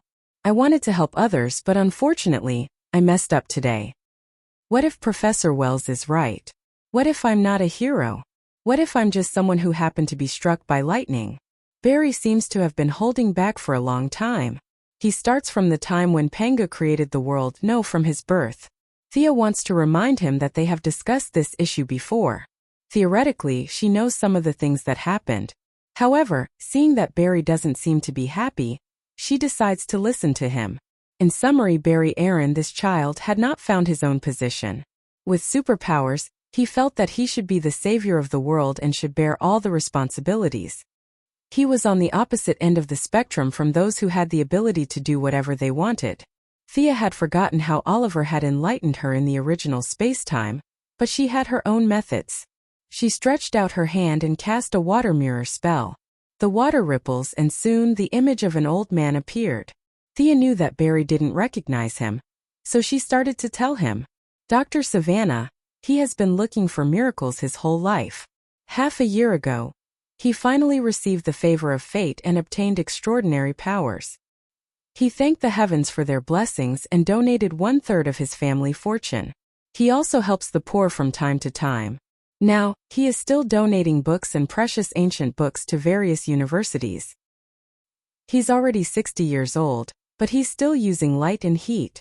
Thea felt a little guilty when she said this. Dr. Savannah was a proper villain in the original space-time. Now that he had obtained 20% of Black Adam's divine power, in order to make a good impression on Thea, not only did he donate his family fortune, but he also built bridges and paved roads, planted trees, helped the poor and helped the poor. He did a lot of good deeds. Thea didn't treat him unfairly. Naturally, she didn't give him the dummy version of the new creator's planet. Instead, she gave him a copy of the teaching notes that she used to teach Damien.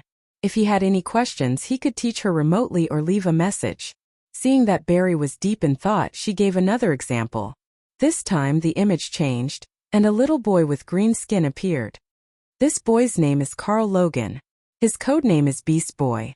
Due to an accident in the laboratory, he underwent a genetic mutation and can switch between animals. He's only 9 years old now. This is the image of him saving a traffic victim yesterday. In the image, Beast Boy turned into a pony, and in an instant, he pushed the victim from the front of the car that failed to brake to the other side of the road. Thea covered her face a little. It was hard to tell which was more painful, being hit by a car or being pushed by a pony. Barry, who saw this scene, was also a little embarrassed. This child was much fiercer than him. Thea coughed a little.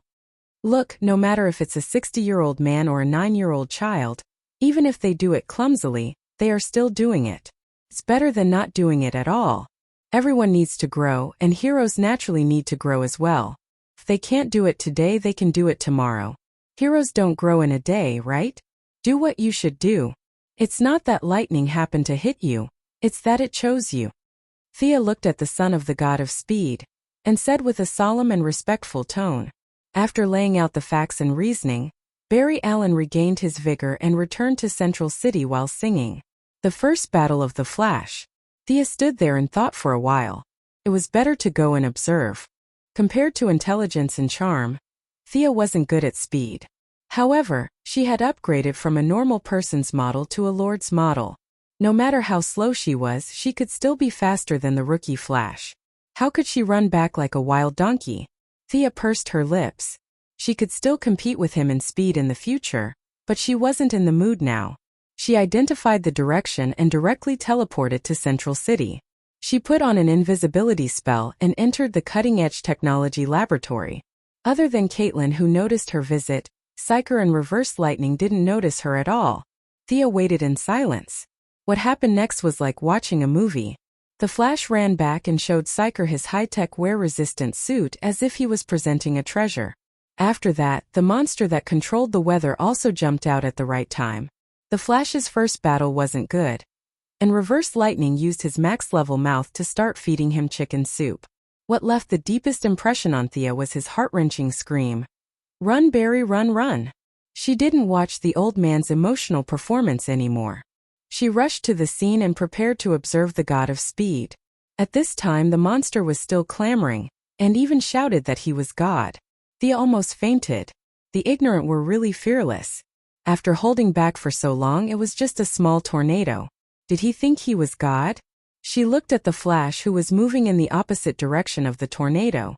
To be precise, she was looking at the god of speed. With just a glance, she knew that she guessed right. This was also the origin. It symbolized the concept of speed.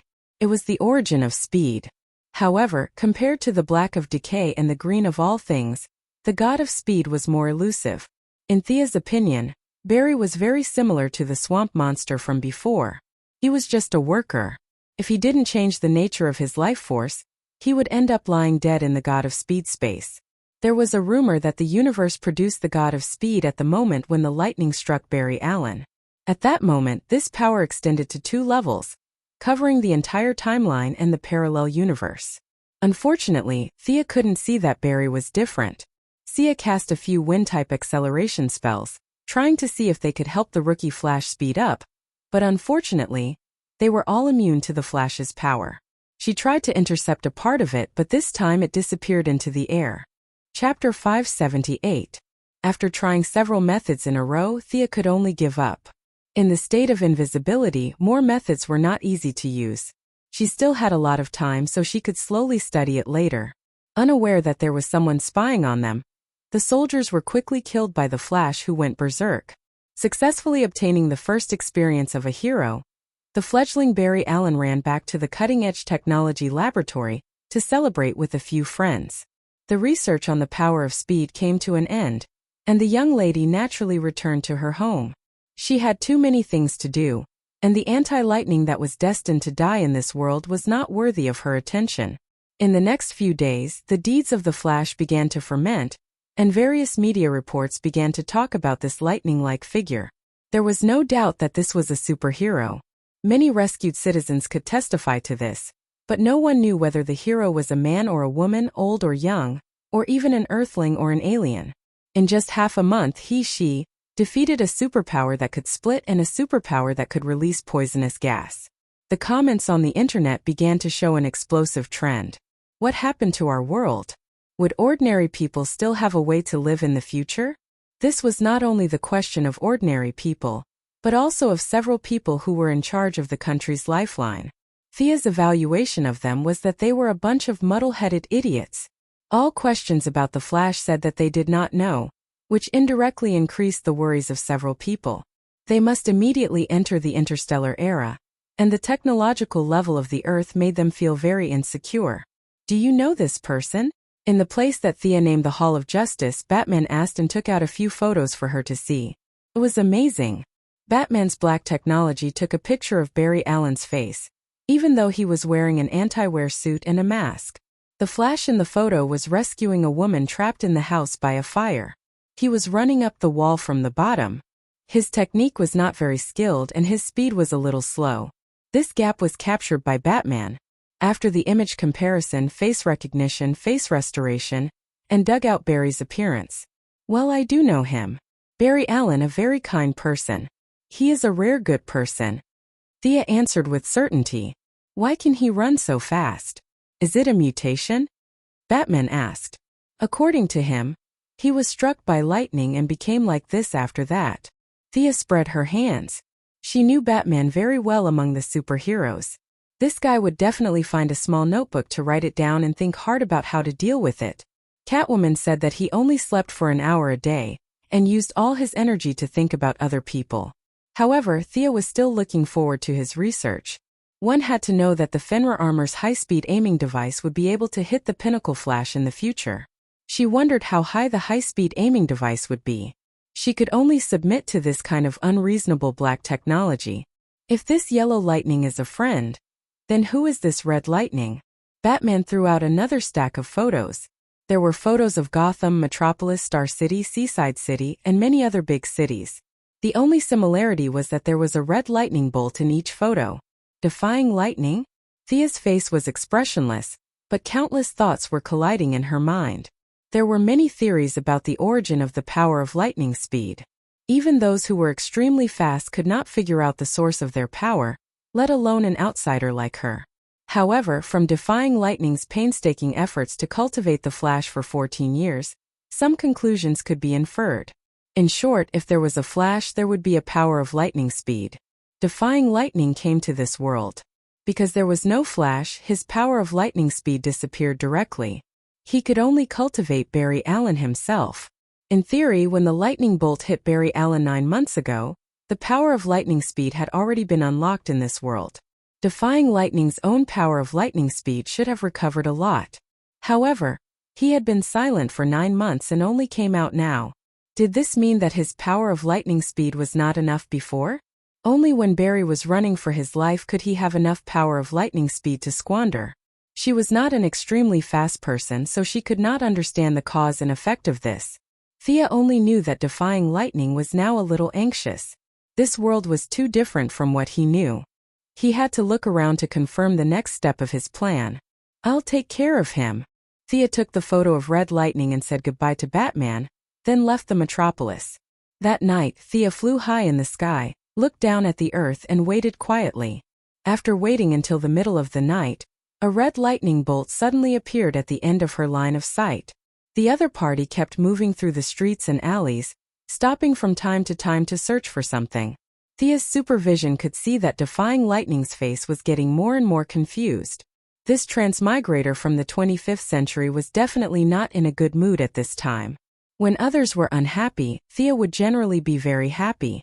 Seeing that defying lightning left Seaside City and was speeding on the highway, she was very unethical and pulled a magic rope on the side of the road. The rope was invisible and colorless, blending into the surrounding environment. In order to test the magic resistance of the power of lightning speed, she added a few triggering spells on the rope. She had just finished setting it up when the red lightning bolt was in front of her in the blink of an eye. The magic rope was suddenly broken by a huge force, and defying lightning speed was also interrupted. He rolled on the ground like a gourd, rolling 17 or 18 times on the ground. What the hell? Defying lightning looked around, a little confused. He dared to swear to God that he did not see anything just now. Thea was also very happy. These extremely fast people were protected by the power of lightning speed, which was very anti-physical and ignored the rules of inertia and acceleration. Otherwise, they would have fallen to their deaths at such a high speed. In any case, she still remembered her mission, which was to teach defying lightning a lesson and make him obediently stay in Central City and play with little lightning slowly. Why the hell was he running around in the middle of the night instead of sleeping? She was wearing her divine artifact robe without a hood. She revealed herself in the air and asked in an indifferent tone, "Who are you? What are you looking for?" "Thea Quinn." Defying lightning's eyes narrowed. He did not sleep in the middle of the night, so naturally he was not out running. It was just that the current world was too different from the world he remembered. He had some guesses in his heart, But he did not give up and was still looking for evidence to comfort himself. In his original world, there was no Superman or Batman. A few months ago, the darkness of decay scared him. At that time, his power of lightning speed had just recovered, and ordinary mosquitoes certainly could not bite him. But if the whole world was full of mosquitoes, then he could only wait for death. To be honest, he was a little scared at that time. He went to the scene in Wyoming earlier than Thea and the others, and the scene at that time could only be described as shocking. Chapter 579. Fortunately, the descent of the Rotten Kingdom was quelled by the superheroes soon after, and he was relieved. Now that Barry Allen had officially returned to his position, he would shout, "Run, run, run." Every day he would shout, "Run, run, run," in the name of training the new Flash. Barry was running at full speed, and his lightning speed was recovering rapidly, which was why he had been investigating for the past few days. He had tried to observe Superman and Batman in secret, but he couldn't find either of them. Thea was his next target, but he didn't expect her to come to him so openly. His eyes narrowed, and he turned into red lightning and rushed forward. Looking at the red lightning in front of her, Thea increased her speed and chose to dodge. The two quickly chased each other in the wilderness. Reverse lightning was indeed gritting his teeth as he ran, but Thea wasn't. Logically speaking, who didn't know how to run with their two long legs? Originally, she wanted to compete with reverse lightning, but after running a few steps, she discovered a problem. Reverse lightning was wearing anti-friction tights and a tightly covered head cover. It could be said that the whole outfit was designed for racing. What was her outfit? God's punishment robe. Hayati had considered her as a goddess, so she had designed a woman's robe with a tight waist. It looked really beautiful from a distance, but the scope of this outfit definitely didn't include racing. She ran 2 steps and stopped. It was really strange. She was wearing a big robe, and with her blonde hair, she didn't have the protection of her lightning speed. Facing air resistance, she ran like a lunatic. Thea wasn't good at speed, but for a big account like her who was about to max level, there was no shortcoming. She could run very fast if she didn't care about anything. But now, for her image, she couldn't do that. She felt a little regretful and gave up the idea of racing with reverse lightning, but she still wanted to see his speed. With her unparalleled mastery of teleportation, she began to use short-range teleportation to increase the distance between the two sides. From a distance, it looked like a mage flashing, rushing forward with a whoosh. Reverse lightning had never seen such a strange way of moving. He was very confident in his lightning speed. "I don't care where you run. I will chase with all my strength."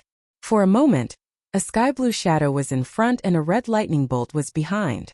The two of them began to compete in speed.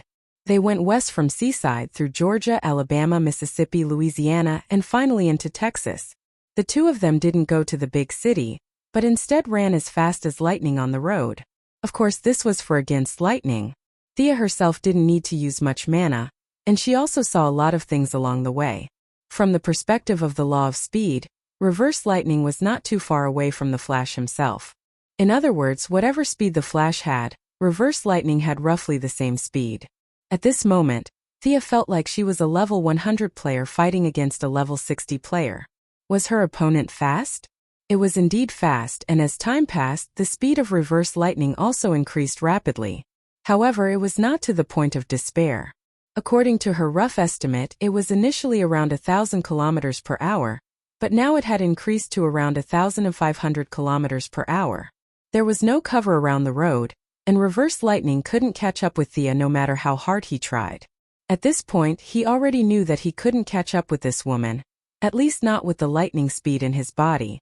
Panting and kicking, reverse lightning secretly gritted his teeth. When he recovered his full strength, he would definitely teach her a lesson. In an instant, he suddenly realized a problem. How could he be so tired? One must know that he could run hundreds of laps around the earth without stopping. Now it was just a few minutes of chasing. How could he be tired? You noticed it? Let me see the essence of your power. The reason why reverse lightning was so tiring was naturally because of magic. Energy Drain, a very high-end necromancy spell, was naturally the quintessence of Morgan Le Fay's magic book. She had long since placed it on the magic rope, and it was directly triggered when reverse lightning was tripped. Thea not only absorbed his life force but also a lot of his spiritual power, willpower, and a lot of other things including his lightning speed. She couldn't do it when she was invisible in Central City, but naturally she didn't have to worry about this today. She stretched out her hand, and a large red arc wrapped in divine power was taken out of his body. Damn! Seeing this scene, Reverse Lightning's eyes widened. I've always been the one to steal other people's lightning speed, but today I'm the one being robbed. Are you still a hero of justice? I'm going to complain. The red arc was very rebellious. It kept hitting the divine power barrier, wanting to return to Reverse Lightning's body. What is this? She asked knowingly. I don't know. Reverse Lightning answered simply. What are you looking for? Thea was too lazy to play with him. Her body floated in the air, and she looked down at Reverse Lightning. Are you stupid? I can fly. Reverse Lightning was a little speechless. He didn't have the ability to fly. Thea saw that he didn't answer, so she continued. Is the yellow lightning in Central City related to you? Who are you? When Reverse Lightning heard this, his eyes were a little evasive. Yes, their abilities were so similar that even a fool would know that they were related. If she found the flash, it would definitely alert the enemy and cause a series of consequences. Reverse Lightning was now really afraid of this world. If the flash beside him changed again, he didn't know what to do.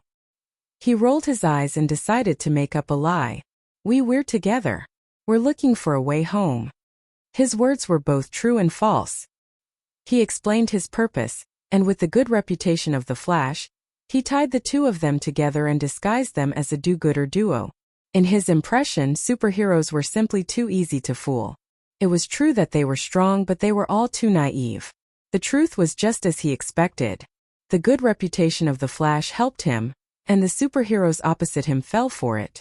Thea laughed secretly, but she didn't expose him. Her attitude became a little more amiable. A way home? You're not from this world? Are you from a parallel universe or a different time period?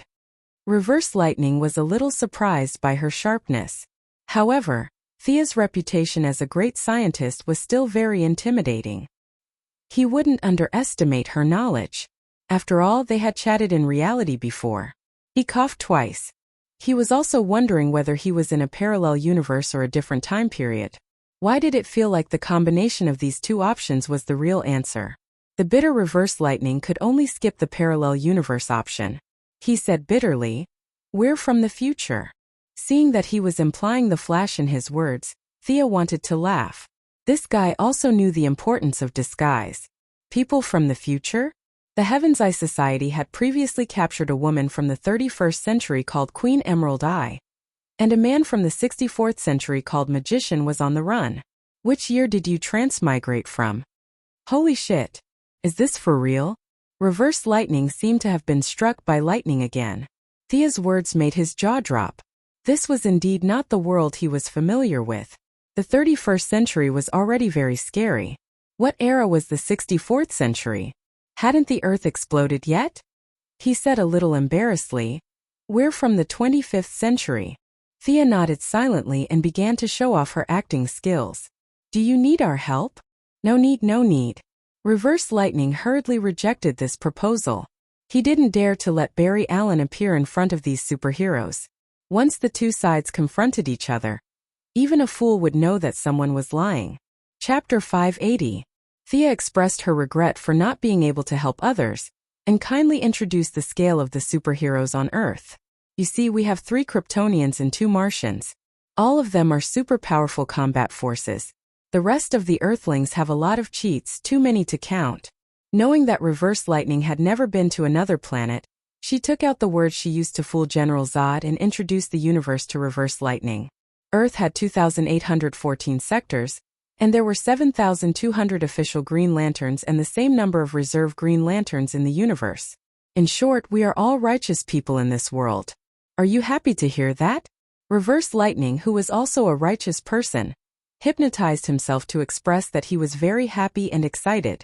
We are just looking for a way home and doing some good deeds. We won't waste your time. After that, the two waved goodbye happily, and Reverse Lightning ran back to Central City with a bitter face. Thea went straight home. Reverse Lightning should be quiet for a few days. Extreme Speed was such an unconventional and anti-scientific person. Thea decided to play with him, Back in the laboratory, she didn't rest.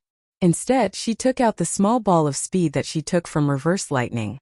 After studying it for an hour, she had no choice but to seal it and put it away. Just as she couldn't understand death, she couldn't understand this extreme speed. Maybe it was contrary to her deity position. The god of trade and speed? The god of wealth and speed? The two didn't match at all. The source and the compatibility were too different. She could only comfort herself with this. Reverse lightning was so frightened by her that he trembled. He no longer dared to wander around in the middle of the night. Instead, he focused all his energy on training Barry Allen. Even Psyker and Caitlin had to work around the clock. The two of them complained that they couldn't take it. Reverse lightning ignored their complaints and focused on leveling up Barry Allen, so that he could use his power to return to his own time and space. He didn't want to stay in such an unlucky world for a minute longer. At the end of the month, the Spaceship Explorer, which was jointly built by Quinn Group, Palmer Group and Road Technologies, successfully arrived on Mars.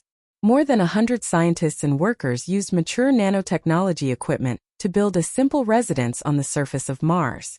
When the news spread back to the country, many media outlets went into a frenzy. Humanity had never been so close to the interstellar era. Thea continued to work hard to increase her reputation. Ray Palmer and Maxwell Rhodes from Rhodes Technologies also did not let go of this opportunity. The three of them used various opportunities to promote the convenience of the interstellar era. Naturally, the stocks of the three companies soared. The major countries in the world could not hold back their demands. For an entire month, all the launch centers were busy, and the population of Mars quickly exceeded 5,000. The aircraft carrier, the space battleship, was already in its final stages. In just one more month, it would be able to fly directly into space. During this process, the help provided by the Red House scientists was unparalleled. Although Dr. Sarah Stone was very unwilling to weaponize alien technology, he could only compromise in the big picture.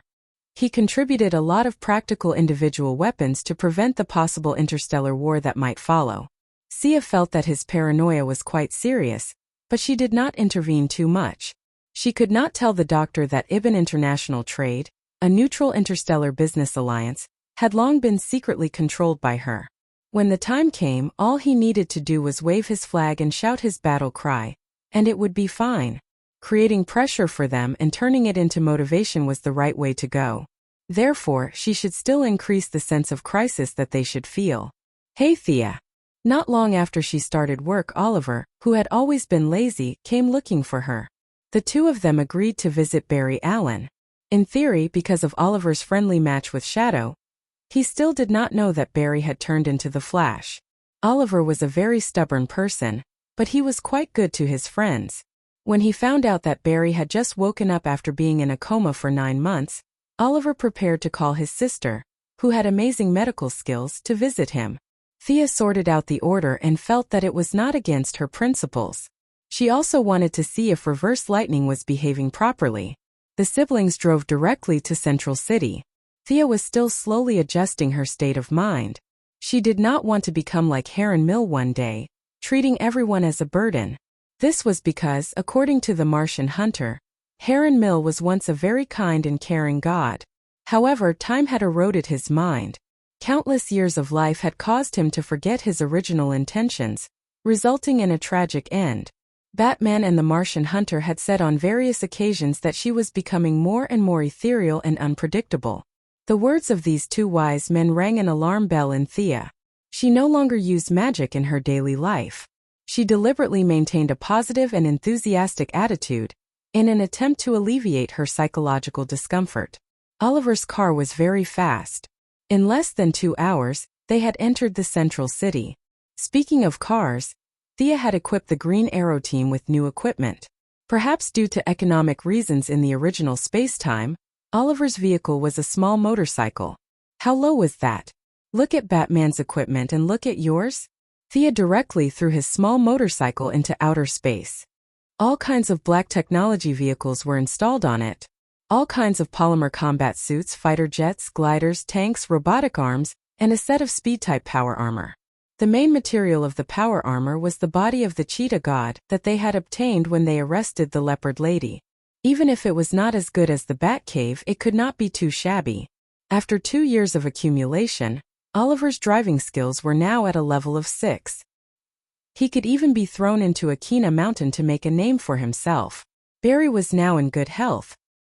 He certainly would not stroll around during work hours like the two idlers. He was still working in the Midtown police station. Thanks to Thea's high reputation and her sponsorship of the national police system, everyone knew her. Knowing that she was looking for Barry, everyone was envious and brought her into Barry's evidence collection office. The two siblings were waiting for him. Oliver was bored to death as he flipped through the newspaper.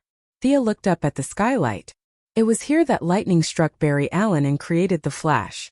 Why did the power of speed choose Barry among countless ordinary spacetime, countless universes and countless planets? No one could tell whether it was inevitable or accidental. It could only be attributed to the wonders of fate. After a while, footsteps were heard. Barry Allen, who looked like a good student, opened the door. "Oliver, Thea." The handsome boy greeted brightly. It was obvious that he had regained his confidence. Thea was a little speechless. "What kind of eyes were you looking at?" He saw Oliver the moment he entered the door, and then he saw Thea. It was a strange scene. Thea's charm attribute was almost exploding, and Oliver was just a handsome guy among ordinary people. Chapter 581. Let me introduce you to Ayers West. Barry introduced the dark-skinned girl beside him to the siblings. Speaking of which, the dark-skinned girl was also very strange.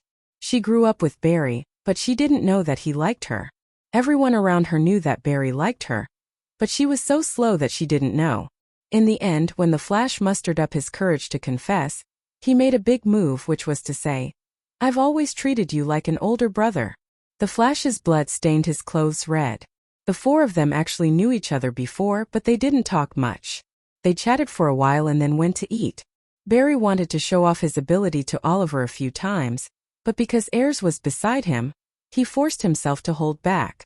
Thea wanted to laugh when she saw Barry's hesitant look.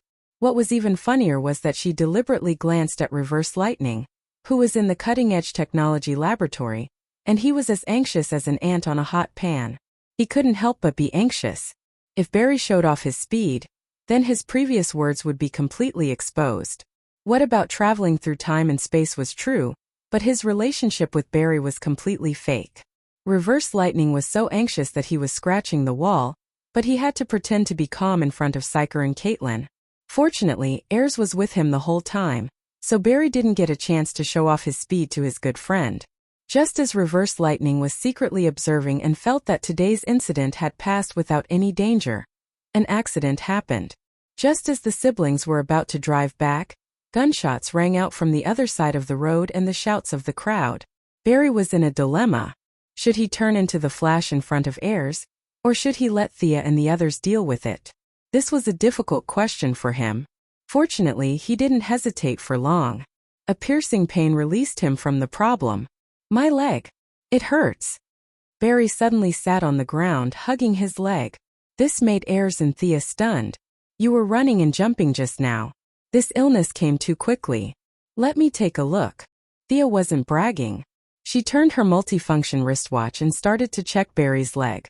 He thought that he wanted to send Ayers away so that he could be the Flash himself. Unfortunately, that was not the case. His leg was seriously injured. This kind of injury was very strange. Even with the support of the power of seraphic speed, it would not heal in a short time. There was no need to guess. It must have been the god of speed expert Reverse Lightning who had done something to him. For him to be able to research the god of speed himself, his scientific attainments were extremely deep. Barry did not know that he had been plotted against. He was only concerned about the other side of the street. He grabbed Thea's hand and said, "Don't worry about me. Save the people over there first." His eyes were firm and decisive, and Thea could only follow his instructions. After all, Reverse Lightning would only make him unable to run today, not kill him. Thea gave Oliver a look. It was not suitable for Green Arrow to appear in this kind of situation. Thea did not have such concerns. She flew over to Ayers, who was surprised.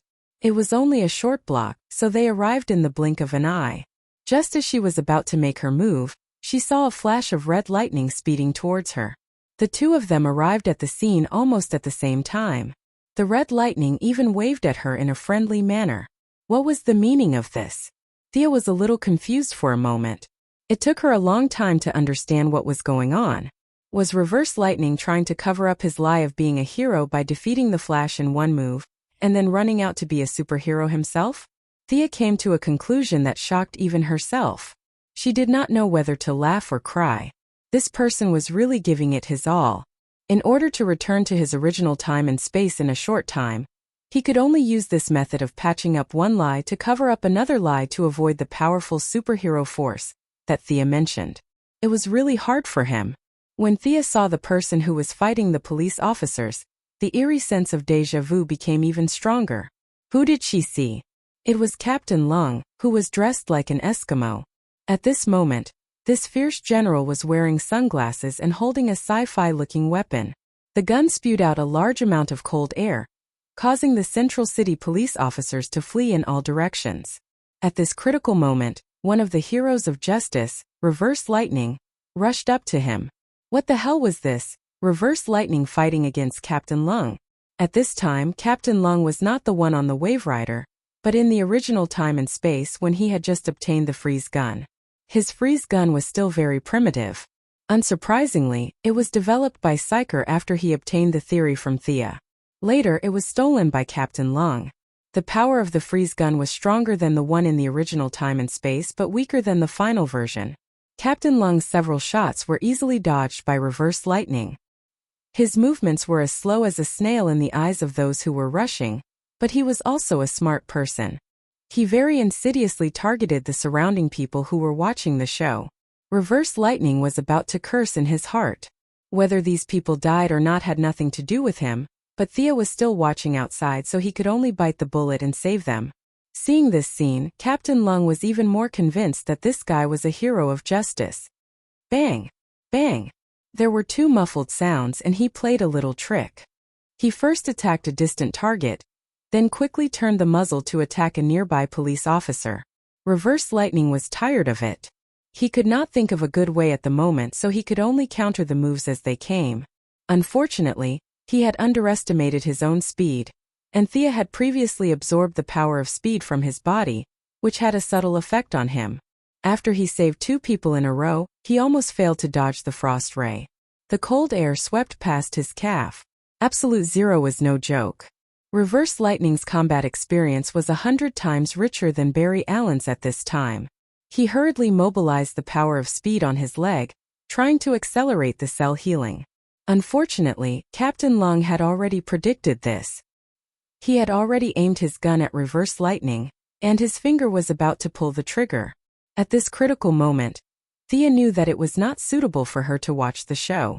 She used her divine weapon to block in front of Reverse Lightning, and waved her hand to create a wind wall in front of Captain Lung's surprised eyes. Captain Lung was an ordinary person. He was blown away by the strong wind and pressed against the wall like a mural. He fainted immediately. "Are you okay?" Thea held back her laughter and asked Reverse Lightning. He was also a good man, pretending to be fine. "Thank you for your help." He did not wait for Thea's reply and ran away like a wisp of smoke. He had no choice but to run. He had used the excuse of going to the toilet to escape. He had already wasted a few minutes saving people. Psyker and Caitlin were smart people. It would be troublesome if they found out something was wrong. He had to go back immediately. He mobilized a large amount of the power of speed to wrap up his wound, and ran like the wind back to the cutting-edge laboratory. He quickly changed into the alias of Dr. Wales, and slowly walked in his wheelchair. There was no need to mention the gloominess in his heart. His leg had already been injured by the frost gun, and after running for a while, it had worsened the injury. Fortunately, he had the foresight to see that Dr. Wales was also in a wheelchair every day. Otherwise, it would be hard to explain how he could cripple his leg after going to the toilet. Chapter 582. Reverse Lightning didn't forget about Barry Allen. He also needed to treat his wounds. He sent Psyker and Caitlin to pick him up. His excuse was ready-made. His good friend Barry was injured. Why didn't they hurry up and bring him back? After the two left, he finally had time to treat his wounds. It was a ghastly sight. There was a palm-sized area on his calf that was frostbitten. The regeneration of his cells was suppressed. Fortunately, Reverse Lightning's knowledge was not ordinary. He concocted a lot of medicine on the spot and applied it to the wound. However, it would take at least 10 days for the wound to recover. He had just finished treating the wound when the rest of the team came back. Thea, Olivier the Flash, and a few of his friends ran back. Ayres was very anxious. "Don't worry, leave it to us. We have done a lot of research on his injuries." Reverse Lightning calmly comforted Ayres. At the same time, he kept looking at Thea. "Why is this girl still here? You have so many things to do. Staying in our central city will affect humanity's interstellar travel. You should hurry up and leave." His prayers came true. A few minutes later, Thea and her brother received a call at the same time. Olivier's team had found the Count of Vertigo's new stronghold. Thea received a call from the company, saying that there was an urgent matter to discuss with her. This disappointed Thea, who had been waiting for Reverse Lightning to lie, greatly. However, she didn't waste any time and flew to the two places with Olivier. After dealing with the urgent matter, Thea turned her attention to Reverse Lightning. Reverse Lightning gave Barry an excuse of muscle wear and tear. He also pointed out how unscientific and irregular his running movements were. In other words, this injury was caused by the accumulation of small problems from daily running. After that, he slapped Barry and sent him to the underground tunnel to practice running. The lie could be maintained for a while but not forever. Reverse Lightning just wanted to accumulate enough strength to return to his own world as soon as possible. He was annoyed by this group of superheroes. Unfortunately, he was smart but others were not fools. After lying in bed for a whole day, Barry still discovered the problem. Reverse Lightning was running back and forth under the watchful eyes of so many people. How could it not be noticed? Especially the matter about the red lightning that Barry had been pursuing for more than 20 years. Now that it seemed to be showing signs of surfacing, he could no longer hold back. He directly went to the metropolis to ask Thea, who had seen the red lightning that day. She did not hide anything, nor did she add anything to the story. She repeated what she had said about the lightning that day. "Barry, are you from the future?" She pretended to be curious and asked, "Future your sister? Why didn't I know that I was a transmigrator?" Barry immediately denied this conclusion. "I'm definitely not. My birth information and family records are all well documented. How can I be someone from the future? That's ridiculous. If I'm not, does that mean the red lightning bolt is someone from the future? Did he kill my mother? Why did he do that?" Thea naturally wouldn't say that he was copying history and creating the Flash. She immediately shook her head and didn't know. Barry didn't expect any outsiders to know about this, so he could only go back and think about it himself. He couldn't figure it out no matter how hard he tried. Naturally, he asked for help from a few friends in the cutting-edge laboratory. Reverse Lightning pretended to be shocked and helped Barry come up with ideas to deal with him. The feeling was indescribable. This was also his helplessness. In fact, he could ignore the trouble caused by Captain Lung, but the identity of a hero of justice was a little useful to him. Should he provoke a bunch of superheroes to investigate him or let Barry investigate him alone? This was his choice before he deliberately exposed his whereabouts. He chose the latter. Barry was alone and he was under his nose every day. It wasn't too difficult to fool him. The fight with Captain Lung was his proof of allegiance to the superheroes. Whether it was useful or not, he had to stabilize the forces outside first. If the superheroes outside didn't investigate him, he would have enough time to transmigrate back. Reverse Lightning was betting that Barry wouldn't let outsiders participate in his mother's murder case. In the end, he won the bet. Barry only asked about the red lightning and didn't say anything about helping. He was focused on investigating the incident from beginning to end. Time passed slowly and for a moment, everyone seemed to be very busy. Green Arrow was learning from the ninja master and fighting criminals. The Flash was looking for the real murderer, and Superman was living his life at home. Louise was pregnant, and a child that might have Earth and Kryptonian blood was about to be born. The Martian hunter was also busy teaching his niece. His niece was also a naughty child. After getting familiar with Earth for a few days, she accidentally saw Princess Starfire's live broadcast and said that she wanted to be a celebrity. This made the Martian hunter very worried. Batman was even busier. Because the interstellar travel plan was brought forward, This guy was moving his experimental base. He was very generous. Thea only had to build an underground laboratory, but this guy built his laboratory on the moon. The speed of human development on Mars was getting faster and faster. His lunar base could be discovered at any time, so he could only move it further away. After a few inspections, he finally moved to Dion. He was busy for half a month before the project was completed. Thea was also very busy. The modification of the mothership had entered a critical moment, and the military had invested a lot of effort into it. All kinds of materials, manpower, and technology were invested regardless of the cost. Almost all the scientists that could be gathered were gathered together, and they were doing the final adjustments. The military took out the USS Ford electromagnetic nuclear-powered aircraft carrier, which had not been in active service for a long time, to do a new modification. On this day, the sun was shining brightly. Many politicians, business tycoons, and scientists gathered at the U.S. military base in Guam. Among them were many scientists from the Quinn Group, Dr. Sarah Stone from the Red House, many generals in the military, the president who had not appeared in public for a long time, and a group of government officials. There was also Sia, Ray Palmer, Maxwell Rhodes, and a large number of financial groups that supported the military. They were all present. They were going to watch the entire process of the mothership's ignition and liftoff at the command center.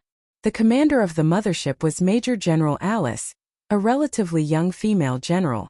Thea looked at it when she first heard the name, but she gave up when she found that it had nothing to do with Resident Evil.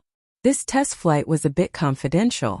No one was confident that such a large ship could fly into the sky. Even Thea did not dare to make any guarantees. This was also the reason why she was there in person. If something went wrong in the middle and the whole thing fell, she would be able to catch it. No one dared to call the reporters. Everyone who had a stake in the project silently watched the preliminary inspection of the warship. The cost of the hull alone was more than $20 billion, and the cost of the later modification would be quadrupled. This was the main reason why the military could not withstand the pressure, and took in the funds of the financial groups. As for how much the financial groups benefited from the government, they did not care. The young Major General Alice was methodically issuing orders. The nuclear-powered reactor began to operate, and the 4 rotors in pairs began to exert power. The rotors and the jet engine formed a combined force, slowly pushing the 80,000-ton aircraft carrier, which had been reduced to 50,000 tons by replacing the vacuum tube tungsten alloy with a large amount of hafnium metal, slowly into the air. It wasn't just the people in the command room who were nervous. Major General Alice, who was on the Ford, was also nervous. If such a big iron lump fell, she would be done for. Wasn't the plane equipped with an ejection parachute function? If such a big thing really fell, not many people would survive. Chapter 583. Alice, who held the rank of Major General, was well aware of the dangers involved, but she really had no other choice. The military had a ceiling for women. No matter how hard she worked, she would only be a Major General for the rest of her life. Rather than that, she might as well take the risk. So when she was selecting a commander, she was given this risky mission under the stunned gazes of all the male generals. Now she was in a state of confusion. To outsiders, the commander stood alone on the bridge with an extraordinary aura, but in fact, her heart was pounding and her palms were sweating. Seeing the mothership rise bit by bit, her fear did not lessen. Instead, it increased. She might survive if she fell half a meter off the ground, but if she fell 100 meters off the ground, then she could only pray to God. The Ford was supposed to have a crew of 1,100, with a flight team of 600. This was just a test flight, and the ship's weapons and aircraft were not yet equipped. In addition, everyone in the new era was generally afraid of death. Now, there were only about 300 people on the aircraft carrier. These were the Pentagon's painstaking efforts to select them from the 500,000 Navy soldiers.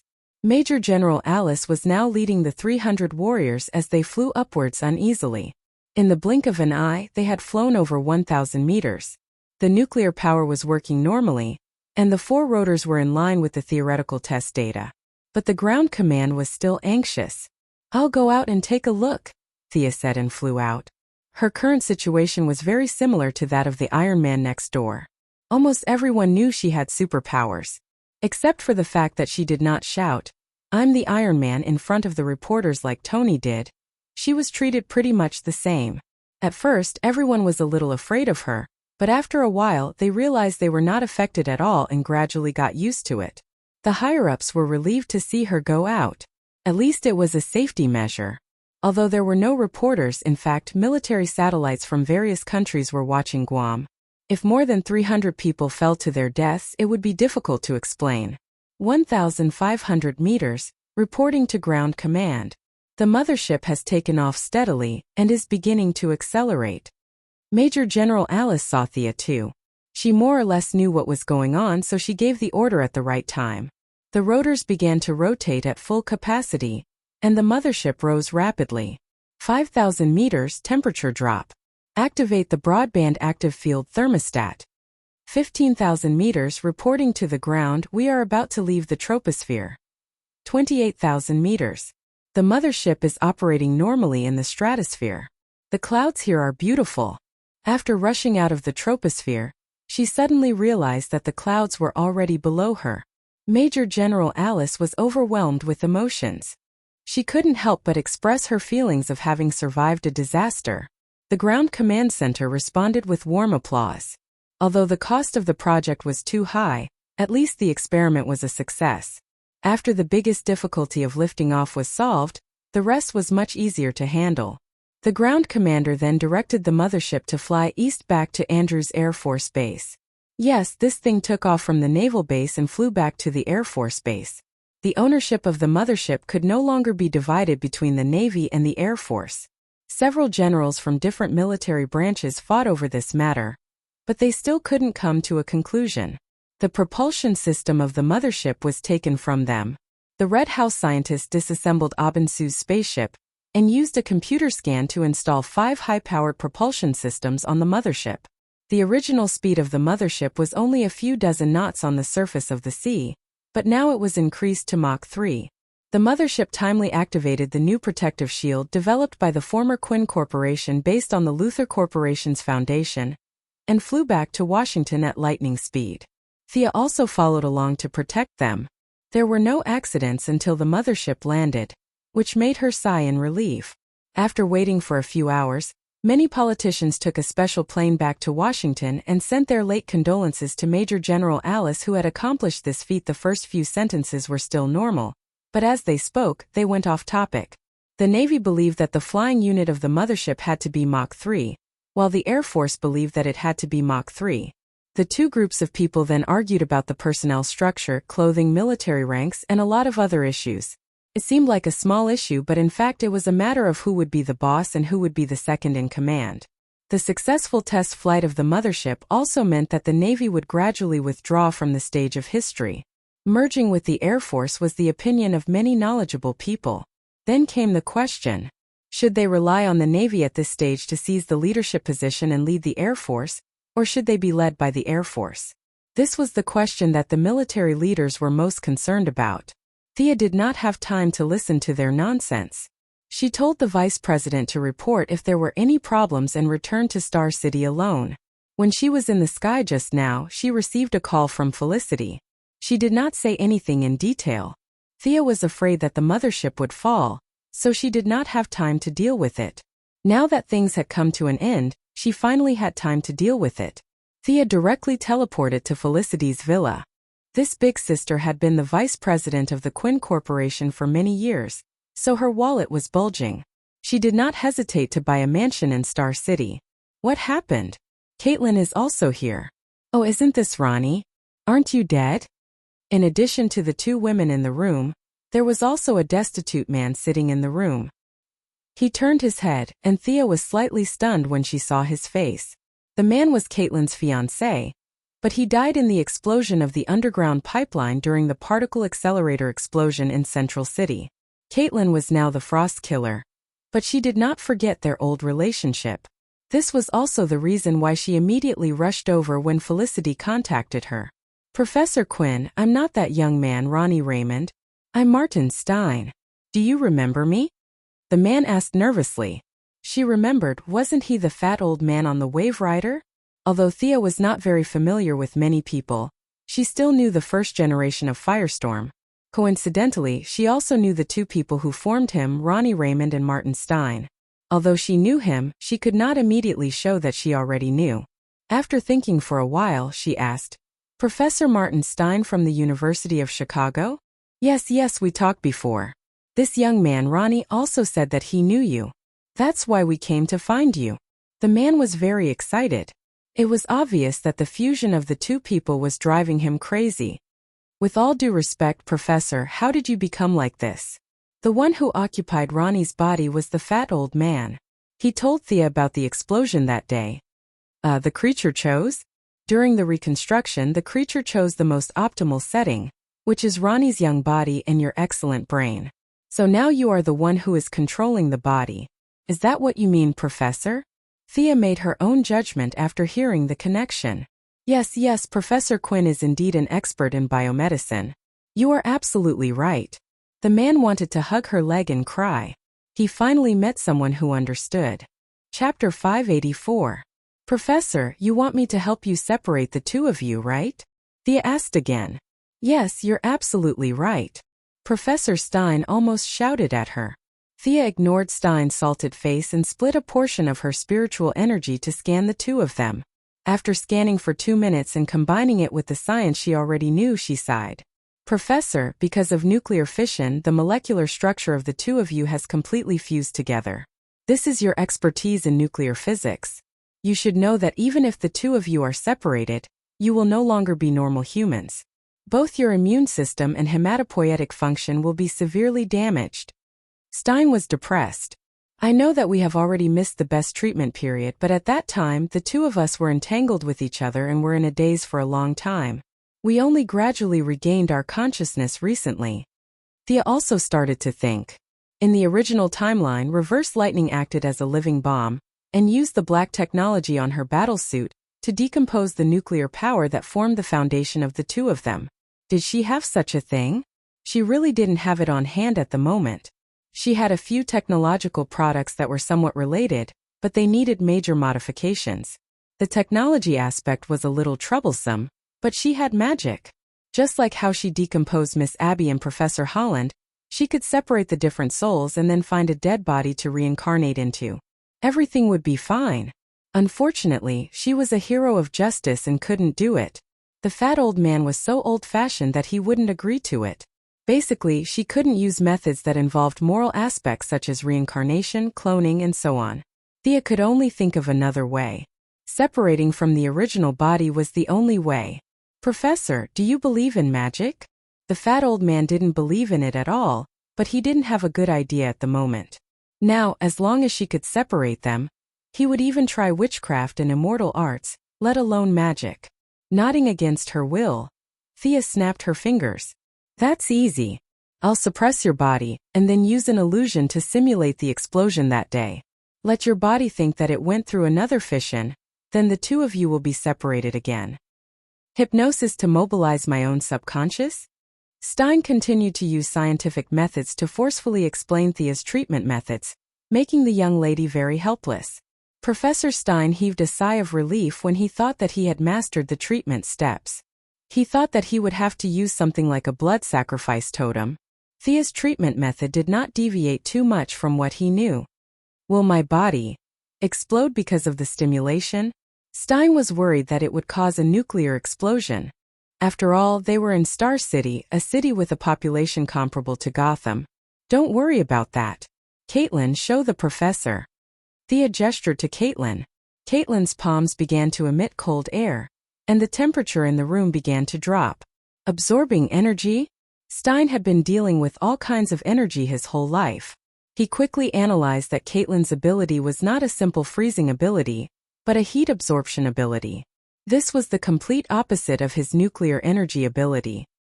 He looked at Caitlin in surprise and finally felt relieved.